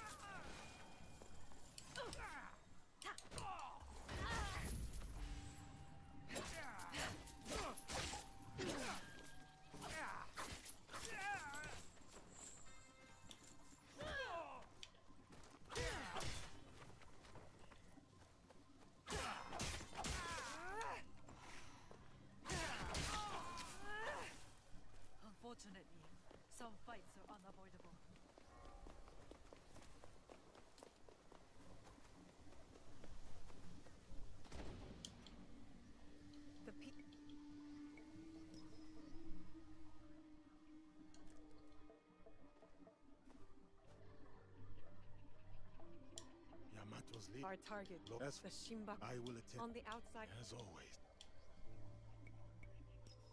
I must head to the courtyard. See what Yamato's finest are up to. Watch your back in that snake pit.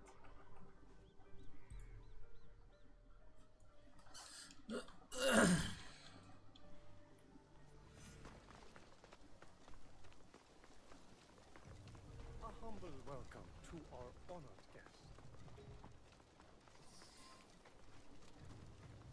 Esteemed leader, we make good progress. I humbly suggest we pause the peace talks briefly in the spirit of achieving harmony. I propose that you confer privately with your trusted retainers. Let this intermission be a step towards a future where swords are replaced by words, where peace prevails. Ah, my esteemed guest. You have halted the Patient. debate. This is I work the time. guidance.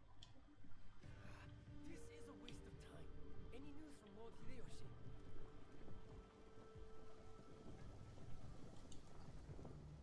Lord Joki's kindness. I am her Yet friend. Did you this and it occurred? Decisive but rash. Qualities of a daimyo who thrives in war.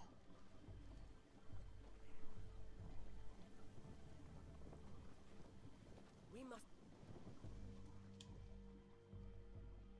Where do you stand? With war. with your dead Lord Noble. a hypocrite. He had Earlier, I Kojiro. His tricks are the last thing we need. Or perhaps the thing we need most.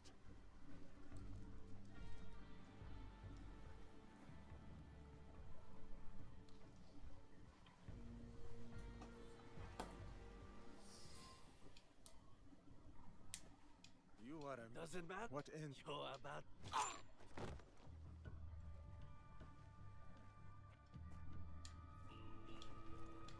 You bring me here to have me killed?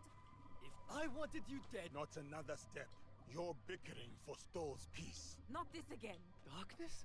It is her! Well said. And I...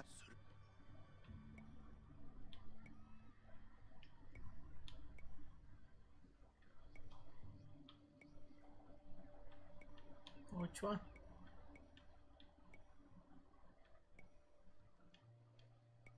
This guy. As the wisest in the room, especially when... But with your rivals... That I pause not.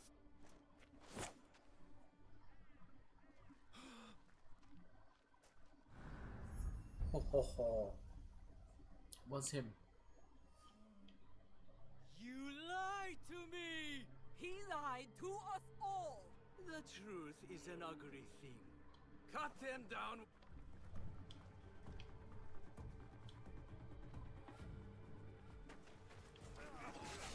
Oh, lady, I am...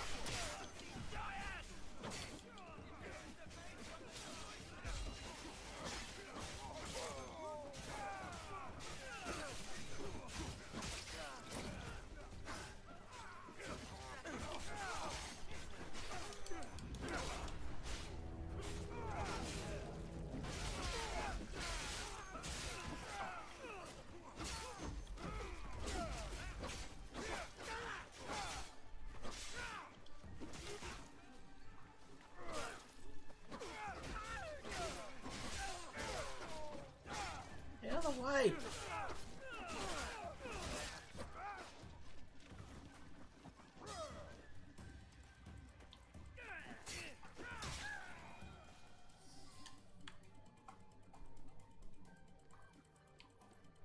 Jokin's right. Stay here.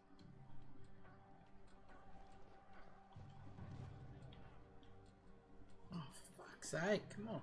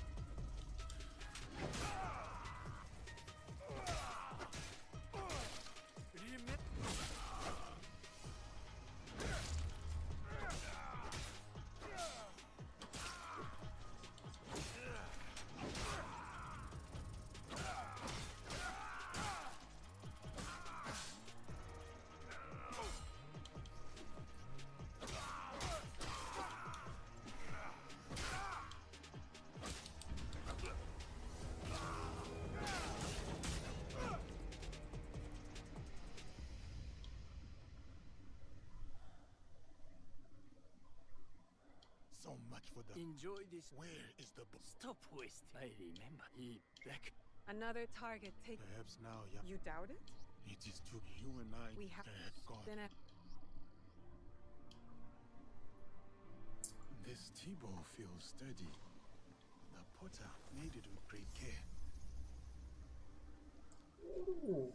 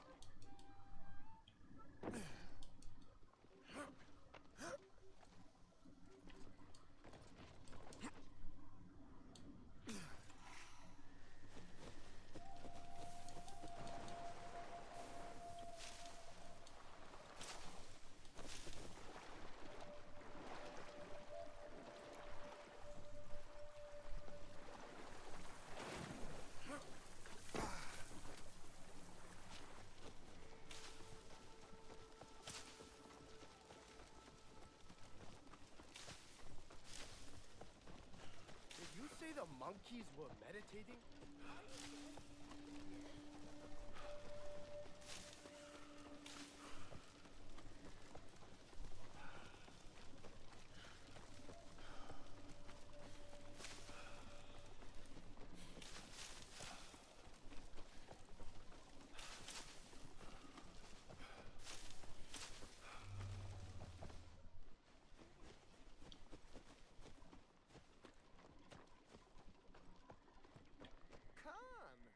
Answer my riddle and... Do you see anything of interest?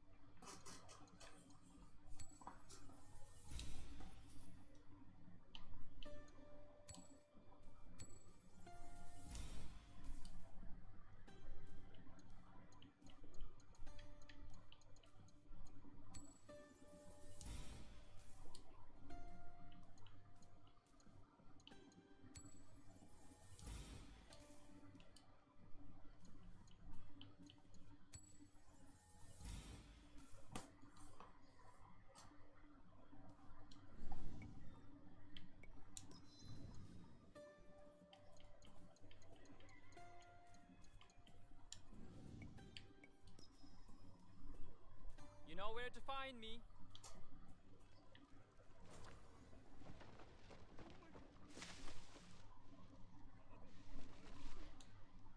What? I will pay.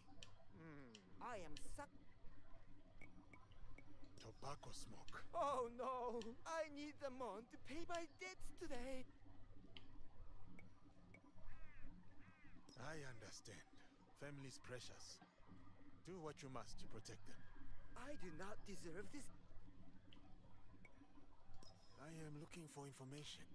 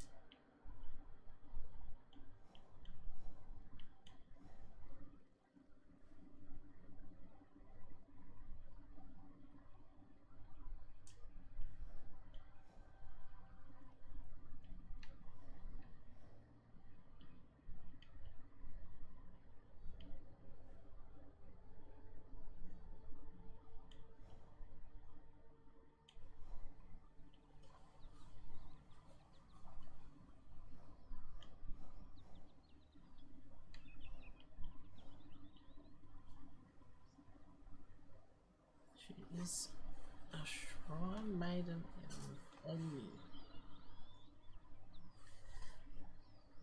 Western mouth of Seta.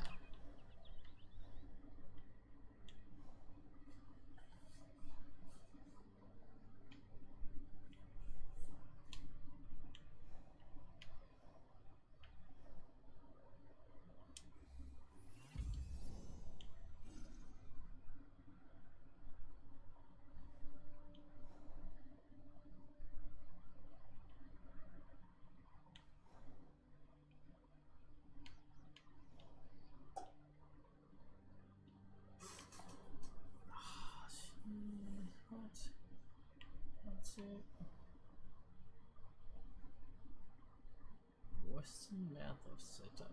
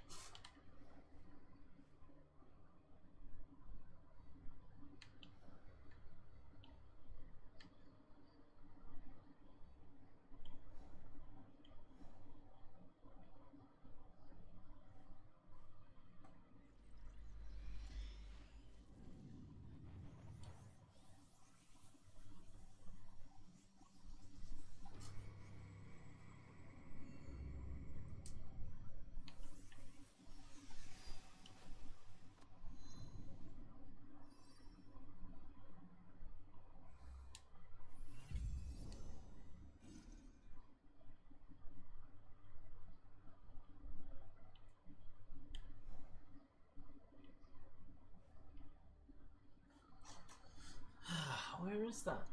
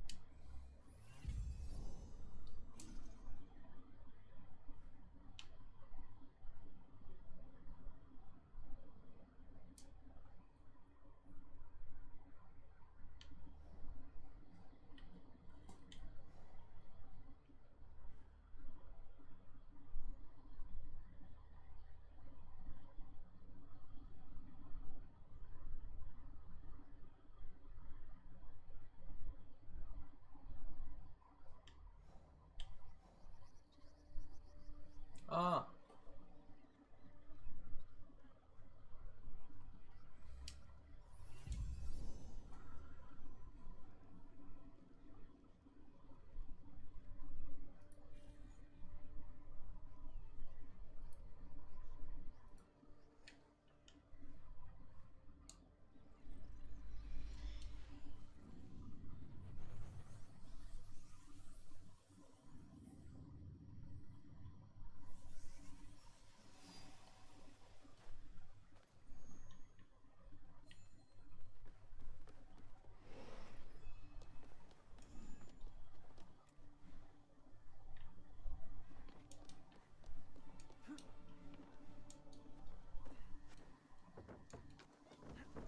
Now, over here.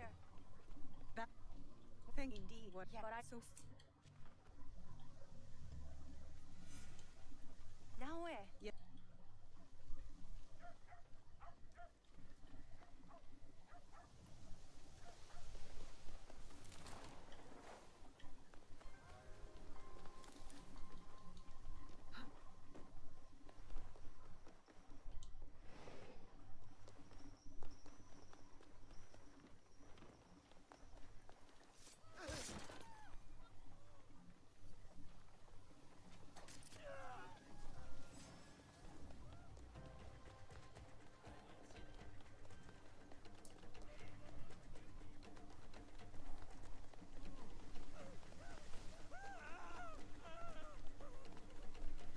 to Aoi, the duel will take place on Seta Bridge.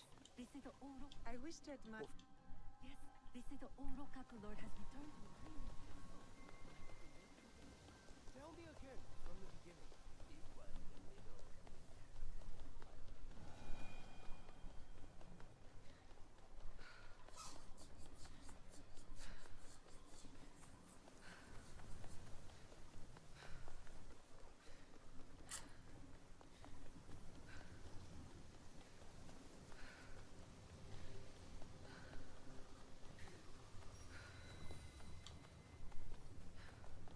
Here's the bridge. I should look around.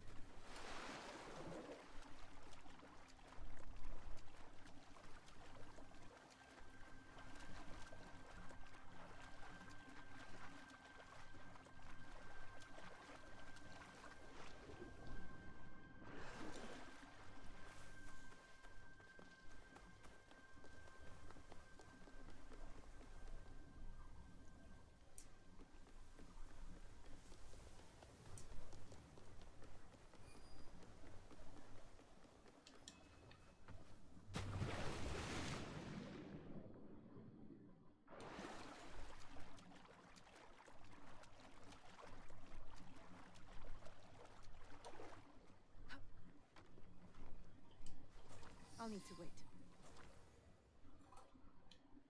Now.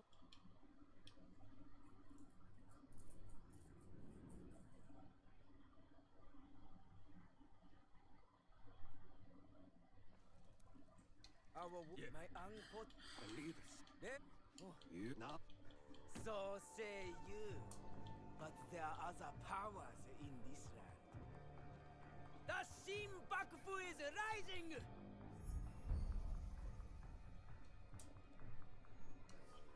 It's him. Bring me the orb!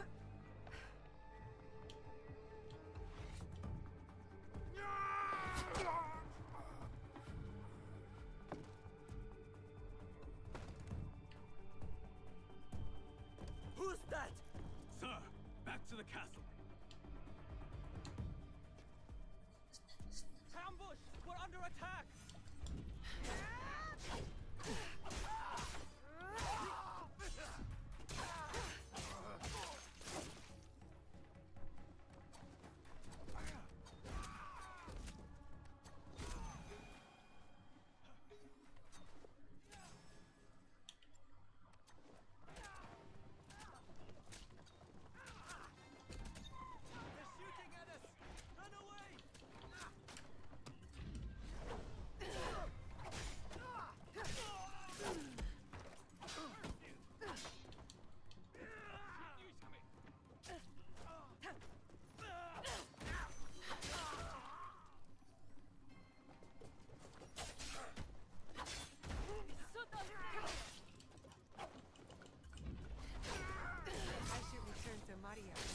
Good news.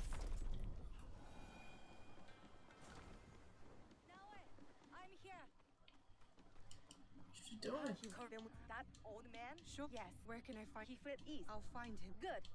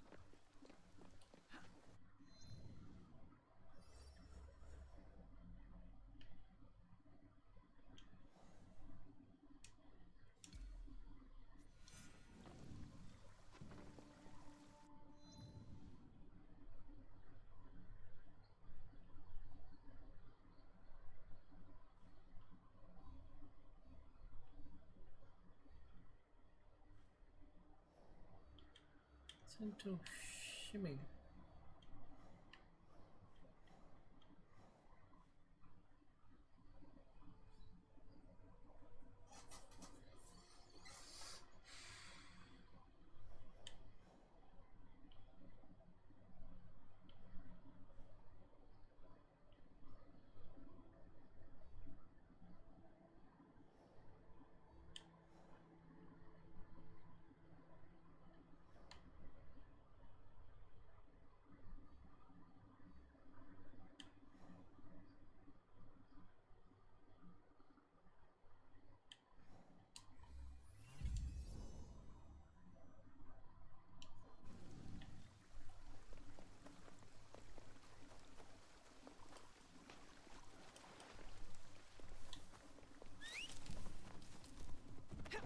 They were dying on our watch. Do you understand?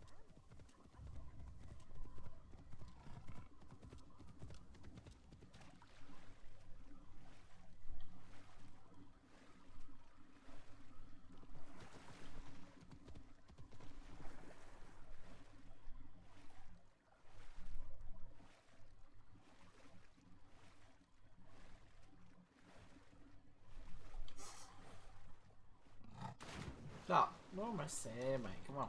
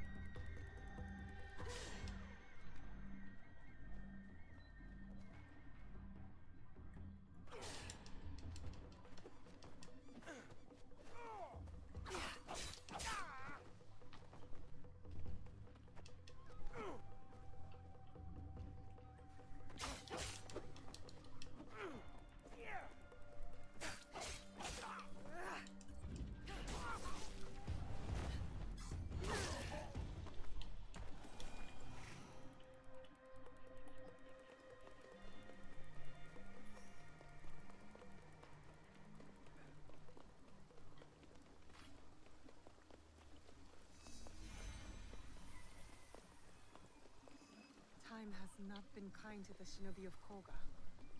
Still, Shote should be here.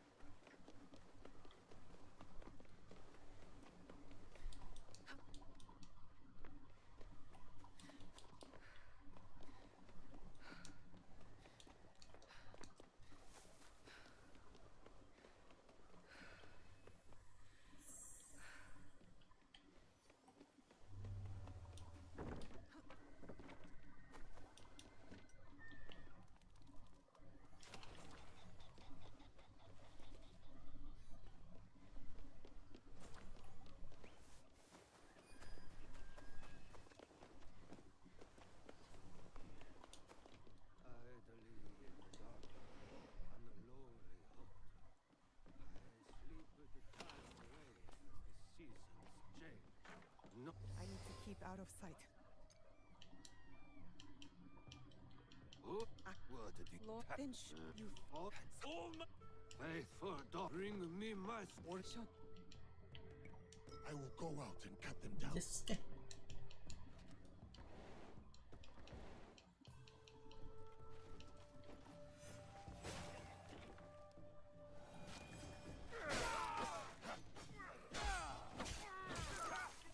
Shameless rodent. You need 10 soldiers for one on one.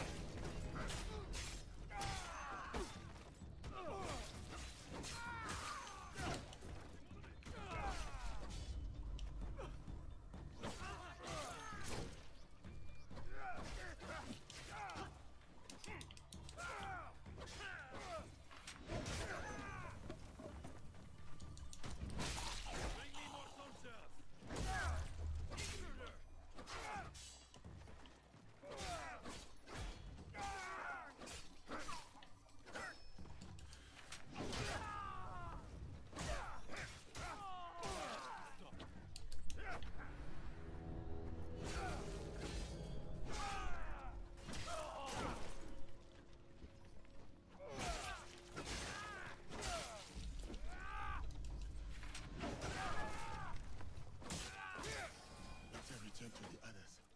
Make sure they are safe.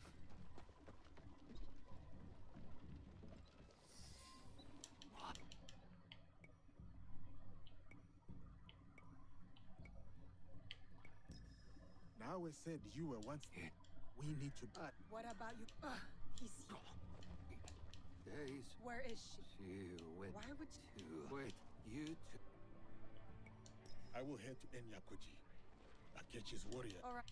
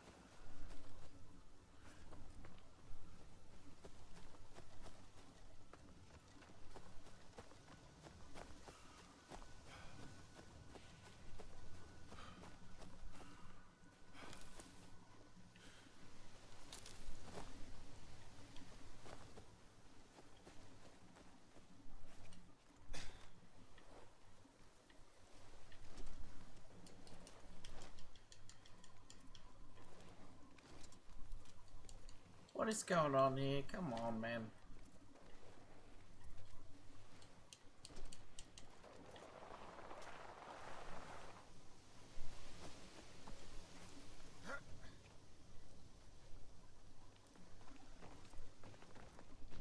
The mountain thunders with the wrath of yokai. Oh, that is the crack and roar of a temple firing. What? The ghosts have mastered gunpowder? I am even more alarmed than before.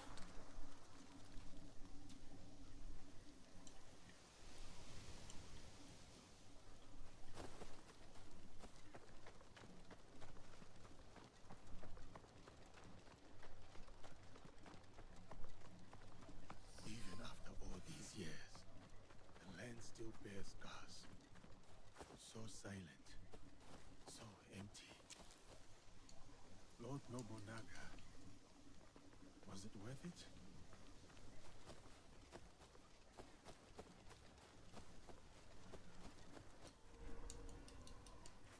Yep.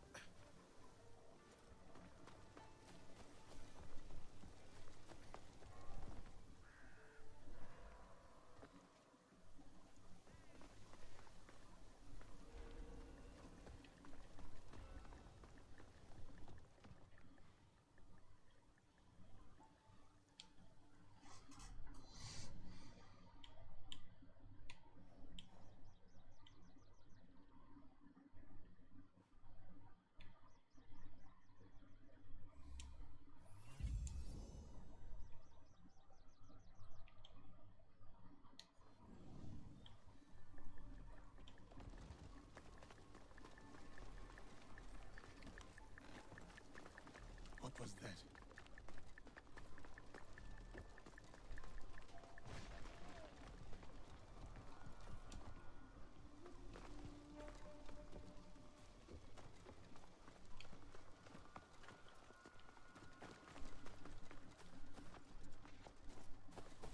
Time to locate Shotei's daughter.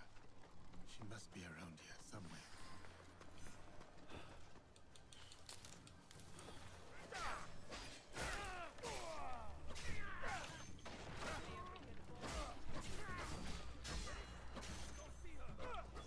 Get down! She's up there shooting at us!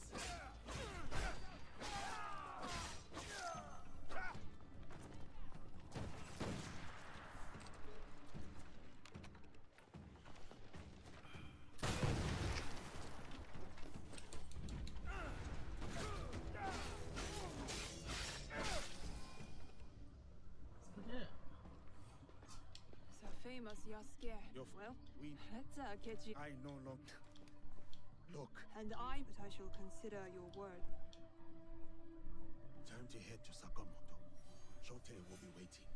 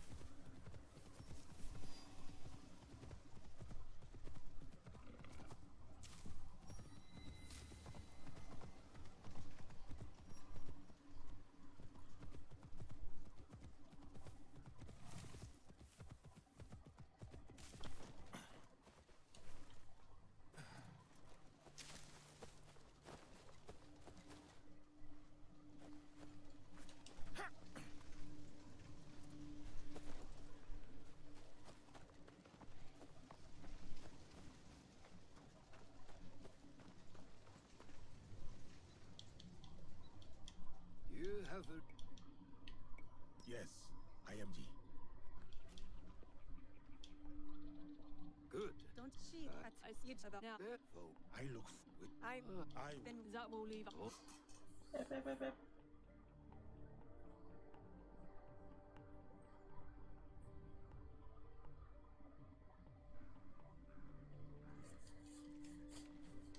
And so it begins. Maybe you should lead the way.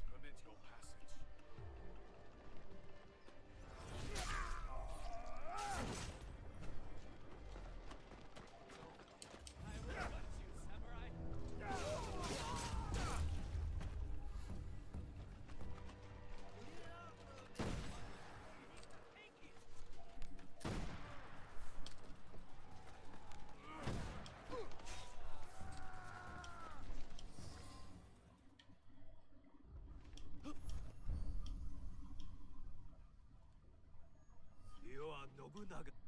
I am come the sacred, and I will fight you. They told me I accept you.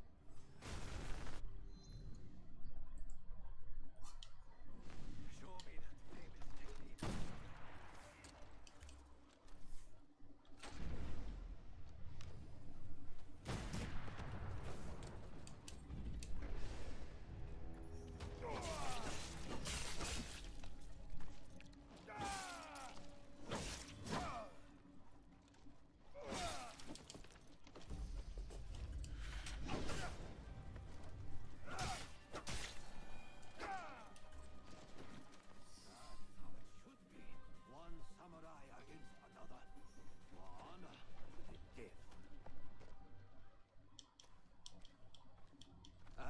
Do you know?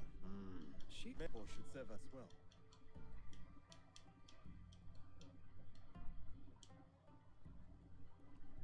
What?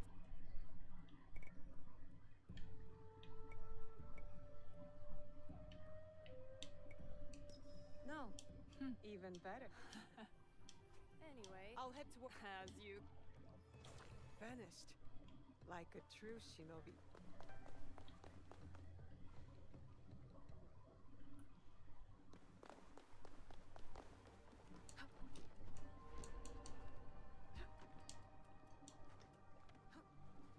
Better to keep out of sight.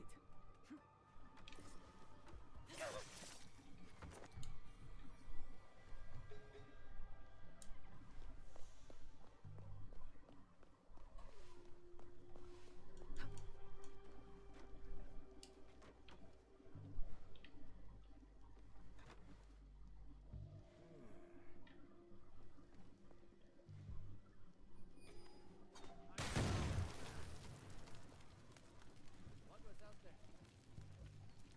I need a bit more time. I will send you to her after.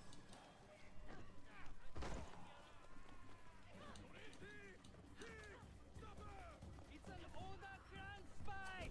Kill her! Destroy her!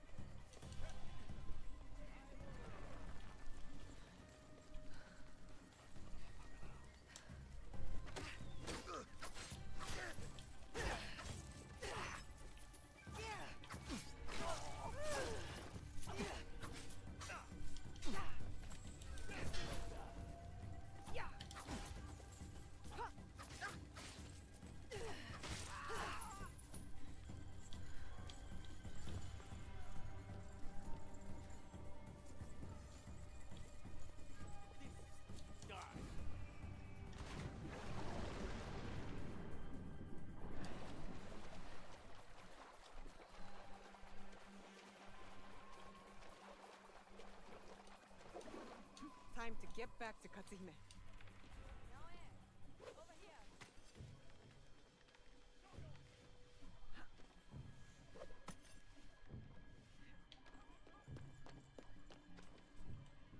That I'm asleep. By we quack.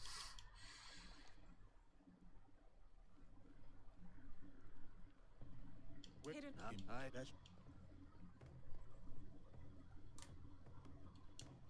And I will get go. See.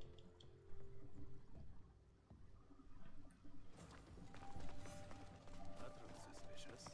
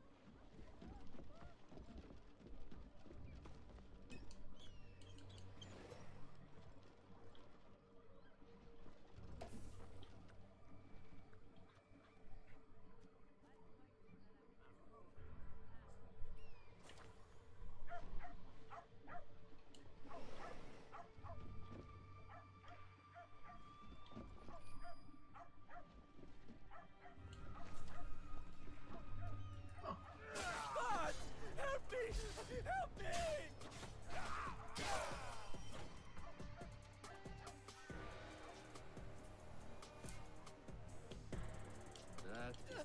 Why stay? More guards.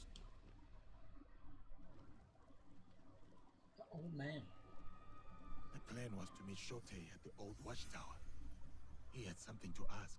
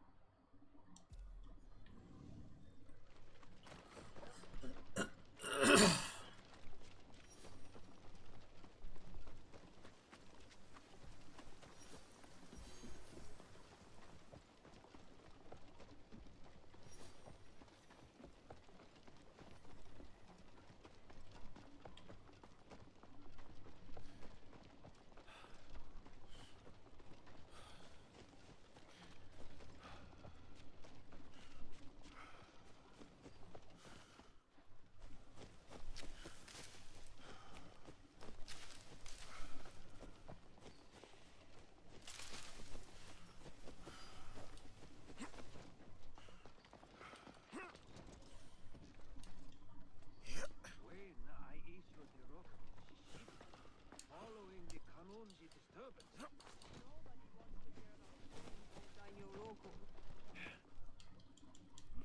But not we. I will take things from here. Good.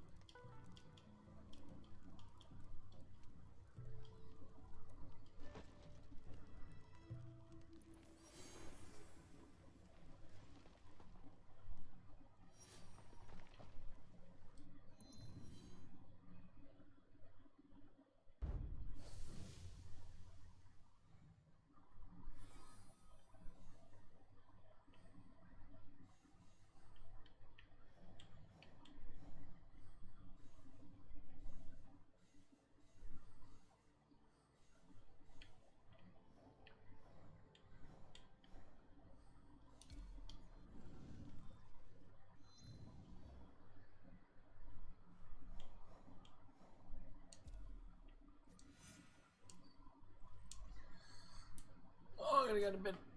Alright, guys. Catch you tomorrow.